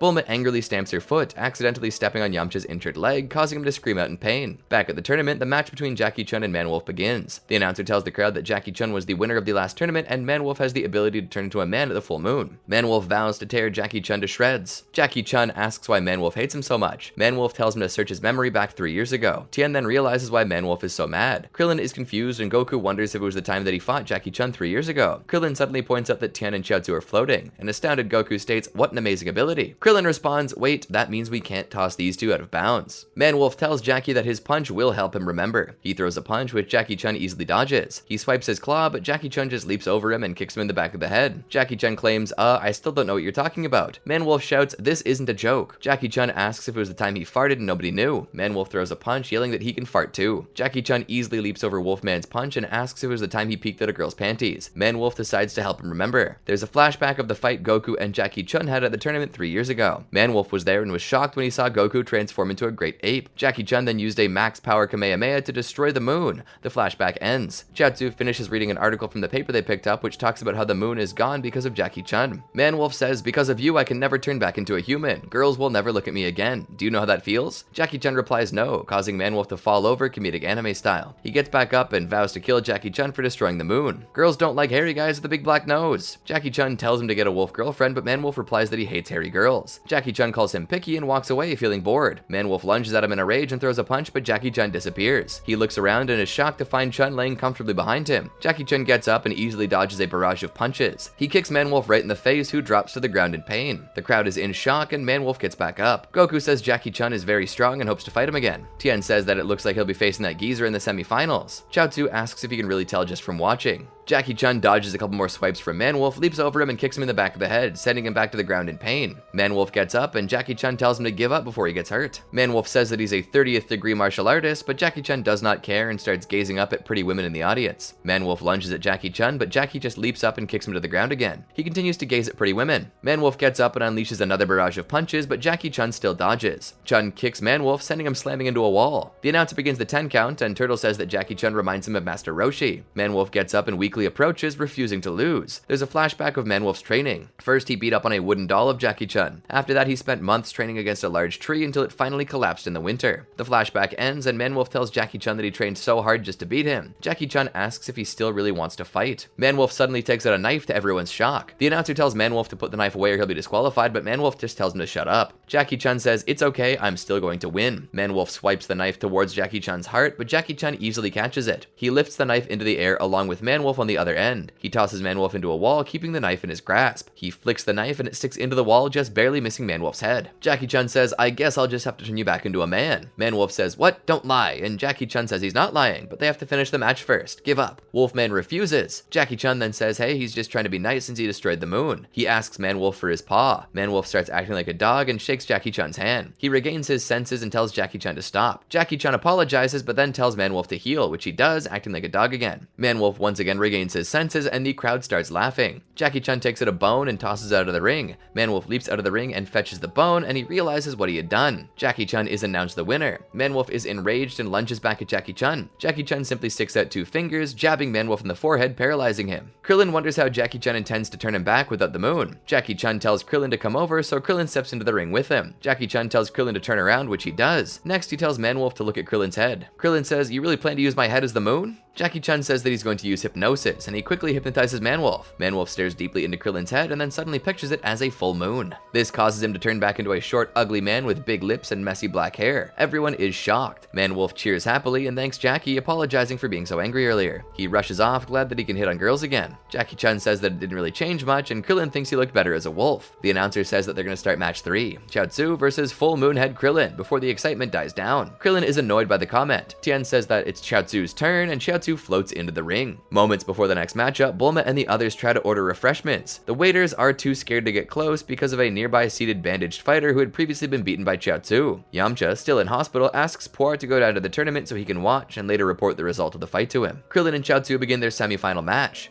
Chaozu reveals that he has the ability to fly. Before Krillin can lay a hand on him, he floats up above the ring after a physical confrontation where Krillin catches him out with a math question that he's unable to answer. Chaozu starts firing Dodon Rays at Krillin, who is forced to run wildly around the ring to avoid them. Goku realizes that the Dodon Ray is the same technique that was used by mercenary Tao. Tien Shin Han overhears Goku talking about the Dodon Ray and asks why he knows of it, so Goku tells him that Tao used the ray before he killed him. Tien is shocked to hear this because Tao was one of the strongest men he ever knew. Jackie Chun tells Goku that Tao was Master Shen's brother. Tien tells Shen about Tao, causing Shen to become even angrier at Master Roshi's students. Meanwhile, Krillin tries to knock Chaozu out of the air but fails. He decides to try the Kamehameha wave even though he's never used it before. Jackie Chun tries to tell Krillin that he's not ready to use it yet, but Krillin still plans to go ahead with the move. Krillin and Chaozu both charge up their attacks, and Chaozu fires the Dodon Ray and Krillin dodges it. The blast creates a smoke screen, and when it clears, Krillin is gone. Suddenly, he appears behind Chaozu and blasts the Kamehameha right at him. Chaozu goes flying backward in a spiral, but he uses his flying technique right before he hits the ground. When he gets back to the ring, Krillin lands a couple of good punches. Chaozu starts to do his special technique where he spins around and flies at Krillin head first. Krillin gets hit by it a couple times and tries it himself, but he was not very good at it. Chaozu does it a couple more times and he misses and slams into the ground, and Krillin also holds Chaozu's head so he could not attack. Chaozu has another attack where he holds out his hands and makes Krillin feel like his stomach is on fire. Krillin cannot take it and gets beaten up. Eventually he figures out how to stop him. He tells Chaozu to add and subtract numbers, so he uses his hands to count and his stomach would not hurt. Krillin does this and hits Chaozu right out of the ring. In the night after the match, Master Shen attempts to kill Goku. Tien Shin Han sees Master Shen leaving his bed and follows him secretly. Shen finds Goku asleep and tries to kill him, but Goku defends himself. Tien arrives, holds Shen back, and promises to kill Goku while fighting in the World Martial Arts Tournament in front of Goku's master, Roshi. The next day, the gang is eating before the tournament. Master Roshi advises Goku that fighting on a full stomach is not wise, so Goku decides to take some food with him as a snack for later. Launch then brings up Pemput, Goku's opponent. Goku's then informed that Pemput has won every fight he's ever been in, yet this only arouses his curiosity. Pemput's manager, Vodka, and his bodyguards are now seen heading up to Pemput's suite, parting a crowd of fans outside the door. The latter is in training, and the manager asks to come in. After a brief acknowledgement of his fame, he and Vodka then discuss the tournament and bring up Goku. The manager insists on telling more about Goku, but Pemput retorts that he could not care less and continues training. Back at the tournament, Master Roshi is out flirting with girls. He asks them what they like best about the tournament. The first girl, who is blonde with green eyes and a red bow, says that she does not enjoy the fighting, but she loves the costumes. The next girl, who has short purple hair and purple eyes, states that she feels a strong sense of community when she's with the crowd. The third girl, who is overweight and a brunette with 2 pigtails, says that she loves the ice cream cones. The whole time, Master Roshi is ogling them. He then states that he has 2 pupils who are competing in the tournament and calls Goku and Krillin over. As Roshi continues talking about himself, the 3 girls are now cooing over little Goku and Krillin, adoring Goku's hair and tail and Krillin's bald head. Roshi gets jealous and he suggests that the 2 boys have a training session since they obviously have so much time on their hands. Goku, Krillin, and Roshi prepare to spar, with the 3 girls rooting them on. Meanwhile, Vodka is silently spying on them from a doorway. Goku is up first and Roshi tells him to give it everything he's got. As Goku starts to show his skills, everyone is amazed. Master Roshi even admits that out of all the times he's sparred with Goku, it has never hurt before. The girls are thunderstruck. Vodka analyzes Goku and admits that his speed, flow, and execution are absolutely perfect. However, he still enjoys thinking about the fact that Goku does not sell movie tickets or t-shirts, so he has nothing to worry about money-wise. After Goku finishes sparring, he still wants to work out, so he wants to take a run. Vodka then says that he's worried if Pempot is defeated, he'd lose everything. Next, Bulma and Oolong are wondering where Launch is, as she seems to be waiting for an ice cream. As she gets her cone, she notices Vodka and his bodyguards talking to Goku on the side of the road. Vodka lies and says that the tournament has moved locations, with the goal that he would get in the car with them so he would not be present for the match. Launch then goes after the car in a borrowed motorcycle. Back at the arena, the tournament's about to start. Master Roshi, now Jackie Chun, is worried that Goku's not there. Meanwhile, the chase goes on. Launch yells for Vodka to pull over, but they refuse and gain speed. So does Launch. Vodka and his goons drive into a dead end and are forced to stop. After Launch knocks out the bodyguards, she informs Goku that it was all a lie and the tournament is about to start without him. The announcer introduces Pempot and Goku, but Goku's nowhere to be found. He's busy making his way to the tournament by running, even on top of cars. Just as they're about to forfeit him, Goku arrives. After a few jabs, Pempot decides to show off his skills. The fight begins and he rushes Goku, but Goku easily wins by throwing 3 lightning-fast elbow hits to his stomach, knocking him out. Master Shen admits that since so little is known about Jackie Chun, he is very dangerous. Tien spots Jackie with Goku and his friends and decides to test Jackie's strength against Chiaotzu's. Turtle then asks everyone where Master Roshi has went since they do not know he's really Jackie Chun. Krillin teases that he's out being rejected by countless girls, so Jackie hits Krillin in the head. Launch suggests that he's down at the shops and Jackie likes his idea, so he slips away to the shop so he can ogle at the girls. Meanwhile, Tien, Shen, and Chiaotzu follow Jackie to the shops. They notice a little boy on his father's shoulders playing with a toy gun and Tien gets an idea. Jackie, however, is hanging out at a kiosk, pretending to be interested in the merchandise. The whole time he was just staring at the salesgirl's cleavage. As he keeps staring, Chiaotzu uses his psychic ability to make the little boy's toy gun real. The little boy pretends to aim at Jackie, but when he shoots, the little piece of cork that covers the gun shoots out and is heading directly for Jackie Chun. At that very moment, he quickly leans forward to get a better look at the salesgirl's cleavage, narrowly missing the fired piece of cork. Master Shen, though, thinks that Jackie has caught wind of Tien's scheme and are admiring of his speed. The salesgirl hits Jackie, but realizes that he was dodging gunfire. She apologizes. At the hospital, Yamcha is informed by Puar of Pempot's easy defeat. He's also informed that Jackie Chun will be fighting Tien Shinhan, and Yamcha then begins to remember his encounter with Tien. He wishes Jackie Chun would win, yet he's very unsure. Elsewhere, Tien vowed to defeat Jackie Chun and set Goku as his main goal. The match is about to commence and the tension is extremely high. As the match starts, Goku is unsure that Jackie can win. Tien first rushes Jackie, and both fighters are able to hit and block each other equally. However, Jackie works around one of Tien's moves, grabs him by the ankle and flings him out of the arena. As it seems that he's going to fall, he reveals that he has the power to levitate and floats back into the ring. Once again, he rushes Jackie, and it seems that he disappeared. Really, Tien was just moving extremely fast. Aiming for Jackie's feet, he attempts to knock him over, but Jackie jumps out of the way. Then the two go into the air and display a spectacular series of punches. The crowd is amazed when they come back to the ground and both fighters are out of breath. Now, Jackie Chun rushes Tien with the afterimage technique. He creates 8 versions of himself that rapidly spin around Tien in an attempt to confuse him. As Tien is baffled, the Jackies circling closer and closer to assault him with punches and kicks. As they move out into a wider circle, Tien uses his 3 eyes to zero in on the real Jackie Chun and kicks him up against the wall. Jackie gets up and admits that he underestimated Tien, removing his coat and powering up. Tien then uses a rush technique performed with his arms, but the old timer easily finds and grabs his arms and split kicks him into the air. Just as everyone thought it was over, Tien lands swiftly onto the arena. He then knees Jackie several times and grabs him in a chokehold. After a series of cartwheels and a very angry lash out from each fighter, they land on either side of the arena, worn out and out of breath. At the hospital, a nurse walks into the room with a radio and gives it to Yamcha. Yamcha thanks her and begins catching up on the fight between Jackie Chun and Tien Shinhan. Back at the fight, the two competitors are poised, ready to continue. Suddenly, Tien jumps up to the sky and tries to hit Jackie from above, but Jackie dodges. They then throw a series of punches and kicks, but not as fast as before because it's clear that they're much more tired now. Tien then bicycle kicks Jackie to the edge of the arena. As Jackie realizes where he is and gets up, Tien grabs him and starts pushing him closer to the edge. However, Jackie still has some tricks up his sleeve. He crushes Tien's hands in an attempt to slow him down. Still, it seems that Tien has the upper hand. As they reach the edge, Master Shen and the crowd are getting impatient, but Jackie will not budge. Tien gives his opponents a few headbutts. Jackie Chun then grabs Tien, leans backward really far, springs off and over him, and lands safely in the middle of the arena. After the suspenseful moment, Jackie is now admitting that Tien is one of the most gifted fighters he's ever faced, yet he undermines his own ability due to his horrible ethics. Tien retorts that he does not care and admits that he was not even fighting seriously. He squats down and performs the solar flare, a super bright energy technique that blinds Jackie and the crowd, except for Master Shen and the announcer who are wearing sunglasses. He then proceeds to knee Jackie in the back of the neck, rendering him unconscious. The announcer states that this trick, though cheap, is allowed and begins a countdown. Just as he was about to reach 10, Jackie stands up, amazing Tien. Tien asks how it's possible to recover so quickly after an attack like that, and Jackie replies that he cannot know until he ditches the destructive path he is set on. He even made a jab about Shen, which set Tien off, and he goes on the offensive, refusing to listen. On the sidelines, Shen is beginning to get suspicious about Jackie's identity. After Tien's assault, Jackie Chen continues pressing his jabs and called his last kick sloppy. He claims that Tien's mind is not focused, but it's not his fault that his mind was messed up. He says that Master Shen was always gifted with deception. Just as he says that, Shen realizes that Jackie Chun is merely Master Roshi in disguise. He telepathically tells it to Tien, who then prepares a powerful Kamehameha. However, Jackie is able to deflect it away from the audience. Tien then claims that he can learn any technique, and Jackie advises that he must keep a level head in order to succeed, and that he can teach him. Then he gallantly walks out of the ring, saying that his era has ended. Shen claims that Roshi forfeited to avoid the humiliation of losing, but Tien disputes this, saying that Roshi wasn't afraid and, if anything, was holding back. Krillin and Goku excitedly anticipate their upcoming fight. Following Chun's withdrawal, Tien walks away with mixed feelings, wanting to be alone to think.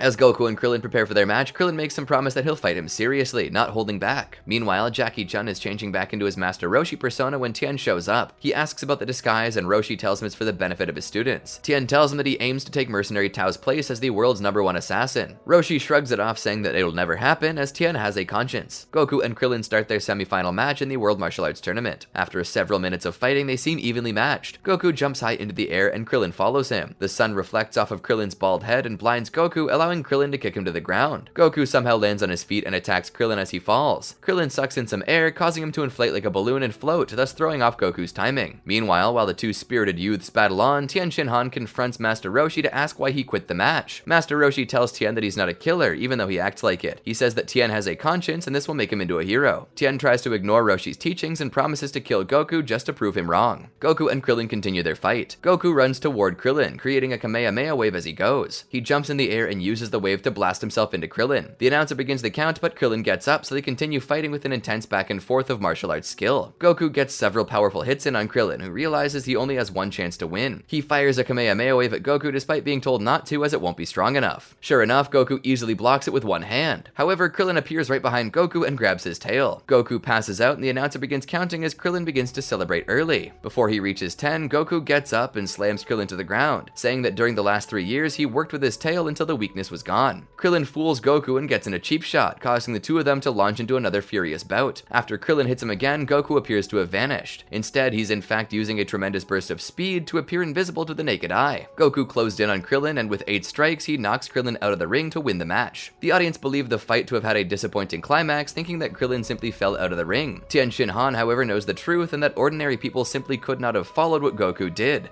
praising his skill and looking forward toward their match. Yamcha, eager to watch the final match between Goku and Tien Shinhan, sneaks out of the hospital against hospital policy. Oolong transforms into a giant ogre to save front row seats for everyone, only for Puar to show up, who transforms into a larger monster having the same idea. At the hotel, Tien meditates in preparation for his match, but Master Roshi's words to him from the day before distract him and begin to sway him. As the time for the final match arrives, all the spectators, including Goku and Tien's supporters, show up in the stands. Krillin wishes Goku good luck, and Master Roshi, unable to see clearly from the back of the crowd, joins Krillin's side after requiring a better view. The match starts, and right away Goku attacks. He grabs Tien Shinhan's leg with his tail and swings around to punch him in the face. Tien flies up into the air, and Goku jumps up after him. Tien hits Goku with a Dodon Ray, blasting him down through the floor of the ring. Goku jumps up from the rubble and continues his assault. He tries his disappearing trick again, but Tien's 3 eyes help him keep track of his movements. While Goku is running around, Tien hits him, sending him flying into the wall of the ring. Tien pins Goku against the wall and beats him mercilessly. Tien Shinhan grabs Goku and uses his volleyball attack on him. Knocking him up into the air, he spikes Goku Goku down hard into the ground, but to his surprise, Goku gets up. He says that throughout the tournament he has only been using a fraction of his strength, what he refers to as his tournament power, to protect his opponent, but now he's going to fight it full. He unleashes a brutal assault, then starts conjuring a Kamehameha but stops,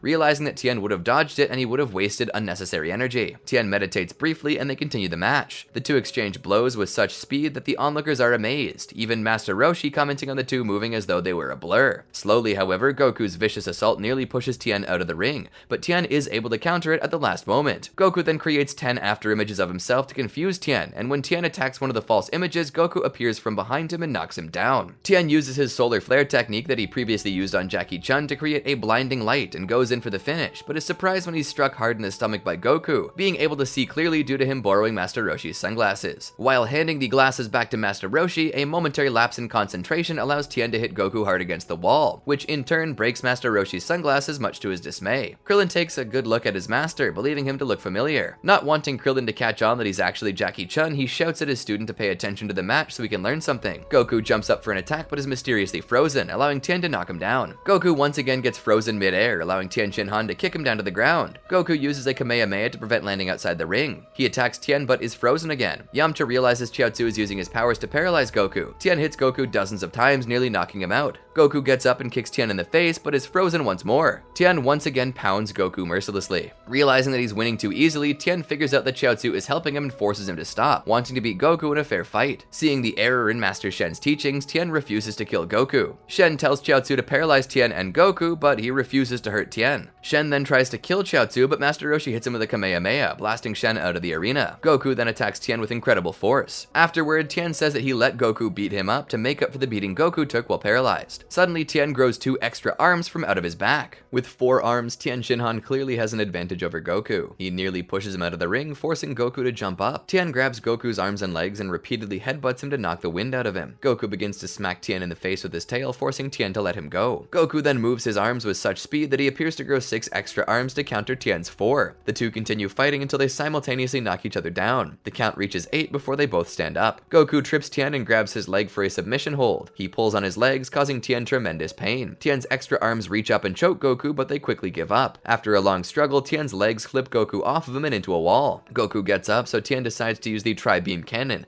a devastatingly powerful attack that shortens the life of the wielder whenever used. Warning Goku, Tien floats above the ring and fires the Tri-Beam on him. When the dust clears, the entire ring is gone, leaving a gaping hole in the ground. Goku is nowhere to be found. Everyone looks up and finds Goku miles above the surface. Tien Shinhan floats up and tells Goku that he never meant to hit him with the Tri-Beam. He just wanted to knock him out of bounds, and since there is no stage to land on, and since Tien can fly, Goku seems to have no chance. With a reverse Kamehameha, Goku blasts himself into Tien and headbutts him in the stomach. As they rapidly approach the surface, Goku is hit by a car, causing him to touch the ground slightly before Tien. The World Tournament announcer declares Tien the winner, and the entire crowd rushes over to the landing site and celebrates Tien's victory. Unable to comprehend the praise being bestowed upon him, Master Roshi tells him to enjoy it. Later, Tien offers Goku half of his prize money as he feels that he was the true winner, but Goku declines the offer as he has nothing to spend it on. Tien apologizes to Yamcha for breaking his leg and then takes everyone out to dinner. Right before they eat, Goku realizes he left the power pole and the 4-star Dragon Ball at the arena, so Krillin leaves to get them for him. While they're eating, Goku has a terrible feeling and suddenly runs back to the arena where he finds Krillin dead and the announcer injured. The announcer tells Goku that a monster killed Krillin, stole the Dragon Ball and a list of names from the World Martial Arts Tournament. Furious, Goku gets the Dragon Radar from Bulma and sets out to track the culprit down, despite his master's orders not to leave. As Goku sets out on a quest for revenge, his friends attempt to learn the identity of Krillin's killer. All clues lead to Master Roshi's past, an evil that could destroy the world. The story of King Piccolo is revealed by Master Roshi, who explains that King Piccolo once plunged the world into terror with his demon army, until Roshi's master, Master Mutaito, sealed him away in an electric rice cooker using his evil containment wave technique, which cost him his life. It's revealed that Emperor Pilaf and his gang found the electric rice cooker and freed King Piccolo and told him of the Dragon Balls. Doing so, they hope that once King Piccolo takes over the world, he will grant them a section of the planet to rule over. King Piccolo now wants the roster of all the martial artists that participated in the last World Martial Arts Tournament so he can never be at risk at being sealed away again, as well as the Dragon Balls to grant him a wish. Goku catches up with the murderer of Krillin. The killer is a demon named Tambourine, who gladly tells Goku about how he killed Krillin for the Dragon Ball and a list of fighters in the Martial Arts Society. Tambourine beats up Goku by blasting a mouth energy wave at the flying Nimbus, causing Goku to fall into the woods. Tambourine then attacks Goku again until Goku is no longer conscious. He continues back to King Piccolo thinking Goku's dead. Meanwhile, Meanwhile, back at the tournament, the gang decides to go back to Kame House with Krillin's dead body. When Tambourine gets back to Pilaf's flying base, King Piccolo tells him to post the Martial Arts Society pictures on the wall. King Piccolo commands Tambourine to go and kill the entire Martial Arts Society to make sure that no one can use the evil containment wave to trap him again. Tambourine goes and kills King Chappa and his students at King Chappa's temple, and Pomput during one of his kickboxing matches just as Pomput beats his 20th straight opponent. Tambourine continues his rampage by killing Bacterian with his shocker flatline. Back on Pilaf's flying base, King Piccolo creates a third child who he names Symbol to help him collect the Dragon Balls more quickly. Piccolo's first son, Piano, reminds him that creating more eggs speeds up his aging process, though Piccolo disregards that, saying that once he obtains all the Dragon Balls, aging will no longer be an issue. Emperor Pilaf tries to bargain with Piccolo for part of the world once Piccolo takes over, as he owes his freedom to him, only to have Piccolo growl at him. In the forest where Tambourine left Goku for dead, Goku wakes up to a frog licking his nose and finding himself starving, so he attempts to find some food. Hilarity ensues as a fruit tries to eat him instead, and a kangaroo he intends to eat punches him a couple of times. Somewhere above, Tambourine flies on, looking at Manwolf's roster page. Back at Kame House, Master Roshi and the gang tell Tien Shinhan and Chaozu about the Dragon Balls and think about a plan to defeat King Piccolo using the Dragon Balls instead of resurrecting Krillin immediately. Bulma offers to make a freezing capsule to preserve Krillin's body for the year it would take for the Dragon Balls to turn back to normal. On the television, they see a report on the recent deaths of martial artists and connect the dots. Meanwhile, Master Roshi tells Bulma to get to work constructing another Dragon Raider as they don't know whether Goku is alive or not. Somewhere else, as villagers are washing clothes and their kids play in a river, Manwolf's body floats downriver, bloody, with one of Tambourine's demon symbols impaled through him on a stick. Goku almost lost hope in finding food, but suddenly he catches whiff of something cooking and runs towards it, finding a huge fish cooking above a fire and decides to eat it. Regaining his energy, he renews his vows of revenge against Tambourine for killing Krillin and checks his radar to begin locating him. Turning it on, he sees that there is a Dragon Ball somewhere right in his vicinity and he assumes it's Tambourine. Just as he begins looking around, a boulder is thrown at him and he dodges it. A stranger with a sword in his hip comes out, accusing Goku of stealing his food. The stranger tells Goku that he stole his breakfast, though Goku says he cannot prove it was his fish. Goku sees the stranger has a Dragon Ball hanging on his neck as a necklace and assumes that he works with Tambourine. However, as he notices later, the Mountain Man's ball was the 1-star ball, not the 4-star ball that Tambourine stole from him. Due to the misunderstanding, they start to fight. The fight does not last long as the misunderstanding gets resolved and Goku asks the man his name. The stranger says his name is Yajirobe and they chat for a while. Goku asks where he got the Dragon Ball and Yajirobe says that he found it 3 years ago in the jungle. Symbol flies in for the Dragon Ball. Goku figures that Symbol works with Tambourine as they look similar and both want the Dragon Balls, so he and Yajirobe play rock paper scissors to decide who will fight. Yajirobe ends up winning. He makes short work of Symbol, slicing him in half with his sword. King Piccolo senses the death of his son and scowls in pain. Meanwhile, Master Roshi has Kame House and the rest of the gang relocated to a different island to keep safe from King Piccolo for the time being, but Bulma and the others insist on getting the Dragon Balls before King Piccolo does. Bulma then creates a freezing capsule to keep Krillin's body in. Yajirobe makes a fire and cooks Symbol, as he is still hungry and upset at Goku for eating his breakfast. Goku advises him not to eat the monster, as it's likely unhealthy or poisonous, and yet Yajirobe tells him to mind his own business. In short order, Yajirobe makes a steak out of Symbol and eats him, commenting that he's delicious and tastes like chicken. On Pilaf's flying base, King Piccolo tries again to telepathically communicate with Symbol, but to no success. Feeling angry at the loss of his son, he yells at the Pilaf gang for not being compassionate enough. Elsewhere, a group of animals are having a nice sunny day in their village, and a father and son bear are doing some fishing. Just as they catch a fish, Giron the Giras, one of the quarterfinalists from the 21st World Martial Arts Tournament, flies in, steals it, and bullies them cruelly. Just as he's about to beat them up, Tambourine arrives on the scene and steps on his tail, stopping his attack. A battle ensues, but Giron is clearly outmatched, as none of his attacks do any damage whatsoever. He tries to use his special attack, the merry-go-round gum, to bind Tambourine, but with no effect as he breaks out in short order. Giron gets one good kick in before Tambourine strikes him so hard with his hand that it goes straight through his stomach. The two animals whom Giron was bullying mercilessly come out to thank Tambourine for saving them, but Tambourine kills the father mercilessly and says to the son, "Giron was a job, your father I killed for fun,"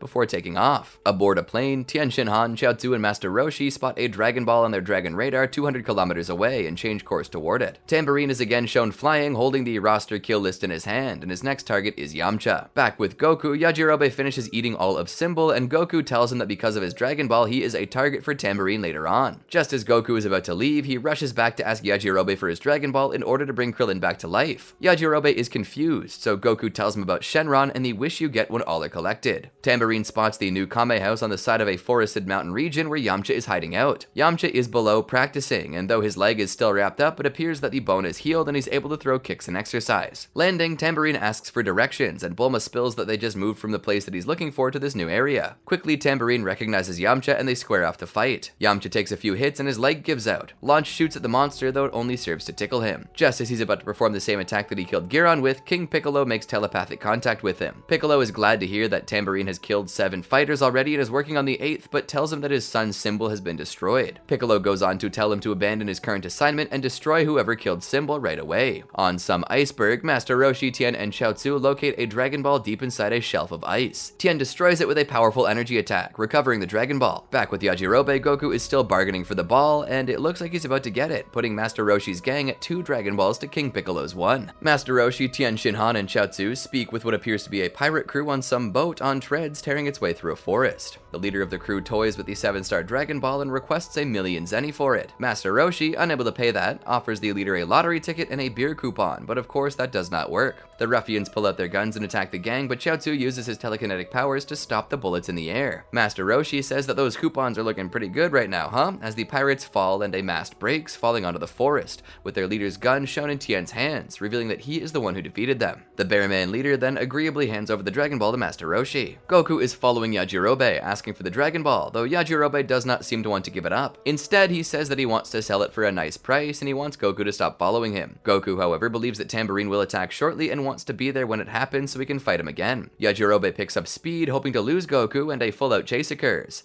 Back on Pilaf's flying base, King Piccolo is getting madder and madder, and Piano is trying to calm him down. Tambourine gets into telepathic contact with Piccolo, having arrived in the place where the Dragon Ball's signal was coming from earlier, saying that no one is there. Consulting their own radar again, Mai sees that the Dragon Ball is moving away at a tremendous speed, where Goku is running after Yajirobe, heading northeast. After chasing each other across many different landscapes, they run out of breath and lay down on a riverbank to rest and catch some fish to eat. Their break is noticed and Tambourine approaches, though Goku and Yajirobe resume their chase as soon as they finish eating. Yajirobe cleverly kicks a rock while running away, and as Goku steps on it, it cracks, sending Goku down the river as Yajirobe chuckles and escapes. Piccolo tracks his movements, however, and directs Tambourine toward him. Master Roshi, Tien, and Chaozu approach another Dragon Ball elsewhere and go to a house. Tien knocks at the door and the man that sits inside recognizes Tien, clearly unfavorably. A flashback sequence happens as the man explains why he hates Tien. As they fought in some ring in front of a large cheering audience, Tien wins the fight, but instead of stopping when he's got the win, he breaks the man's leg mercilessly. The man says he suffered 13 broken bones and it took him 2 years to make his way back to his house. Tien gives a heartfelt apology and asks for the Dragon Ball. The man laughs at him and refuses outright to have anything to do with Tien. Outside the house, Master Roshi and Chaozu note a bunch of police cars arriving. They bust into the house and wish to arrest Tien for the murder of all the martial artists. Tien stresses that he is not guilty and that King Piccolo is the culprit, but the police do not listen. Just as shots are about to be fired, Master Roshi walks into the house to try to defuse the situation. One officer recognizes him and listens to Roshi as he vouches for Tien. Tien again asks for the Dragon Ball, but the man still refuses to cooperate. Instead of getting mad, Tien gets down on his knees and begs forgiveness, even offering to let the man take revenge on him and break his arms if he so wishes. The man hesitates, but lowers his gun and forgives him, saying that he may have the Dragon Ball, which his sleeping baby is currently holding. Back on a farmer's cart that Yajirobe was using to hitch a lift from, an energy attack from above splits the air and blows it to bits. Tambourine lands nearby and begins to question the poor farmer on whether he killed his brother. Before he has a chance to respond, though, he spots Yajirobe and the Dragon Ball in his necklace. Yajirobe realizes that Goku was not lying, and just then Goku catches up, screaming that he's going to be the one to fight Tambourine. Yajirobe agrees on the condition that when Goku wins, he gets to eat the body. Tambourine acts fully surprised that Goku is alive, as he thought he'd killed him earlier in the forest, and he can't believe that these two guys had killed his brother. Tambourine laughs and cannot believe that Goku wants to challenge him again after he nearly killed him. Goku says that he'll win this time because he's at full strength and not hungry. Back on the ship on their way to find the next Dragon Ball, Master Roshi has a flashback to the time when he first met Bulma and Goku,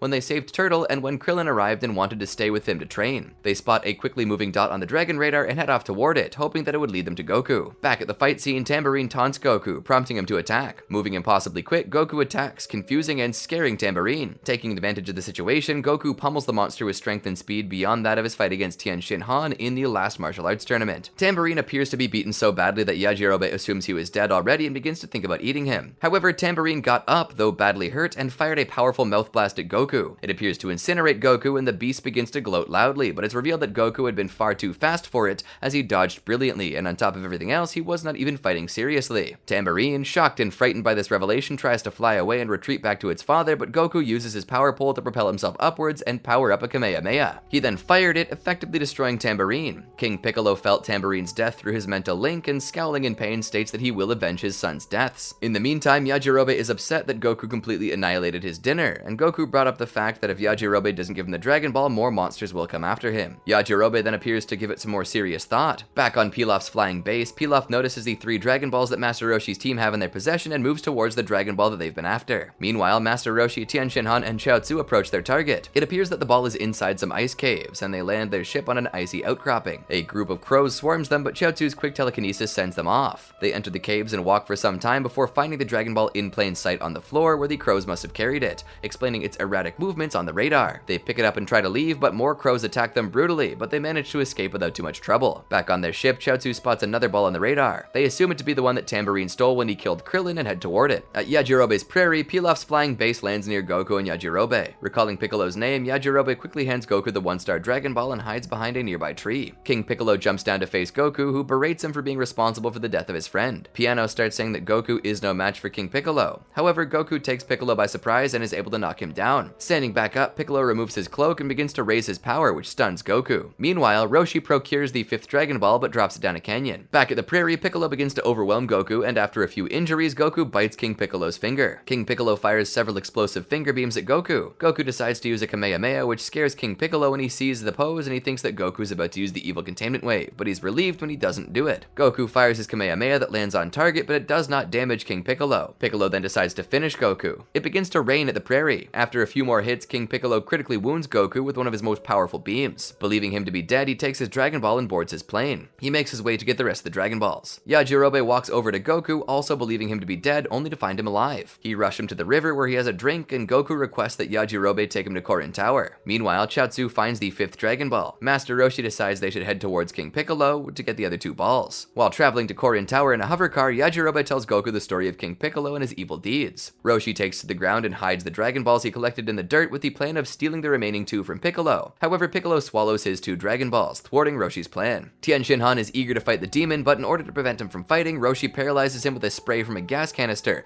and tells Chaozu to stay hidden behind the rock. King Piccolo jumps down Pilaf's flying base where Roshi is standing before him. The Dragon Raider at Kame House reveals that 5 Dragon Balls are gathered in one place and does not account for the other 2. Oolong notes that all 7 were gathered in one place, but the 2 suddenly disappeared off the radar. Bulma tries to contact Master Roshi, but is unable to get in touch with him. Roshi reluctantly tells King Piccolo where his Dragon Balls are, while King Piccolo's 2 are ingested by him. Knowing full well that he's no match for King Piccolo, Roshi has no wish to fight and toys with him, enduring the pain he receives from the latter. Piccolo does not recall meeting Roshi, despite Roshi mentioning this several times. However, when Roshi mentions Master Mutaito, King Piccolo grows fearful and begins to realize Roshi's true intent. Roshi takes an electric rice cooker out of a capsule and unleashes the evil containment wave. King Piccolo attempts to resist as Tien Shinhan watches the whole thing. Unfortunately, Roshi misses at the last second and dies after telling Piccolo that someone will rise up and defeat him. King Piccolo then unites all 7 balls and summons forth Shenron in preparation to make his wish. Tien Shinhan speaks with Chaozu telepathically and tells him that before Piccolo can make his wish, he must ask Shenron to send Piccolo away from Earth forever. Chaozu tries to thwart King Piccolo's wish, but he's killed by a Mako-sen before he can truly get the wish out. King Piccolo makes his wish and has his youth fully restored, regaining the strength he once had during his peak. Before Shenron can disperse, King Piccolo kills him with a mouth energy wave, destroying the Dragon Balls as well. King Piccolo then declares that with all of his enemies dead, no one will be able to stop him from conquering Earth. Goku, on his way to the sacred land of Korin, checks his Dragon Radar only to notice that it's no longer picking up a signal. King Piccolo intends to target King Castle, where King Furry is the ruler. A kind-hearted person, when 2 villagers approach the king asking for help due to the problems with their land, the king happily obliges. Tien Shinhan eventually comes to, and angered by Chaozu's death, intends to use the evil containment wave on King Piccolo himself, believing it is the only way to defeat him. Back on board the ship, Emperor Pilaf attempts to request his reward for helping Piccolo, hoping for a section of the world in return for freeing Piccolo from confinement. Instead, Piccolo decides to get rid of him, Mai and Shu, by throwing them off the ship before making his way to Central City. Meanwhile, Yajirobe and Goku finally reach Korin Tower and are greeted by Bora and Upa. As King Piccolo prepares to attack Chao Castle, everyone is celebrating King Furry's anniversary, including Suno, who is there to present flowers. At the sacred land of Korin, Upa is ecstatic to see Goku again after 3 years apart. Goku voices his intentions to climb Korin Tower to meet Korin once more so he can receive more training from him in the hopes of defeating Piccolo. Yajirobe does not want to go with Goku anymore until Goku mentions the Senzu beans, a meal that will be able to fill him right up. With Bora's help, he launches the 2 of them up Korin Tower to give them a head start. Yajirobe then begins his climb up the tower with Goku on his back. Yamcha and the others arrive where Tien Shinhan is waiting, and they find the deceased bodies of Roshi and Chaozu. Tien tells tells all those present that he will destroy the demon by using the same evil containment wave that Master Roshi attempted, and takes off. While the children are handing their flowers over to the king, Piccolo arrives at the castle and without hesitation begins to attack the guards. King Piccolo storms the castle and things get ugly in the kingdom, even for King Furry. Nothing the guards are able to do can even slow down the villain. King Piccolo kills the commander and captures the evacuating king. Yajirobe finally reaches near the tower's summit. King Piccolo kills King Furry's first officer and demands Furry to send word to the world of his conquest. Furry initially refuses so in a display of power, but King Piccolo destroys a large part of the city, which ultimately makes the king give in. Elsewhere, Bulma places Chaozu and Master Roshi's corpses in freezing capsules, just as she did with Krillin. Bulma contacts Tien and tells him that they can gather the Dragon Balls again to wish them back to life, but Tien explains that Piccolo had destroyed Shenron after having his own wish granted. They then return to Kame House. While Goku's friends are trying to enjoy themselves and Tien Shinhan is having a hard time learning the evil containment wave, Yajirobe meanwhile reaches the top of Korin Tower and meets Korin, and soon after eats too many senzu beans, causing his stomach to expand greatly. Goku requests more training, but Korin informs him that sadly he has nothing left to teach him. He also tells him that Master Roshi has been killed by Piccolo. Enraged, Goku goes to rush off, but Korin stops him and tells him that he'll only be killed. Goku says that he doesn't care, and so Korin tips him on the Ultra Divine Water. At King Castle, Piano antagonizes King Piccolo's enslaved subjects and forces them to make a grand meal for their new king on very limited time. At Korin Tower, Korin tells Goku that the Ultra Divine Water is hidden deep in an icy labyrinth, where many have perished while trying to find it. Yajirobe does not want to go, but while looking for food, he accidentally goes in the same portal that Goku enters soon after. Korin warns them about darkness and to return to the same location when they're done,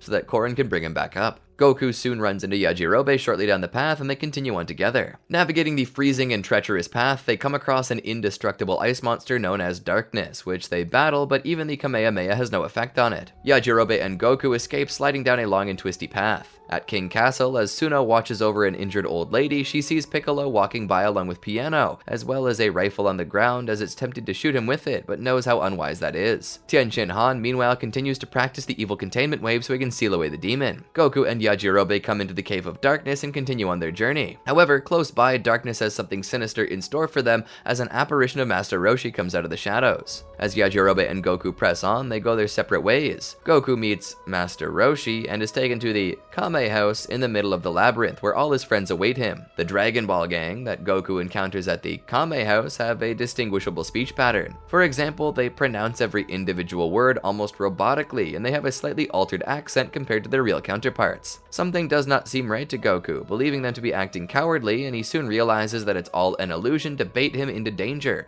and that this Roshi is a fraud. As Goku leaves, the fake Master Roshi attacks him and they fight for a while. While Yajirobe is trying to get food, he falls onto Goku and they both fall off a cliff, hanging for their lives. With some effort, Goku stays put, even as Roshi injures him. Satisfied with Goku's courage and determination, Darkness meets with Goku and warns him about the possibility of death from drinking the Ultra Divine Water if he is not fit for it. He tells him that 14 other warriors have attempted to gain strength from the water in the past, but none of them have survived. Goku takes the risk knowing that there is no other way to defeat Piccolo and drinks the water, feeling excruciating pain during the process. Meanwhile, King Piccolo broadcasts that criminals are free to reign in the world. Goku survives the Ultra Divine Water and vaults his and Yajirobe's way out of the land of ice with the power pole. Meanwhile, a crime wave spreads throughout the world. Ader has traveled to Central City to find Suno. Suno is making use of herself, helping those in casualty as Ader finds her. Ader forcefully persuades a band of rogues to aid the casualties. Tien Shinhan finally masters the evil containment wave and makes his way to confront King Piccolo so he can seal him away. Goku and Yajirobe manage to get back to Korin Tower. Goku feels the new power soaring within him and can now sense where Piccolo is currently located, now prepared to go and confront King Piccolo immediately. Before he leaves, Korin gives Goku a new Nimbus Cloud after his previous one was destroyed, and Goku makes his way to face King Piccolo once more. Bulma, Yamcha, and the others watch the TV as King Piccolo keeps the world in suspense as he announces Piccolo Day, where he voices his intention to choose a target sector each year to annihilate. Meanwhile, Chi-Chi asks her father, the Ox King, to defeat the monster Piccolo, but he says that nobody in the world can defeat him. Chi-Chi suggests that Goku could, but Ox King still believes it to be impossible, though Chi-Chi has faith in him. While Goku is heading to Central City, Yajirobe attempts to ride the Nimbus Cloud but has a rough landing, having fallen right through from atop Korin Tower. King Piccolo pulls out a slip of paper at random and reveals his first target as Sector 29, which is none other than Bulma's homeland, West City.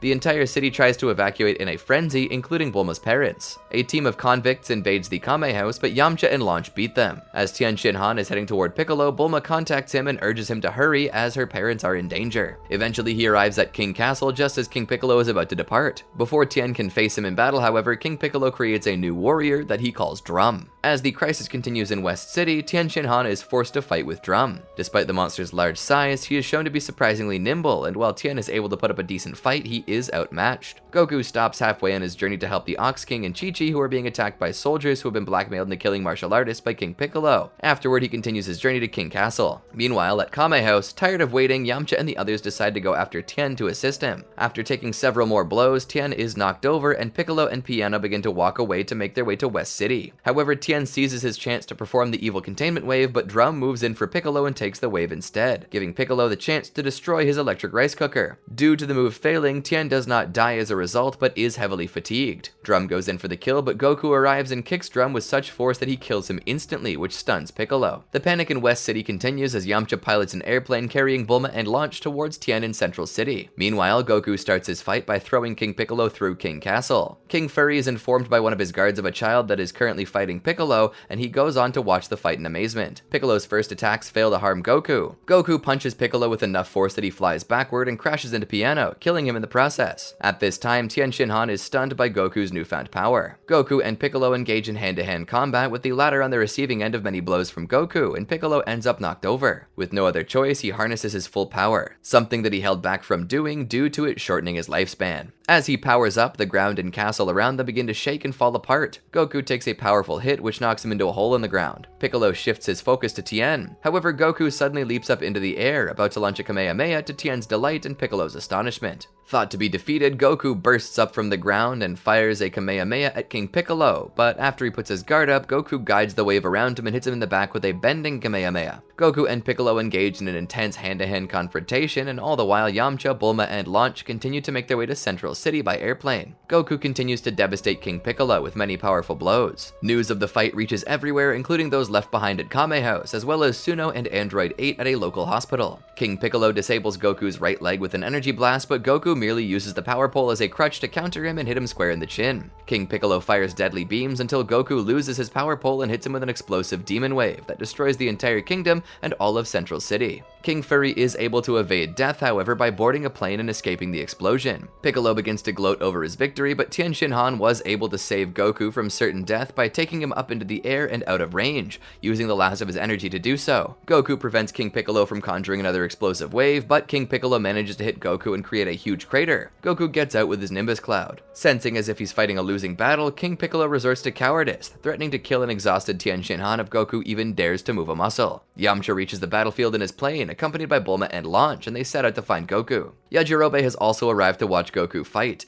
hesitating on whether he should help him or not. Upon discovering that King Piccolo has murdered Shenron, Goku resigns himself to endure repetitive pains for Tien's sake, getting his limbs crippled one by one save for his right arm, which Piccolo conveniently forgets to attack. With Goku incapacitated, King Piccolo prepares to finish him off, but Goku gathers his remaining strength in his right fist, using a one-handed reverse Kamehameha to propel himself at King Piccolo with great speed and punches a hole clean through his torso. However, King Piccolo uses the last of his power to create his final son, telling him to avenge his death before his body explodes in a massive fireball. Yajirobe saves Goku from falling to his death and retrieves Tien. Tien is motivated to train better than ever and is deeply impressed by Goku's incredible skill and courage. Tien Shinhan retrieves Goku's power pole as Bulma, Yamcha, and Launch scan the place. Yajirobe takes Goku back to Korin Tower. News of King Piccolo's defeat spreads with much celebration. Even though the Eternal Dragon is dead, Bulma procured all the stones anyway. An old lady spots King Piccolo's egg, and she and her husband bring it to the house. Piccolo Jr. is about to hatch. Korin is shocked to hear that the Eternal Dragon is dead and reveals that those killed by King Piccolo and his sons do not go to the afterlife, instead spending eternity suffering in a state of limbo, never resting in peace. If the victims of King Piccolo and his sons are not revived by the Dragon Balls, they would be lost for all time. Korin knows the creator of the Dragon Balls is Kami. To get to him, Goku must use the power pole. Goku returns to the scene to search for the power pole. While there, he meets King Furry and a news crew. Fortune teller Baba tells Goku the power pole is at Kame House. She does so for free since Goku did just save the world. Goku gets the power pole, which Launch was accidentally using as a broom, and flies back to Korin Tower. Meanwhile, a young Piccolo Jr. burns the couple's house as they watch in shock, and he vows revenge against Goku. Goku and Korin go to the top of Korin Tower to get up to the lookout. Korin gives Goku a special bell so he can meet Kami. Only a person with the special bell can meet them. Goku extends the power pole from the very top of Korin Tower and proceeds to reach the temple above. At Kame House, Launch is helping Tien Shinhan with his bandages. The reporters have found Kame House and are storming it, looking for Goku. Oolong transforms into Goku for the schmoozing of the reporters. He's so perverted that he spoils his own disguise. As Goku continues to rise, he runs into a thunderstorm and is struck by lightning. Piccolo Jr. runs into a family celebrating the birthday of their little boy Tai. Piccolo Jr. becomes angry at the sight of them and throws a rock through their window. While they're distracted, he enters their house and approaches them from behind. He ransacks their house and runs off into the woods. He blasts the dog that the family sicks on him, thereby discovering some of his power. On the power pole, Goku finally emerges from the clouds and arrives at the temple. Once there, he must battle Mr. Popo in order to gain an audience with Kami. The placid Mr. Popo proves to be a lot stronger than he appears. He's able to hit Goku even when he's running too fast to be seen. Mr. Popo taunts Goku, enraging him and making him lose focus. He knocks Goku down as a figure, presumably Kami, watches.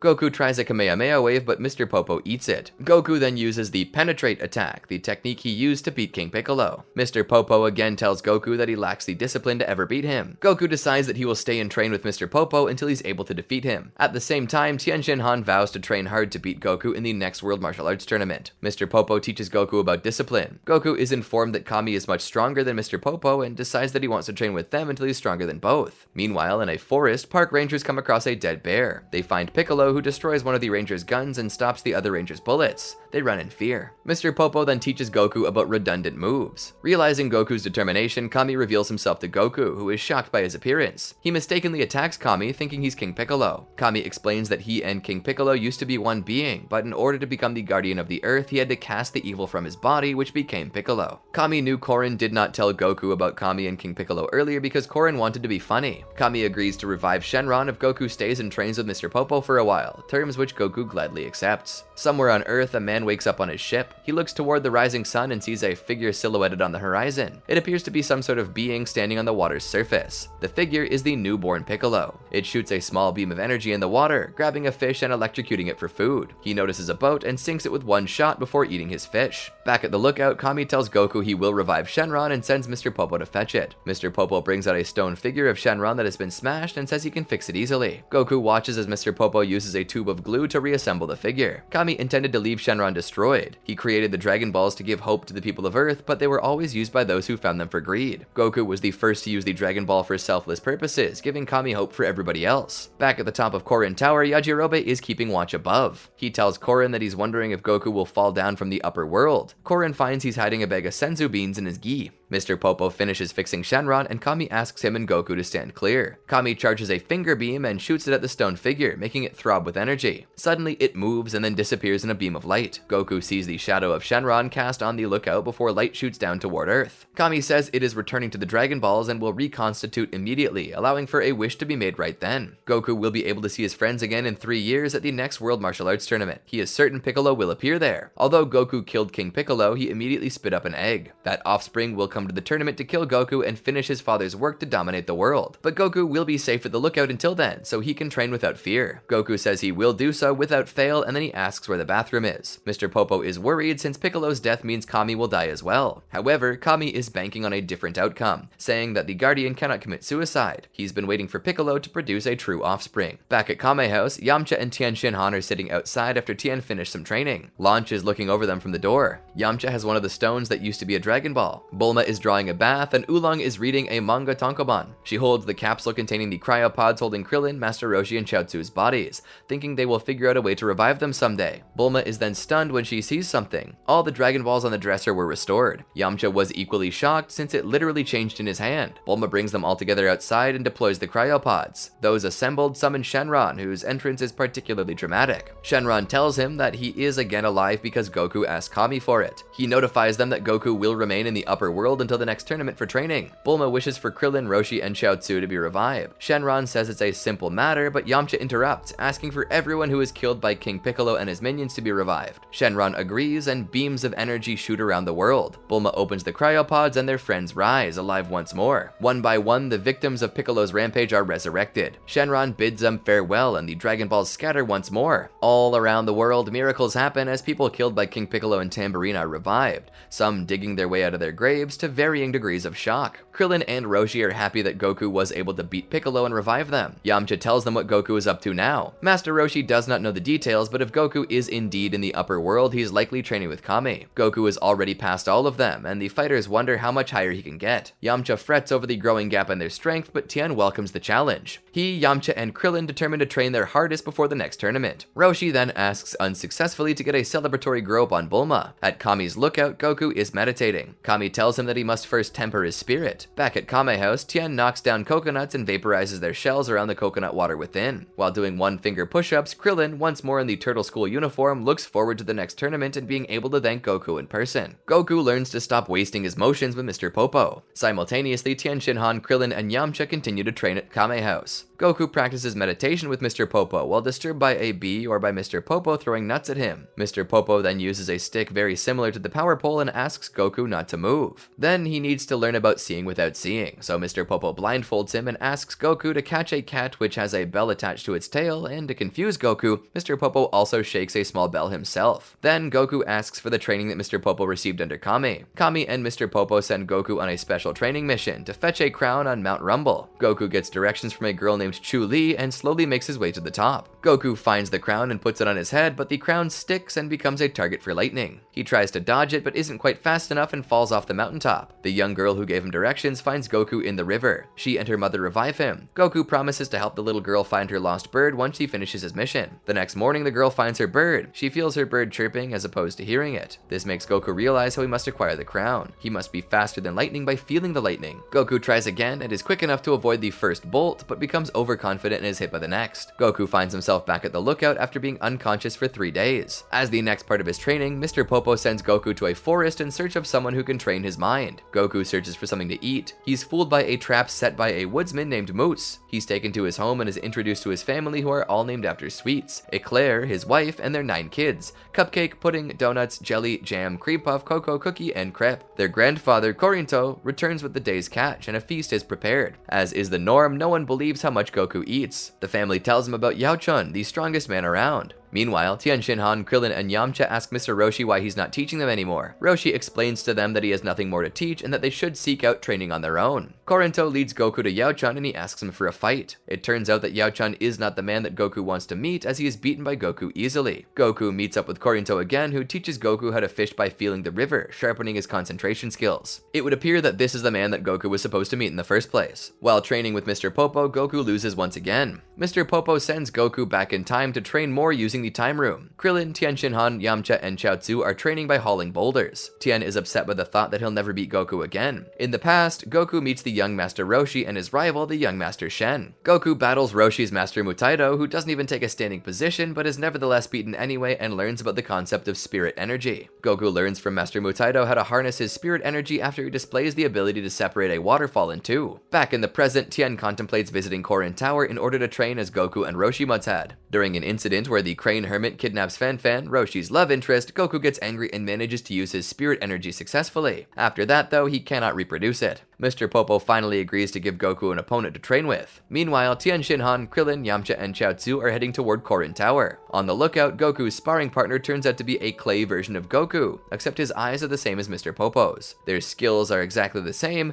the only difference is that the clay Goku has no interference in his mind and can concentrate completely on fighting. Goku has an extremely difficult time concentrating. Finally, he seems to understand how the doll is disturbing the energy around him and he defeats the doll. Well, he thinks he defeats it. Truthfully, the doll's energy simply runs out. Goku falls asleep, exhausted. Meanwhile, the boys continue toward Korin Tower. As they camp, Tien hears drums in the distance. Meanwhile, on the lookout, Mr. Popo plays hide and seek with Goku to teach him about concentration and finding people's ki. The two run around the lookout as Mr. Popo chases Goku blindfolded by following his spiritual energy. Goku tries running faster, but that does not work and Popo catches him and throws Goku to the ground. The boys are ambushed by people in devil masks. The people are friendly, and one of them, Mint, invites the boys to their festival. They live in a small village at the base of a large mountain that the townsfolk consider to be their protecting god. Suddenly, crows fly up, a bad omen to the people. Goku continues his training with Popo, but he just can't evade him. When it's his turn to chase Popo, he fails. Goku is again having a very difficult time concentrating. As the festival continues, Chaozu senses something wrong but cannot pinpoint it. It has something to do with the mountain. A stranger gives Krillin alcohol and he quickly gets drunk. Tien is challenged by the largest man in town, Paul, who is also Mint's brother. Krillin, being drunk, wants to fight the man first, something he would not do sober to impress Mint. Krillin defeats him with a headbutt. The animals of the town start to panic. Chaozu exclaims that the mountain is going to explode. Turns out that the mountain is actually a volcano. It erupts and the villagers panic. The boys go to the volcano to change the course of the lava. Still training with Popo, blindfolded Goku cannot yet harness his ki. Back on the ground, the villagers flee Popo Poco Volcano. Tien Shinhan, Krillin, Yamcha, and Chaozu each try individually to stop the flow of lava towards the defenseless village. Just as it looks like the threat has passed, the volcano erupts again with even more power. Krillin falls down a crack in the earth and Chaozu saves him using the flying technique, after which Tien suggests that Krillin learn this too. The elder of the village refuses to leave and Mint and her brother cannot make him move. Tien manages to divert the lava flow, but it does not leave the village safe. Krillin runs off to try and stop the lava himself. He's still drunk, so he thinks he can do this. Krillin runs to save Mint from the lava flow, but still she will not leave without the elder of the village. Krillin tries to block the village with a big rock. Yamcha blasts a hole for water to flow through and continues comparing himself to Goku. Yamcha manages to flood the entire forest, but somehow not the village. Everything is fine until the volcano erupts again. Together, Yamcha and Tien blast a rock wall that diverts the lava and protects the village. 3 years have passed since King Piccolo's defeat, and all of the warriors reunite for the 23rd World Martial Arts Tournament. Everyone that Master Roshi and Launch are waiting for are late. Tien Shinhan, Krillin, Yamcha, Chaozu, and Goku have not arrived yet. Oolong, Puar, and Bulma arrive first. Bulma's look has changed again. As Bulma was about to help a girl catch a flying balloon and is having trouble catching it before asking someone for help, a mysterious young man appears to assist her and gives the balloon to Bulma, and Bulma asks how does he know her name. It's Goku, but he's not recognized by anyone as he has his hair wrapped in a turban, but when he removes the turban and shows his unique hairstyle, everyone finally recognizes him, and are astonished by how tall he's become. Bulma in particular finds Goku to have grown handsome too. Bulma then gives the little girl back her balloon. When there's just 1 minute left until the end of registration, Tien, Krillin, Yamcha, and Chaozu appear. Yamcha has unexplained scars. Krillin revels in the fact that he's taller, but only for a moment, because Goku walks up to him and is at least 2 heads taller than him now. After some time to recognize, the two best friends embrace, and Krillin finally gets to thank Goku for bringing him back to life. Both Yamcha and Tien are surprised and excited to face off against Goku. Master Roshi made hotel reservations for everyone so they could all rest and be prepared for the tournament tomorrow. While talking with Master Roshi, Tien asks him whether he was going to be Jackie Chun again. Roshi says he won't be participating this year. Bulma shows renewed interest in Yamcha. Outside, lightning strikes the clock tower. Piccolo mysteriously saves a mother and her child from the falling debris. The next day, as the preliminaries begin, Goku explains that he got rid of his tail so Kami could restore the moon. Also, Goku and Tien notice Piccolo show up, and his arrival is much to the distress of Tien. Goku and Tien Shinhan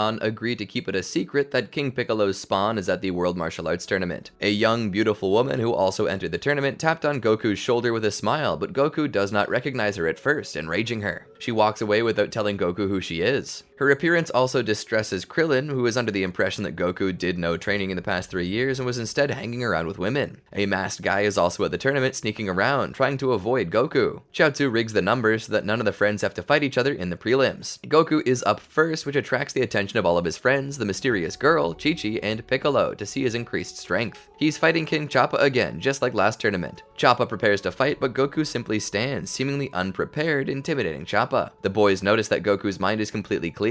Even Choppa feels Goku to be in control and charges forward, but Goku moves so fast that Choppa can't see him and defeats Choppa with one tiny chop. This does not surprise Goku's friends and Piccolo. The mysterious girl, Chi-Chi, is a very strong fighter, as is the masked guy Yajirobe. All the protagonists win their fights except for Chaozu. He appears to have been beaten by mercenary Tao, who was presumed to be dead, shocking both Tien, Goku, and also Chaozu before he was defeated. Goku explained his encounter with Tao to the others, while Tao explains his resurrection. Over the years, Tao has become the first functioning cyborg assassin, with a great expenditure in order to live, and he seeks vengeance against Goku and Tien. Fighters wounded are taken out by stretchers, mostly the handiwork of Tao and Piccolo. Chaozu is taken to the hospital with Bulma and Launch following to nurse. Through the course of the preliminaries, the heroes, Piccolo and Cyborg Tao, progress through their matches. Yajirobe's opponent is a sore loser and throws a fire extinguisher at him. Goku, Tien Shinhan, Krillin, Yamcha, Mysterious Girl, Piccolo, and Tao are all announced to move on to the semi-finals. Yajirobe faces a weak-looking opponent. The man embarrasses himself repeatedly. He seems to win by accident and knocks Yajirobe out of the semi-finals. The announcer panics because he saw Krillin die, yet Krillin stands in front of him. The announcer turns blue, thinking that he came back to life, but Krillin explains that he was revived, leaving the announcer confused. The semi-final matchups are Tao versus Tien, Goku versus Anonymous, Krillin versus Junior, and Yamcha versus Hero. The boys inform Master Roshi, Bulma, and Launch about the progress in match along with the participation of Tao. While everyone is concerned about Tien for his first match, Goku feels otherwise. Shen shows up and warns Roshi to back down from the tournament, but Roshi replies that his students wore his uniform out of respect and not as duty, and that they are individual fighters, which Shen does not believe. Launch clears out a spot in the front row for the group. Goku and the other pupils of the Turtle Hermit share their experience with Korin and knowledge of senzu beans. They also add that they went their separate ways after Korin's lessons. Krillin also adds that he invited Yajirobe but does not see him, to which Goku replies that he was not interested in fighting. Turns out Yajirobe did not leave the tournament yet and is watching Goku. Before Tien enters the ring, he and Yamcha pass an understanding of some kind.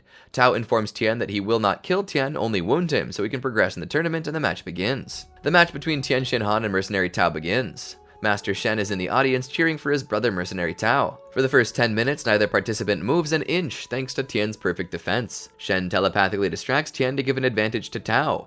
Tien seems to be a lot stronger than Mercenary Tao and tries to escort him out of the ring until Mercenary Tao takes off one of his cybernetic hands, revealing a knife. The announcer tells Tao that he's disqualified for using a weapon, but Tao does not listen. He wants to kill Tien for deciding to join the Turtle Hermit students. Tien, agitated, decides to take on Tao while the announcer tries to negotiate his way through them, but Tao vows to kill the announcer and the Turtle Hermit students as well. Yamcha and Krillin offer a helping hand, but Tien refuses. Tao charges with his knife, but Tien breaks it, so Mercenary Tao takes off his other hand, revealing a cannon for his Super Dodon Wave. Tao shoots the Super Wave at Tien, but Tien survives the ray easily by being able to destroy it. He punches the shocked Mercenary Tao in the stomach and gives Tao to Master Shen with the order to never bother him again. Shen and Tao leave the World Martial Arts Tournament, saying that the Turtle Hermit and his students will not die in peace. Tien returns to calm himself while his friends praise him, but Yamcha stops him, understanding that Tien needs to be alone. Master Roshi is proud of his students and also Tien for their maturity. Meanwhile, the match between Goku and Anonymous is about to begin. The announcer explains Anonymous's request to withhold her name while Piccolo watches the match. Anonymous seems furious at Goku. The time has come for Goku's quarter-final match in the 23rd World Martial Arts Tournament, and his opponent is a young woman who refers to herself as Anonymous. Goku thinks that she has to be mistaken in her anger, but she knows who he is and knows her anger is directed at the right person. Neither Yamcha, Krillin, or Launch know who the woman is. Master Roshi only thinks she's cute, while Bulma simply wonders where they could know each other from. Oolong only senses her bitterness at first. The woman charges Goku before the announcer could finish his introduction.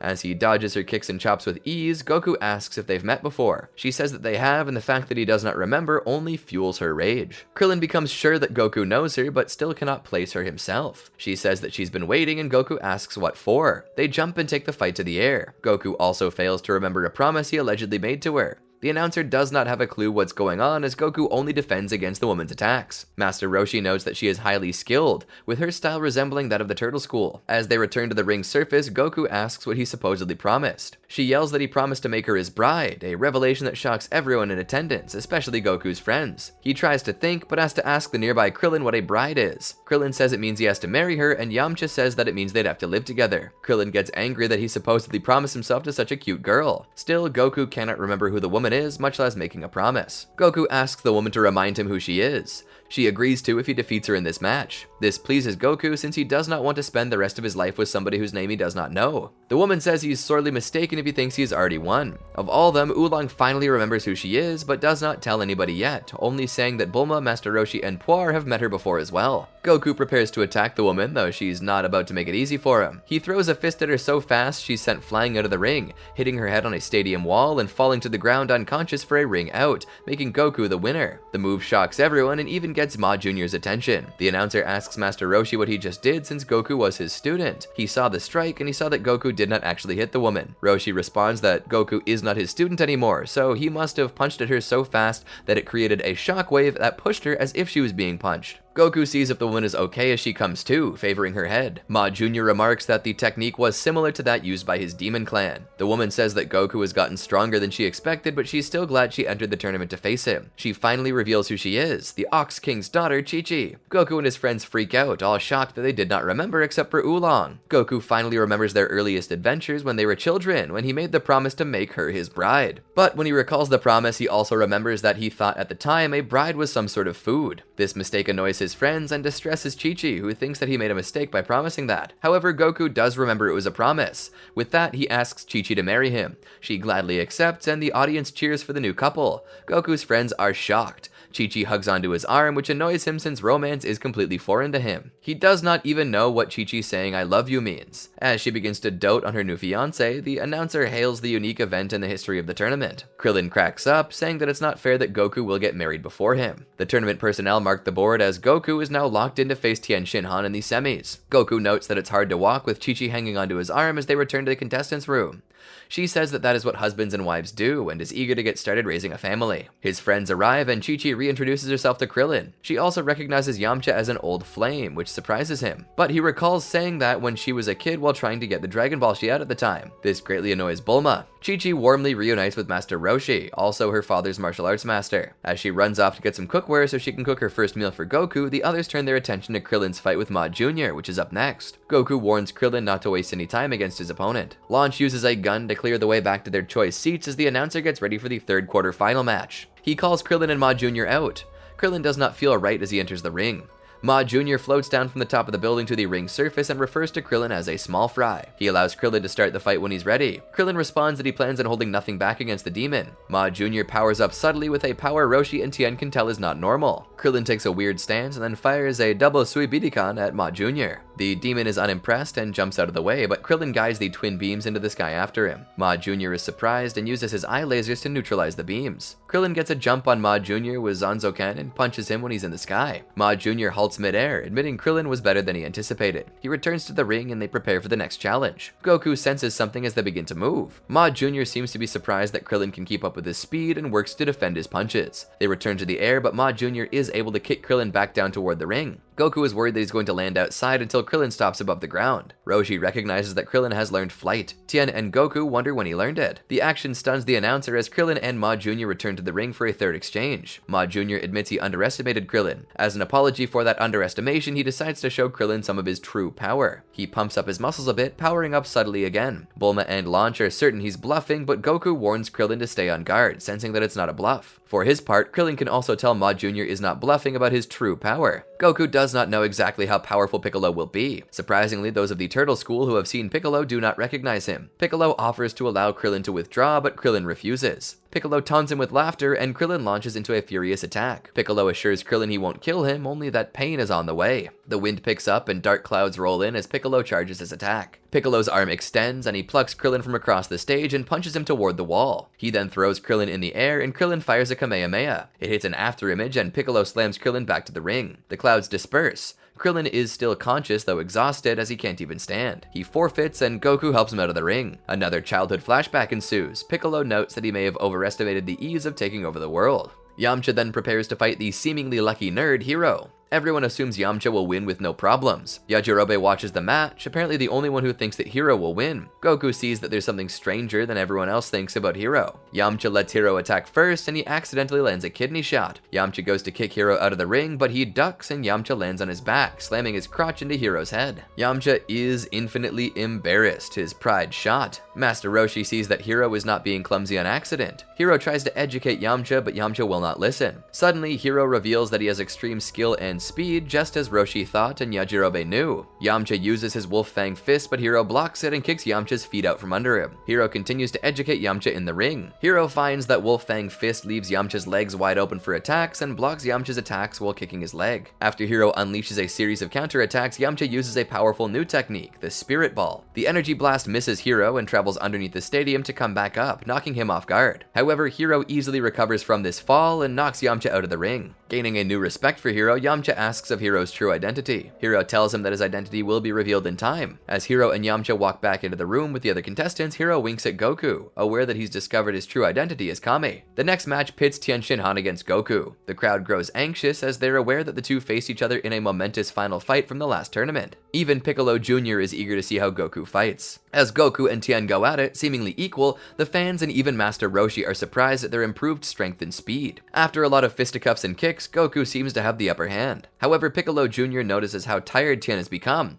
while Goku is not even short of breath. Master Roshi sees this as well. Tien Shinhan finally lands a hit on Goku and headbutts him into a wall. They struggle, evenly matched as it would seem for a little while, but then Tien starts to glow and blasts Goku off of him. After mutual congratulations, Tien states that he mastered a crucial skill and suddenly takes off with extreme speed. Goku follows him miles above the surface. Tien was impressed as Goku was able to track him at this speed, but finds him to be a bit slow. Tien elbows Goku in the back of the neck and when they land, kicks him in the face. A fast and furious struggle then progresses with Tien seeming to be dominant. Tien kicks Goku in the stomach, almost kicking him out of the ring, but Goku spins himself back in the ring. Tien assures Goku that he's going to win, but Goku simply agrees that Tien is a challenge. Before they continue, Goku requests a second to take off some of his clothing. Everyone, including the announcer, thinks that Goku was wanting to relieve himself from the heat, but Hiro feels excited about the upcoming events. Goku struggles to take off his shirt, which turns out to be very heavy, as are his wristbands and his boots. Tien is the first to notice the abnormality of Goku's shirt. Goku reveals that the weighted clothing is all part of his training. Goku is enthralled at the speed he attains without the weight, surprising everyone. The match then begins again.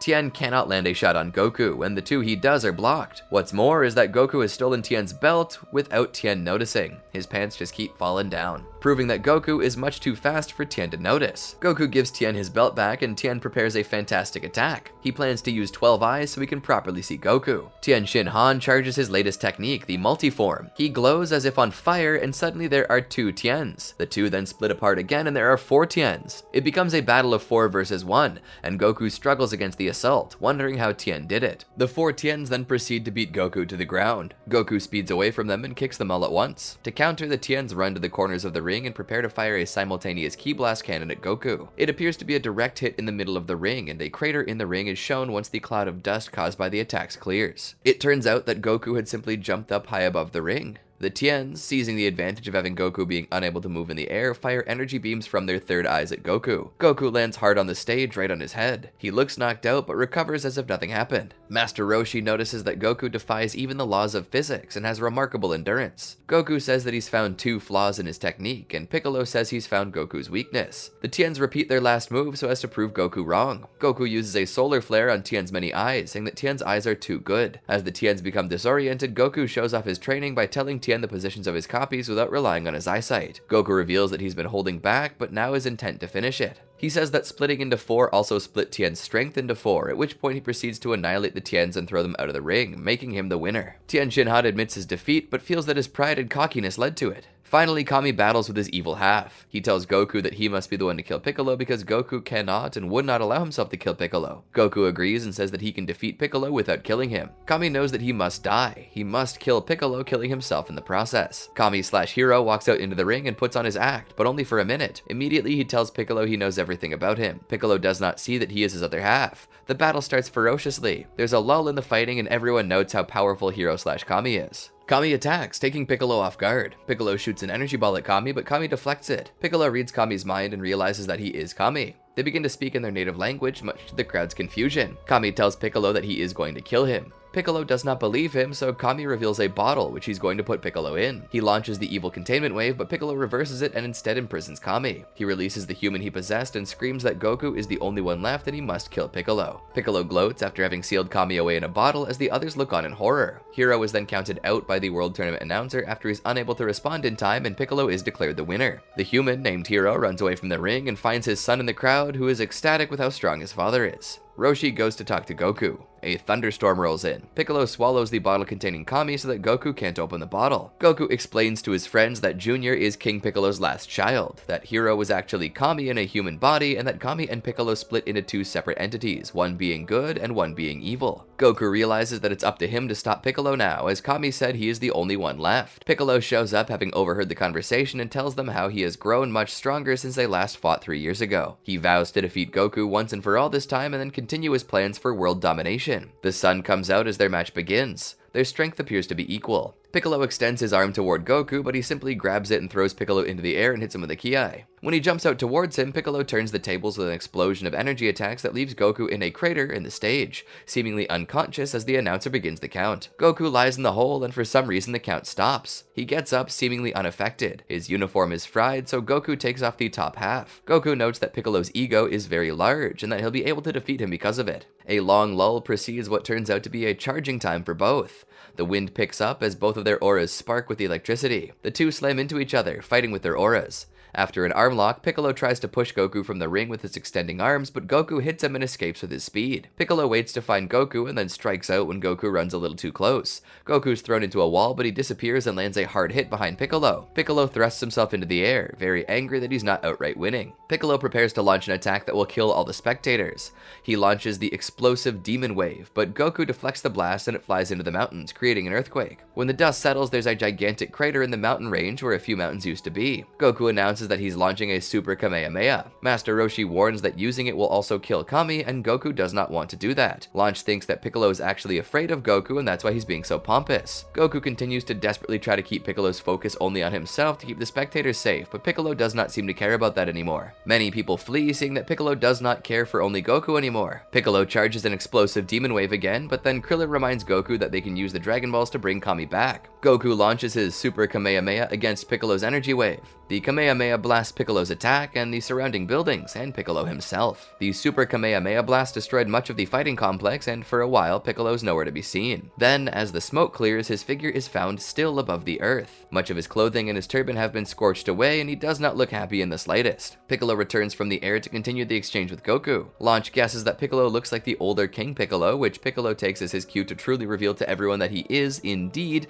the reincarnation of King Piccolo. Upon hearing this, all the spectators rush from the arena, leaving only Goku and his friends, though this works to Goku's advantage as he no longer has to worry about innocent bystanders getting hurt. All of the world is quickly notified of Piccolo's return. The world tournament announcer is stunned, for he is now alone with Piccolo, Goku, and all of Goku's friends. Goku tells everyone to leave, quickly. Piccolo then concentrates his energy to turn into a giant form of himself. Seems that even though he is considerably larger, Goku has no problem battling him. He's smacked to the ground and almost stepped on, but Tien Shin Han distracts Piccolo by offering his help. Goku is under the impression that the match is still going on and that the recent development has not changed anything, and so he's still following the rules. Goku continues to beat on Giant Piccolo until he shoots his left knee, causing Goku to fall. Piccolo tries to step on Goku, but Goku throws him off. Goku says that Piccolo being so large is only a disadvantage, and to prove him wrong, Piccolo grows even larger. Goku's friends and the announcer finally flee a small distance, but Goku stands his ground. As soon as Piccolo Jr. increases his size again, Goku goes down his throat to retrieve the swallowed Denshi jar, saving Kami, and beats Piccolo Jr. from the inside before he's spit up. Goku throws the bottle to Tien Shin Han, who then frees Kami. Realizing he was tricked, Piccolo Jr. returns to his normal size. The two take off again and they disappear. They're so fast that even Kami cannot see them. They take to the sky to engage in a spectacular punching match. To rebound from falling, Goku blasts his Kamehameha using his feet and knocks Piccolo Jr. toward the ground. As he falls, Piccolo shocks Goku with his antenna beams, knocking him down. As they continue battling, Kami jumps in to protect Goku from a punch.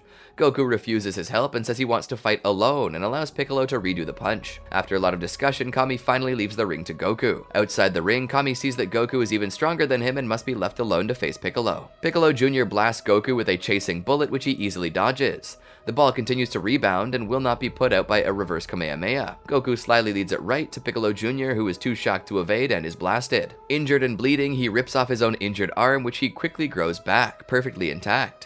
He then starts to charge his most destructive attack. Goku takes a while to persuade his friends to leave as they do not want to go without him, but as Piccolo Jr. continues to charge his next attack, Tien Shinhan sees that they need cover and blasts a hole for everyone to hide in. As his friends run for cover, Goku prepares to take Piccolo's final attack. Piccolo unleashes a giant wave of energy comparable to a nuclear explosion, leveling the entire island. As the dust settles, Goku is still standing. He takes advantage of Piccolo's weakened state after his huge energy expenditure and knocks him into the ground with a volley of kicks and a hard punch to the stomach, and then hits him with a Super Kamehameha. Just as the count reaches 9, Piccolo lifts his head and emits a mouth energy wave. The beam impales Goku right through the chest, but he refuses to give up, despite having a hole in him. Piccolo gets up from the crater he was buried in and kicks the hole in Goku's chest. Tien and Krillin attempt to storm them, but are warned that if they do so, Piccolo could win by disqualification. Goku gets up, somehow alive since Piccolo missed his vital organs and only went through bones and muscles. After Piccolo weakens Goku to the point where he cannot lift any of his broken appendages, Piccolo flies off into the sky, as his father did during their previous fight, to finish off his nemesis. Kami asks Tien Shinhan to kill him, but Goku shouts that he truly can defeat Piccolo without killing him. Goku can't even move, so no one believes him. Piccolo slams an energy blast with the power of an atomic bomb, the explosive demon wave, into Goku, who appears to be vaporized. Everyone mourns for an apparently killed Goku, primarily Chi-Chi, who Goku is going to marry. However, unknown to Piccolo and the others, he escaped by flying. He uses the opportunity to headbutt Piccolo mid-air, and the World Tournament announcer declares it a ring-out victory. Goku is named the champion of the 23rd World Martial Arts Tournament. Everyone runs over to Goku, happy that he's alive. Yajirobe comes out of hiding with Senzu beans and fully heals Goku, much to the delight of Chi-Chi. Kami is about to kill Piccolo, but Goku stops him. Goku says that the Dragon Balls and the Eternal Dragon will disappear if Kami dies, so their plan will not work. Master Roshi convinces Kami that he is still useful to the Earth, and Kami gives Goku new clothes. Goku suddenly uses a Senzu bean to revive Piccolo, not wanting to jeopardize Kami's health and wanting to keep a strong sparring partner around. Everyone panics as Piccolo shows complete contempt for this, thinking Goku to be soft,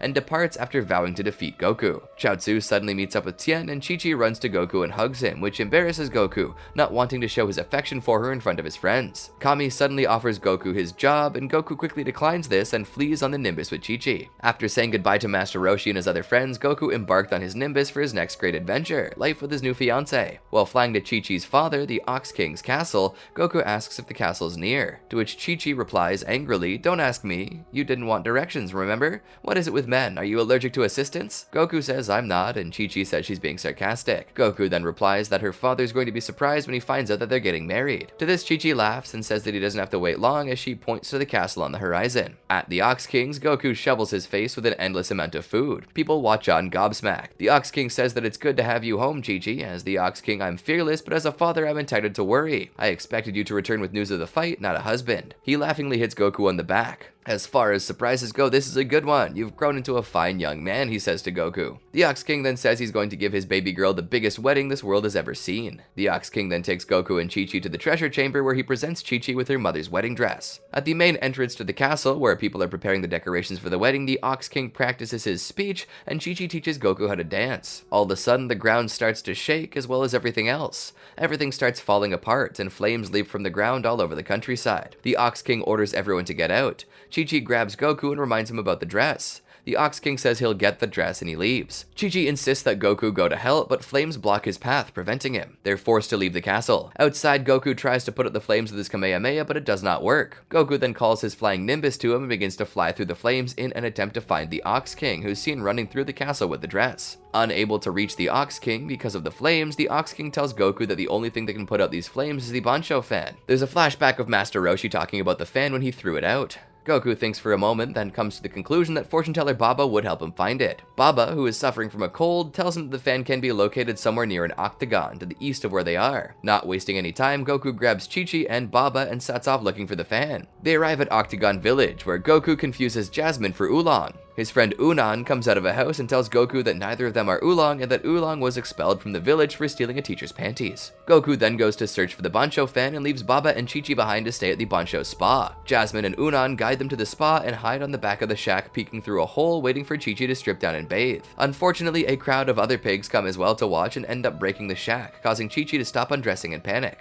Chi-Chi gets mad and hits both of them. Goku finds a shape of the Bancho fan in the center of the spring and pulls it out, which drains the spring and reveals a big rock truck with images of the fan. Following fortune teller Baba's advice, Goku and Chi-Chi go to the Kame house searching for Master Roshi, but they only find his Turtle, who tells them that Master Roshi hasn't been back from the World Martial Arts Tournament yet. Goku then asks Turtle if he knows where the Bancho fan is, but Turtle says that Master Roshi threw it away a long time ago. Turtle then shows Goku and Chi-Chi an old book of Master Roshi that explains how to make a new Bancho fan. According to the book, to make a fan, they need the feathers of a magical bird known as the Fire Eater, who can only be found on Mount Kiwi, a volcanic island in the south. After hearing this, Goku and Chi-Chi say goodbye to Turtle and set out for Mount Kiwi, both enjoying the ride there and seeing the dolphins too. Once they arrive, Goku and Chi-Chi go inside the dark caves of the dormant volcano and they find a big lizard who attacks them. Goku calms him down just by petting him. Meanwhile, Emperor Pilaf, Shu, and Mai are also inside the volcano looking for the Fire Eater. While walking across a narrow ledge, Chi-Chi falls off and discovers a huge egg. Goku, who was relieved that Chi-Chi is safe, jumps down to check it out, and an old scientist suddenly appears and tells him to get away from the egg. The scientist tells them that it's a Fire Eater egg. Goku and Chi-Chi are overjoyed to hear this and ask where the others are. The scientist reveals that there are none left. He explains that 40 years ago, a volcanic eruption occurred, resulting in a cave-in which killed off the Fire Eaters that inhabited Mount Kiwi.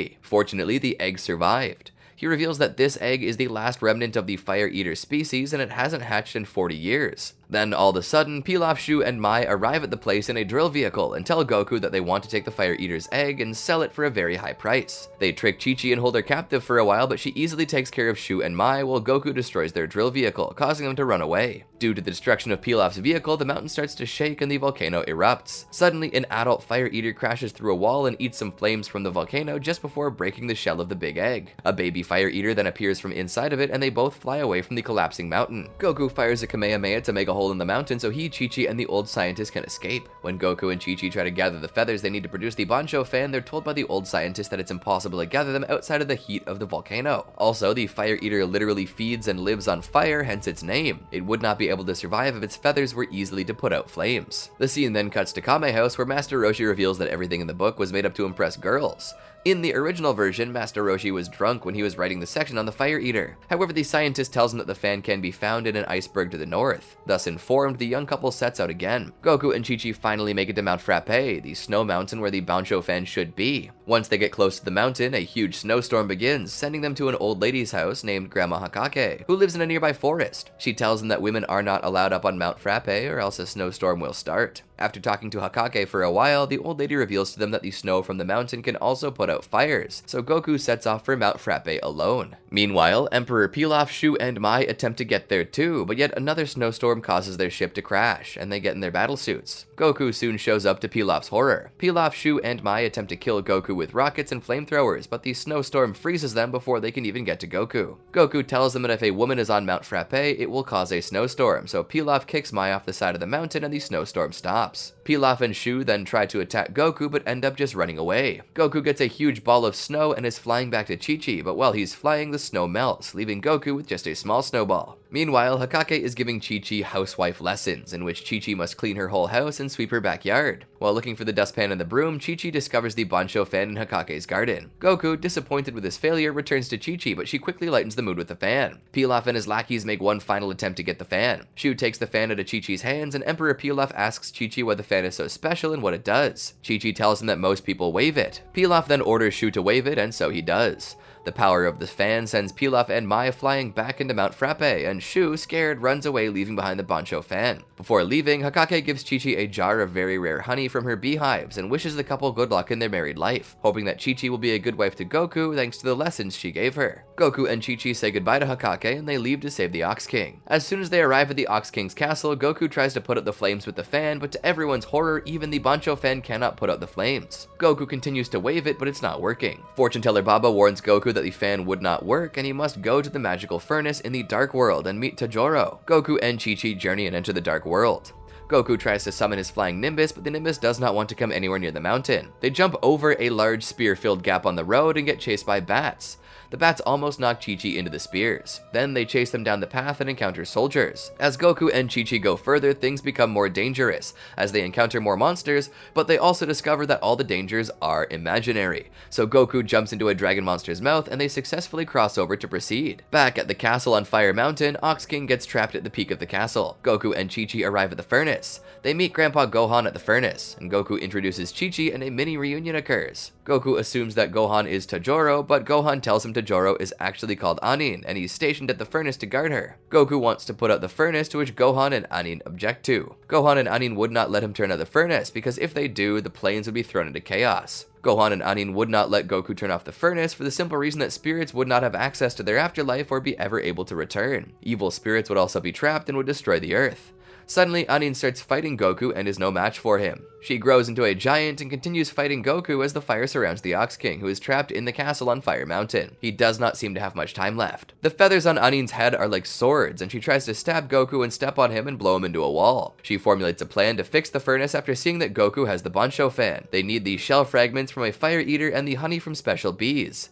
Luckily, Chi-Chi has both vital requirements on her. With the aid of the Bancho fan and Anin lifting the pot, Goku descends into the furnace and manages to seal the hole, barely making it out alive, and he and Chi-Chi embrace. The flames at the castle have died down, and the Ox King has survived and kept the wedding dress intact. Goku and Chi-Chi proceed with their wedding and finally get married. Chi-Chi is shown hugging Goku, who is at first uncomfortable, but then is shown laughing with Chi-Chi. And that, my friends, is the complete Dragon Ball recap. It is insane how much story happens before we even know that Goku is a Saiyan, right? This definitely set the stage for the rest of the Dragon Ball story, from Z to Super and beyond. There's something special about this tale in the way that it uses humor, myth, and a whole lot of food-based names. What's your favorite part of Dragon Ball? Which version of Dragon Ball is your favorite? Are you an OG fanatic, or are you more of a Z fan? Maybe the newer stuff speaks to you.